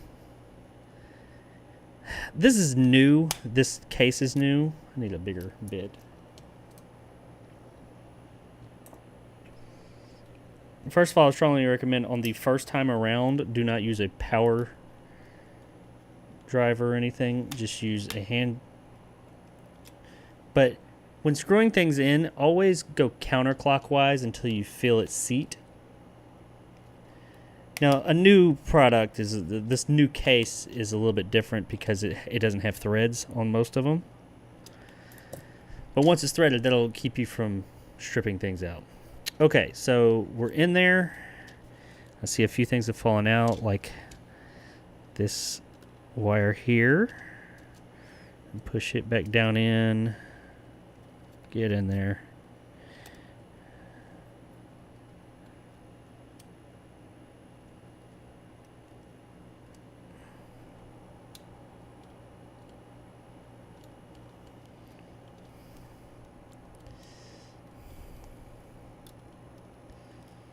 There we go. That's in. Let's flip it over and let's get a general feel. Do the buttons all feel good? They actually feel very good. Very happy with that. All right. And they will feel better because this will, I'm about to mount this down better. All right, so let's put the rest of our screws in.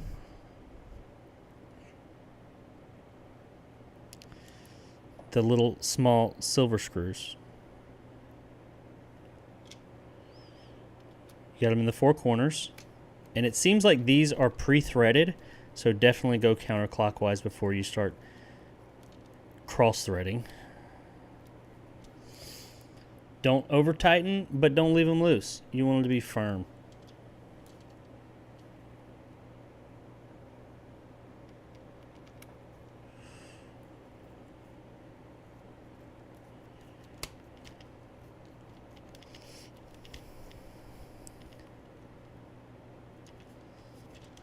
You don't want to strip them out, but...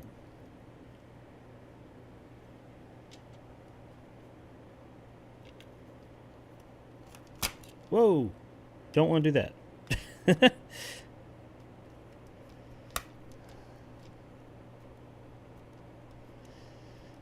Yeah, because that's all you want to do is you get done with a build, all the work you put in, and you're sitting there with a case or a what do they call this thing? A shell, and you hear as you're screwing something in because you bust one of the posts. That happened to me with the Ultimate PlayStation 1 I've got over there in the floor. I busted one of the posts off of it. It pissed me off so bad. I went through so much of that damn console, and then it... right there at the end, just a bust. Now, granted, these particular cases from Retro 6, I can say, are much higher quality. This ABS that they print them with. Some of these other ones, they're just not the highest quality. And I mean, that is what it is. I mean, that's the only ones we can get. Like those PlayStation ones, just kind of across the board, aren't super high quality. I'm going to try and get this guy under this post. I don't think I can. Can I? Can't. Oh, yeah, I did it. To hold it in place. This corner post right here, where the audio cable comes up, I suggest putting it on the inside of the post. But be careful not to pinch it. Because I did, like I said, I pinched it. And I think it was right there.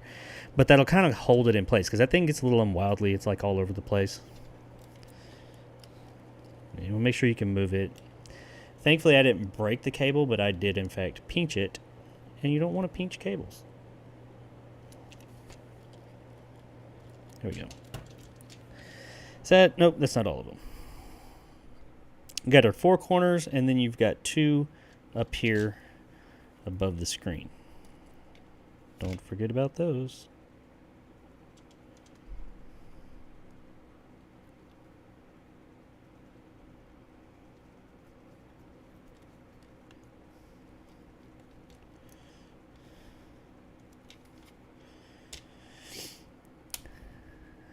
I feel as if this should work when we're all done.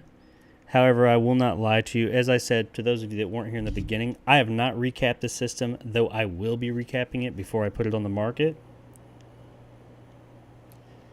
And having not recapped it, I won't be surprised if it doesn't boot. That doesn't mean there's anything wrong with it. Well, I mean, besides the caps. But that just means that it definitely needs to be. I think the caps are good enough to make this thing work, though, so that we can get a boot. We'll see. I'm pretty sure I'm going to have to replace this LED right there, but that's fine. That's a 5-minute fix. No problem. All right. I'm kind of liking the yellow and the black. I was kind of worried about it. I like yellow. I like black, those two together. So we'll see once we get like the big screen on right here, which it's about time for. Let's see here. I think we are home stretch here. I think we're ready to hook up the back and then put the screen on. Am I missing anything? I don't think so. All right, let's do this thing. So you put them together, pretty much the reverse of what we did earlier. Hang on, I dropped something.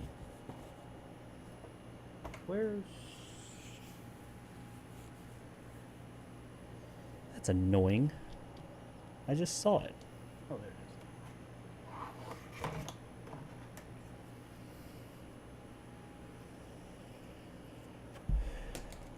So, let me look at my...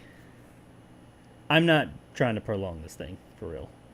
But let me look at my comments real quick. I see I only got like 1 or 2.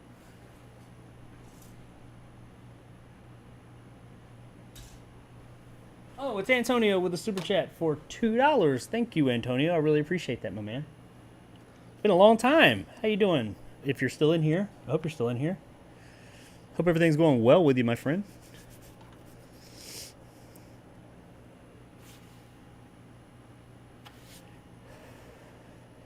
All right, let's put this thing in.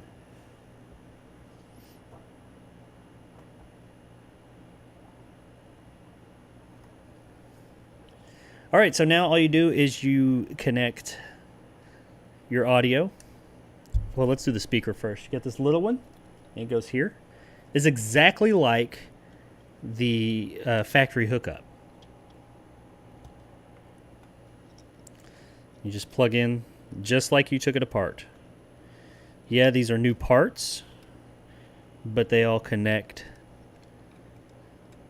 in a similar fashion, or in the exact same fashion. They are direct replacements. And that's what I really like about them is, yeah, you're modding it, but you're modding it with it's almost like new factory software. Like if they made a Game Gear now, this is how it would be. Like if they re-released it, not obviously if they came out with a new age Game Gear, it would have different mechanics, but if they re-released the Game Gear temporarily or something exactly as it was, this is what I imagine it would be like. That did not feel like it clicked into place.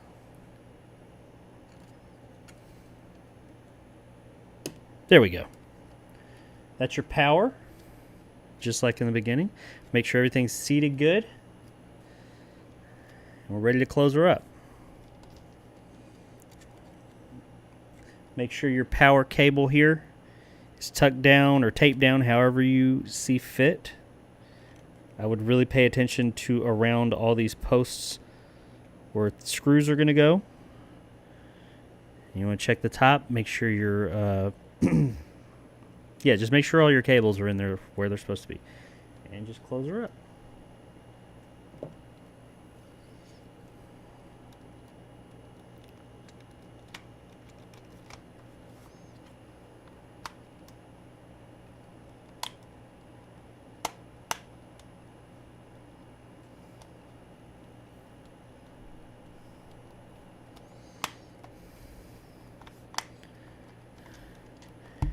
You shouldn't have to force anything. I mean, yeah, you gotta.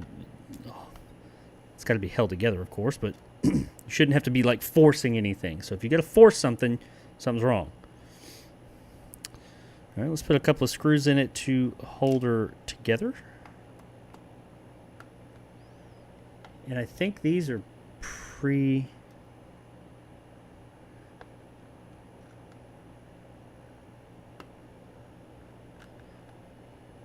Are they pre-drilled? Are they pre-threaded? I think so. At least a little bit.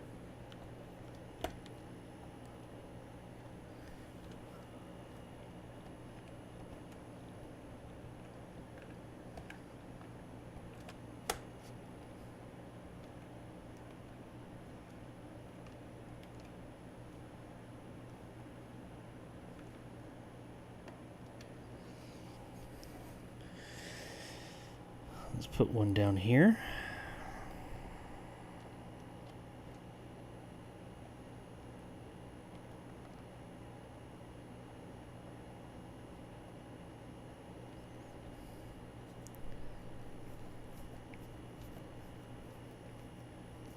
These may be pre-threaded, because I kind of get that little clunk that you get when you go counterclockwise. Maybe not. This one's a little bit difficult. Which they should be. You expect that out of a new shell the first time you screw into it, because you're essentially threading it.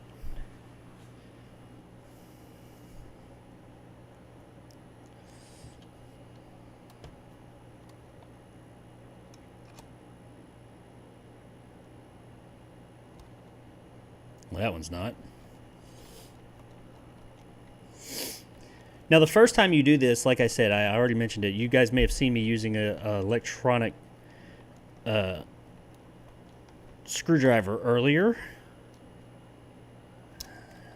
This one, which are very convenient, but do not do that the first time, because you need to feel that if you hit some kink, or you do not want to break your brand new case.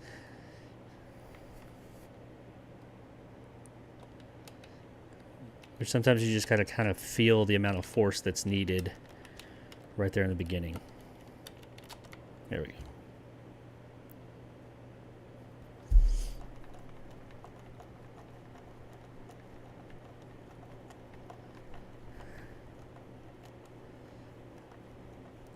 All think that's 1, 2, 3, 4. All right, now we got to get these in the back. You got 2 down here. You have to remove the battery packs.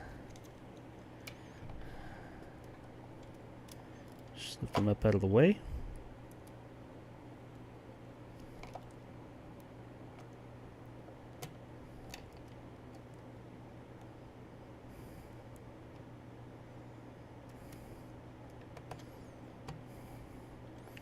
You gonna go in there? There we go.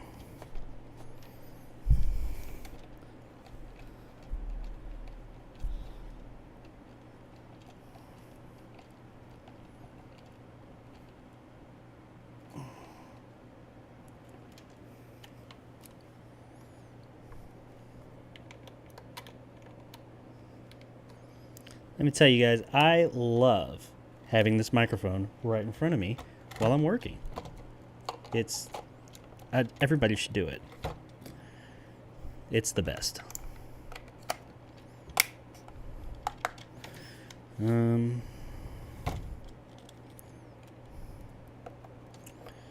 Alrighty. Now, as I said, this I am going to recap this system and go through and just clean a couple of things up, assuming it works. If it does not, here in a moment, then I'll of course figure out what's wrong with it and fix it. Which, if it doesn't work, I know it's the cat. It just needs to be recapped. Hang on. And that's I fully expect that. Being a Game Gear, there's no Game Gear on Earth that's not going to need to be recapped. The capacitors that they used were just bad. And 30 years later, they're not good. You find one every now and then that the capacitors are good enough, but they're not going to last. So I already have the recap kit. Now, I'm going to recap it either way, because eventually they will go out. But I will be selling this on my eBay store, and I'll send links out for that. Probably Tuesday or Monday, I'll list it. All right. Here we are.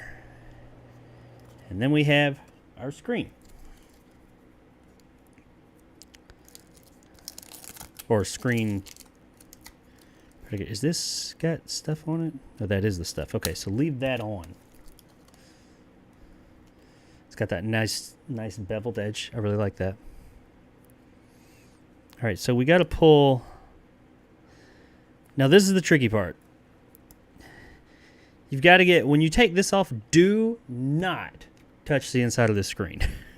And make sure everything is off of here. I recommend giving it a nice little, just get any, oops.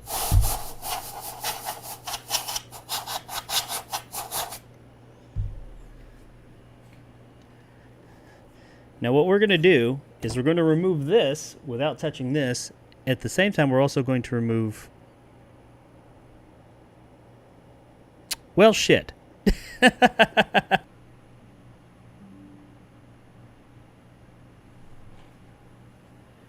All right. I guess OBS disconnected altogether. Okay, so what we're going to do, all right, and you'll see there's a bubble here and a bubble there. My dumbass didn't peel the protective layer off. Actually, that works because I'm going to have to take this apart again. So I kind of like that. Just know that if it does boot up in a few minutes and I show you guys a little demo, that it will look even clearer because I'm going to peel that off afterwards. Because I'm going to reopen this thing to recap it anyway.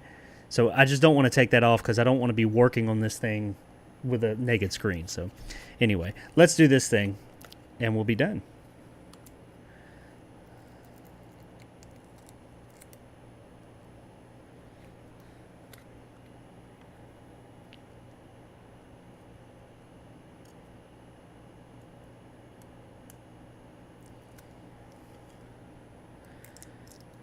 Take this middle portion off.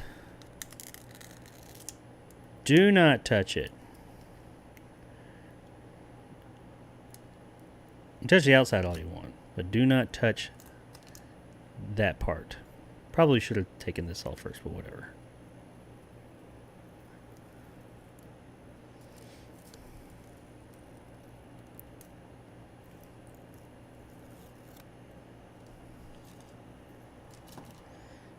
now. Should just drop down into place.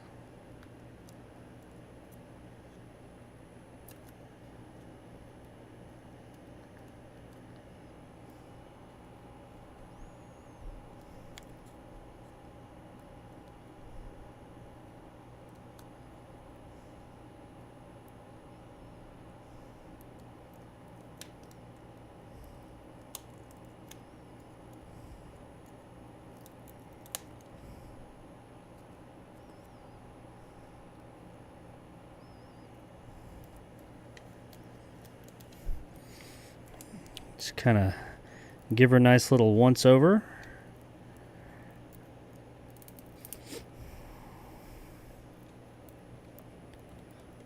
There it is. All right. So aesthetics-wise at least, we're done. We of course have our game here. Well, not game, but flash card with the micro SD in it that has every single Game Gear game from every single region and a lot, if not all, of the Sega Master System games on it, because these Game Gear is essentially a Master System in handheld form. It has a little sticker you can put on it. I don't know if I'm going to do that.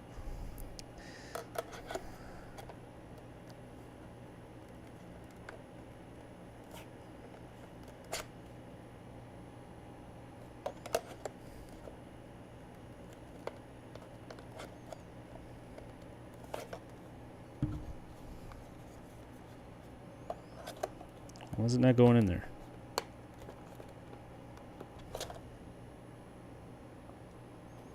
The one thing you don't want to do is force it.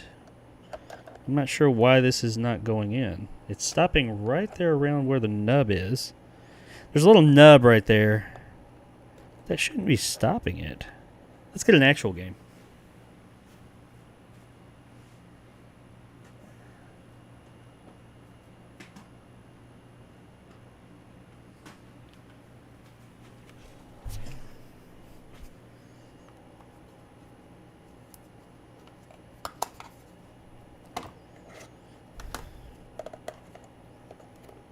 Huh, okay, so it's not the Game Gear, it's this. Let me see.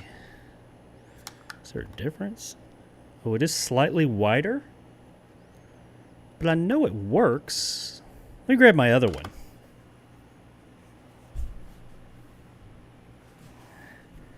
Here's the one I use in mine.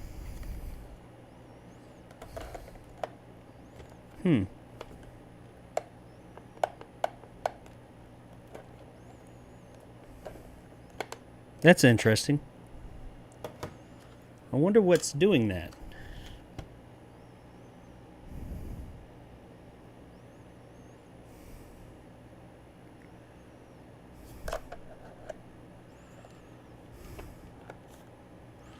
It's not making it to the card reader, so I know it's not that. I can almost feel something. There's a little nub in there that kind of holds it in place. And that sometimes can be an issue, but that's not what's going on here.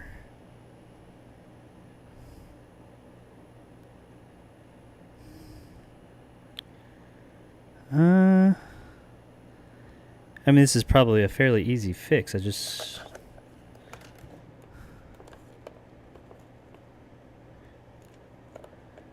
it clears the nub. Well, does it? Yeah, it clears it. It goes to right there where the pins are. Is that what's keeping it?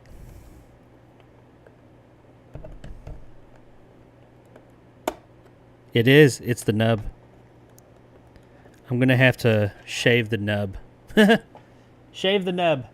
Okay, I can do that. Yeah, I'll do that while it's open.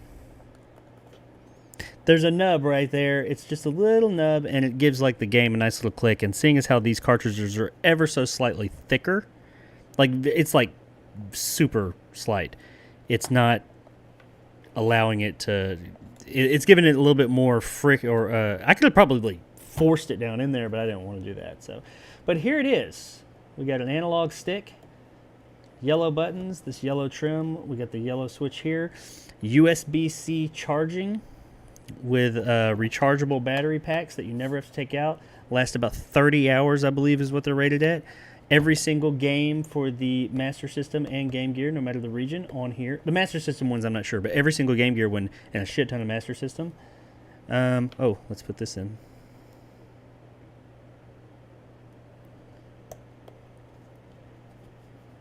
And new audio amp, new power, of course, new everything except for the motherboard and the cartridge reader. So yeah, let's moment of truth, I guess. Let's check it out.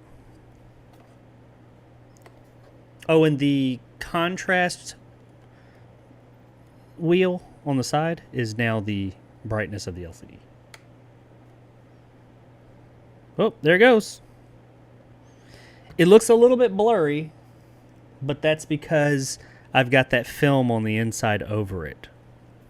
So, success. Now, the one thing that's not working is the LED light over here.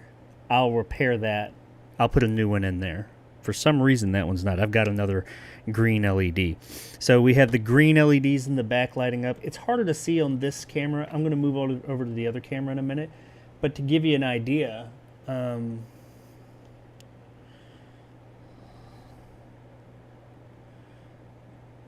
let's pick a game real quick. The stick is working. Up and down is actually really good. I know this is blurry. I'm gonna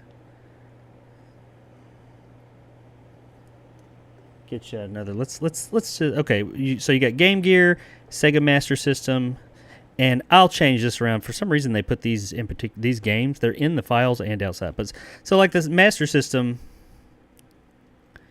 yeah, you got 8 pages.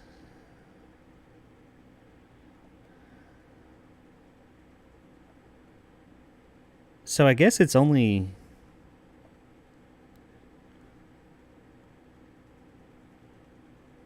Well, these aren't Master System games, are they? Phantasy Star, yeah, that's a Master System game. This is kind of like, I don't know.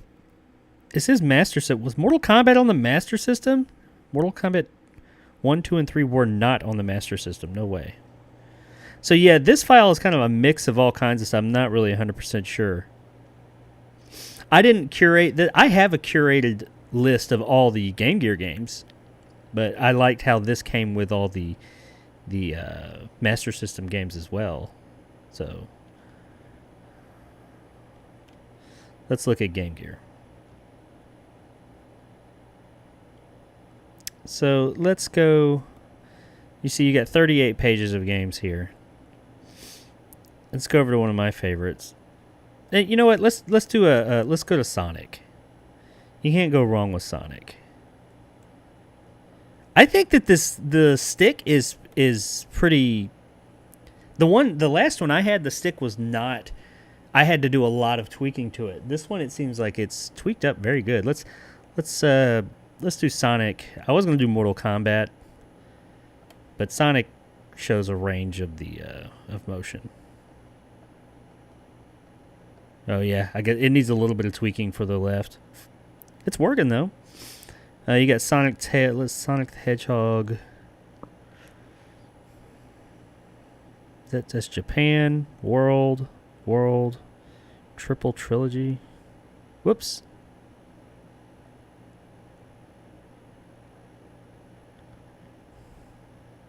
Sonic 2. Here you go. Sonic 2 is the best Sonic. Oh shoot. I hit the wrong button. Was that like page 31 or something?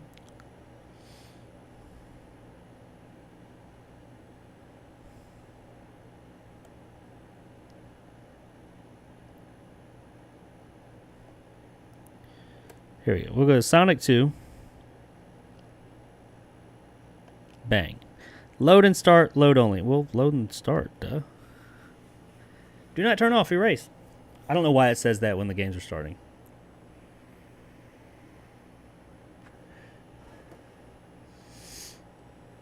And I will show you guys a bit of this on the good camera here in a moment.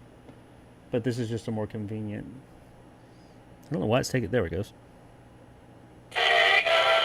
Sega! Shit, that's fucking loud. Let me tell you, the original Game Gear was never that loud.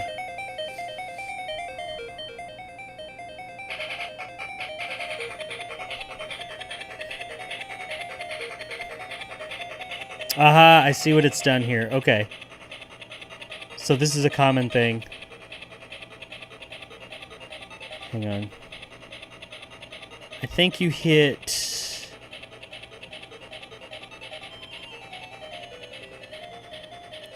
the color's off. But the reason the color's off is I have to turn on a feature. I can do it. I'll show you. I think you hold these two and that. It's flipped the yellow. Yeah, it's okay.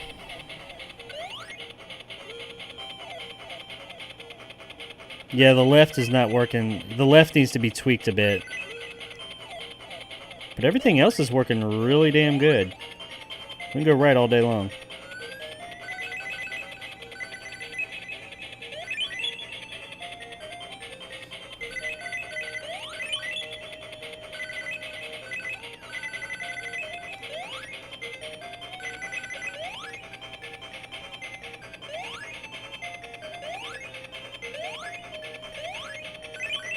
Yeah.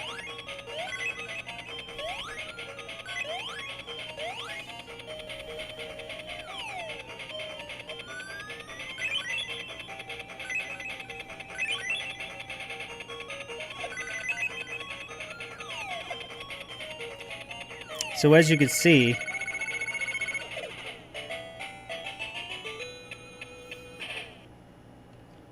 I think yeah.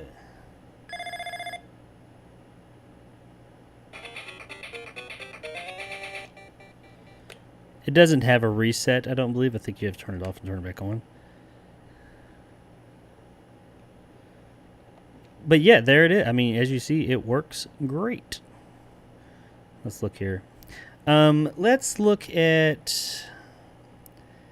for the color, you can... let me look at it real quick. Let me look at my directions real quick.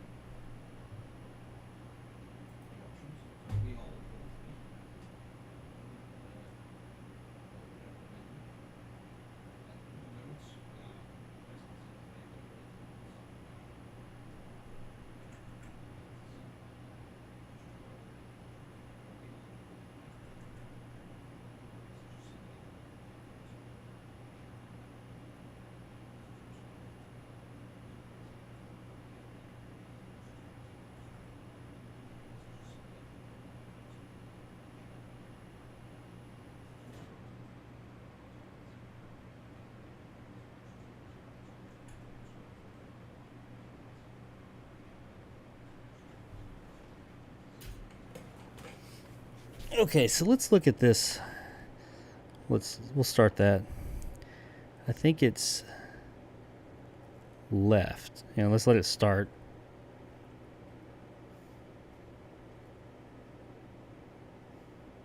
This looks cooler on a better camera, by the way, because like this whole side of the console is glowing green. That's pretty cool.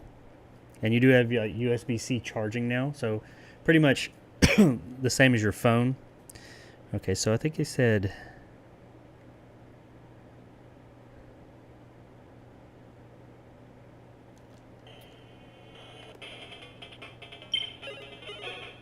there it is. Okay.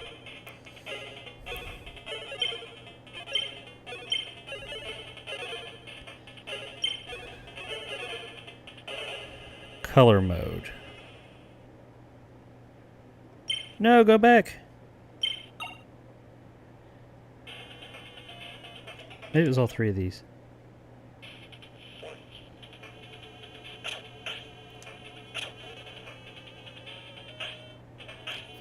Okay, so color mode.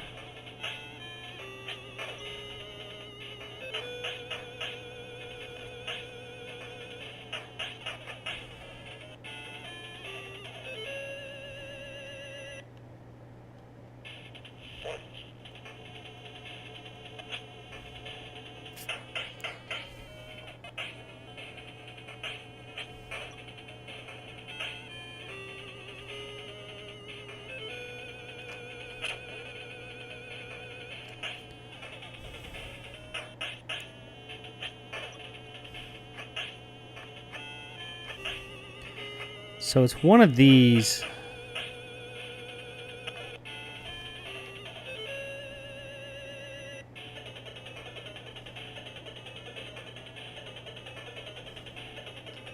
I read about this.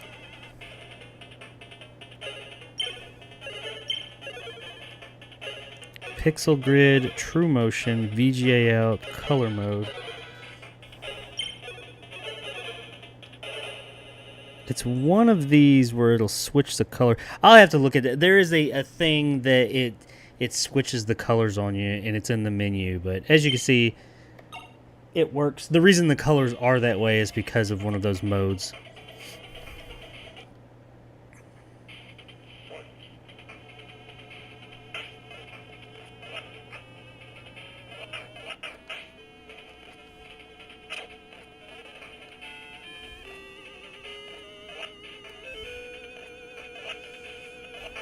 Ah!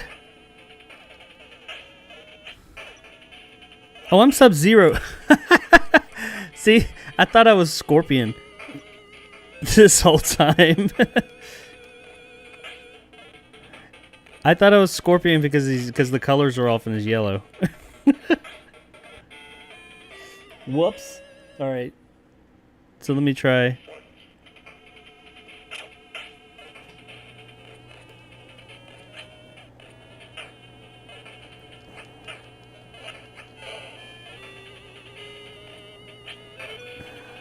Oh, I need to get on that other side of her. I won't be able to do the fatality. Okay, here we go.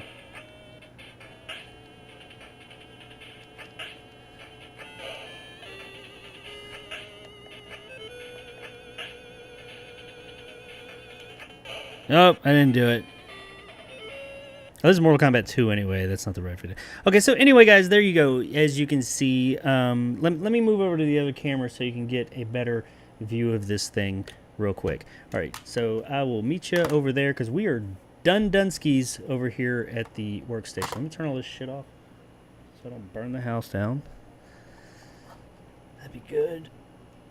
Don't need a soldering iron running all night. All right, I'll see you over there in just a second.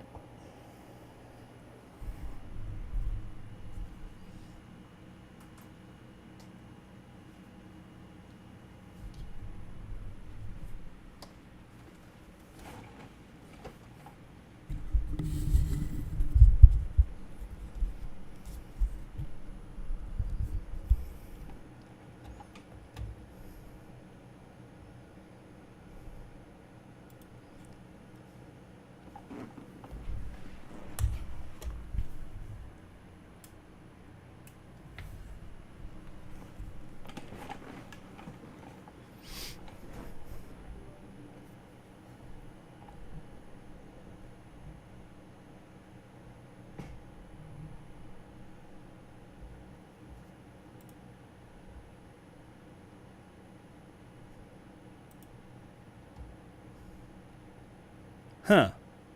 Now this fucking camera doesn't want to work. God damn it. This is not my night for cameras. Hang on a sec.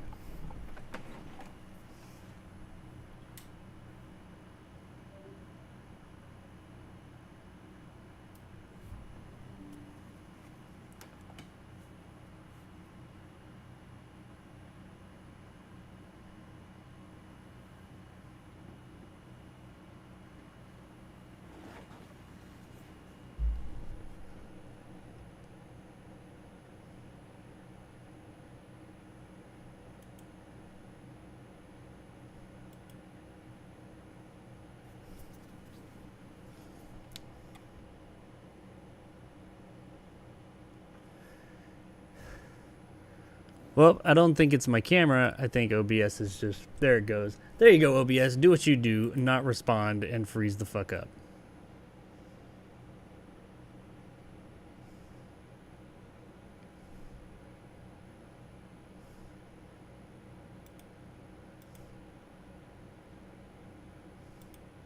There we go. Now, I'm not really sure if it just...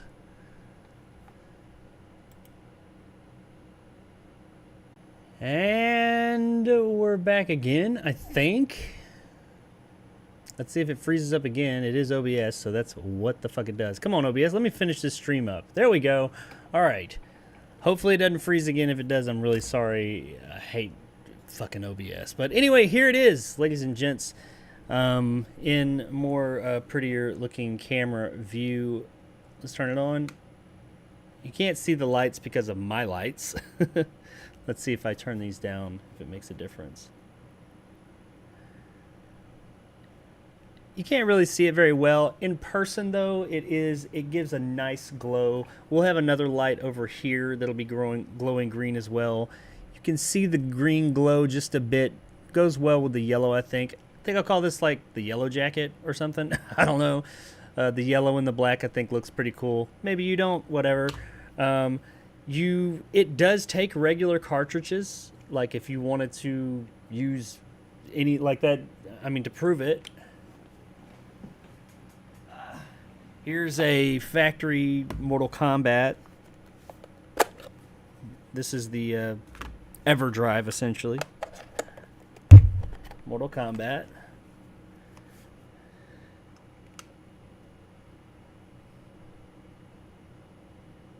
Well, that cartridge sucks. Hang on.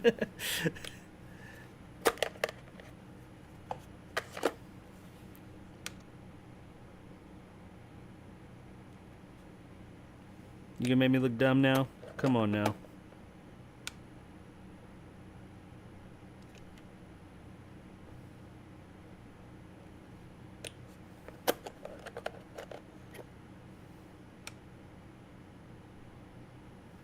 The cartridge is not in the best shape, admittedly.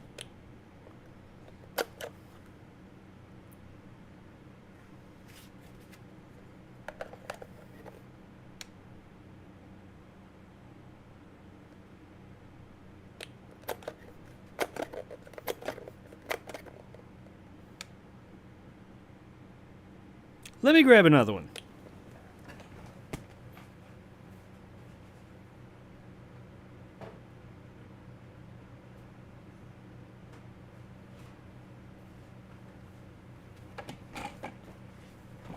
All these Game Gear games are newer, by the way. Let's turn the lights back up. Not newer, they're newer to me. I've recently acquired most of them. So none of them have been cleaned. Well, very few of them have been cleaned. I honestly can't remember which ones I've cleaned.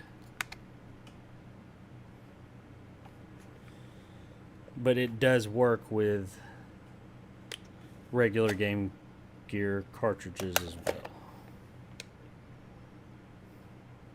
I got most of these from a lot that have been sitting in somebody's fucking garage. This one looks okay. Let's check it out.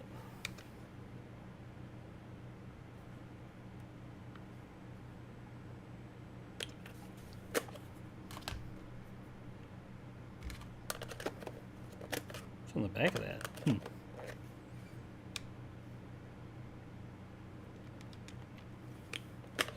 That is weird.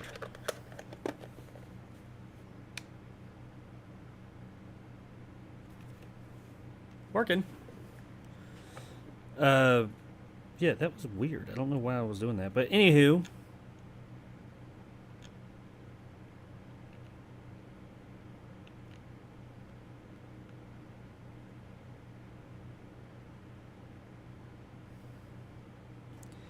Let's see, what's a,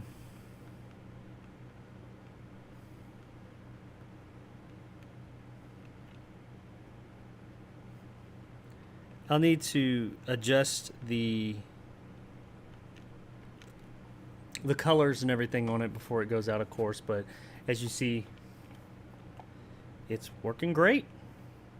And you too on my eBay store. I'll put, you know, more pictures after I've taken that film off and, you know, done a few little things here or there, such as the fix the color. I'll of course fix the color to the screen. What's that say? Oh, Walt Disney Company. Fix the color to the screen and everything, because like everywhere you're seeing yellow, that should be blue. But it gets really fucking loud now. The Game Gear was never that loud. And this wheel over here now does the brightness.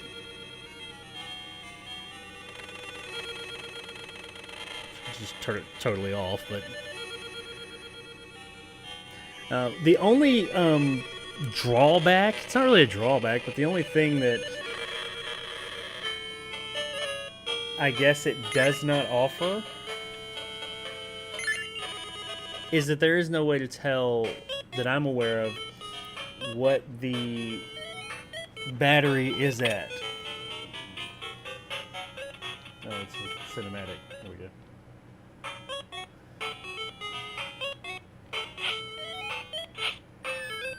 Oh.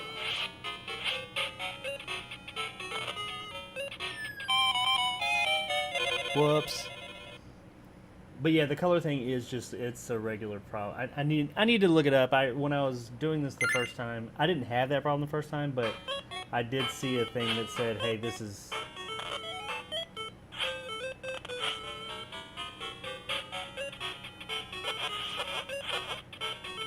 Nah.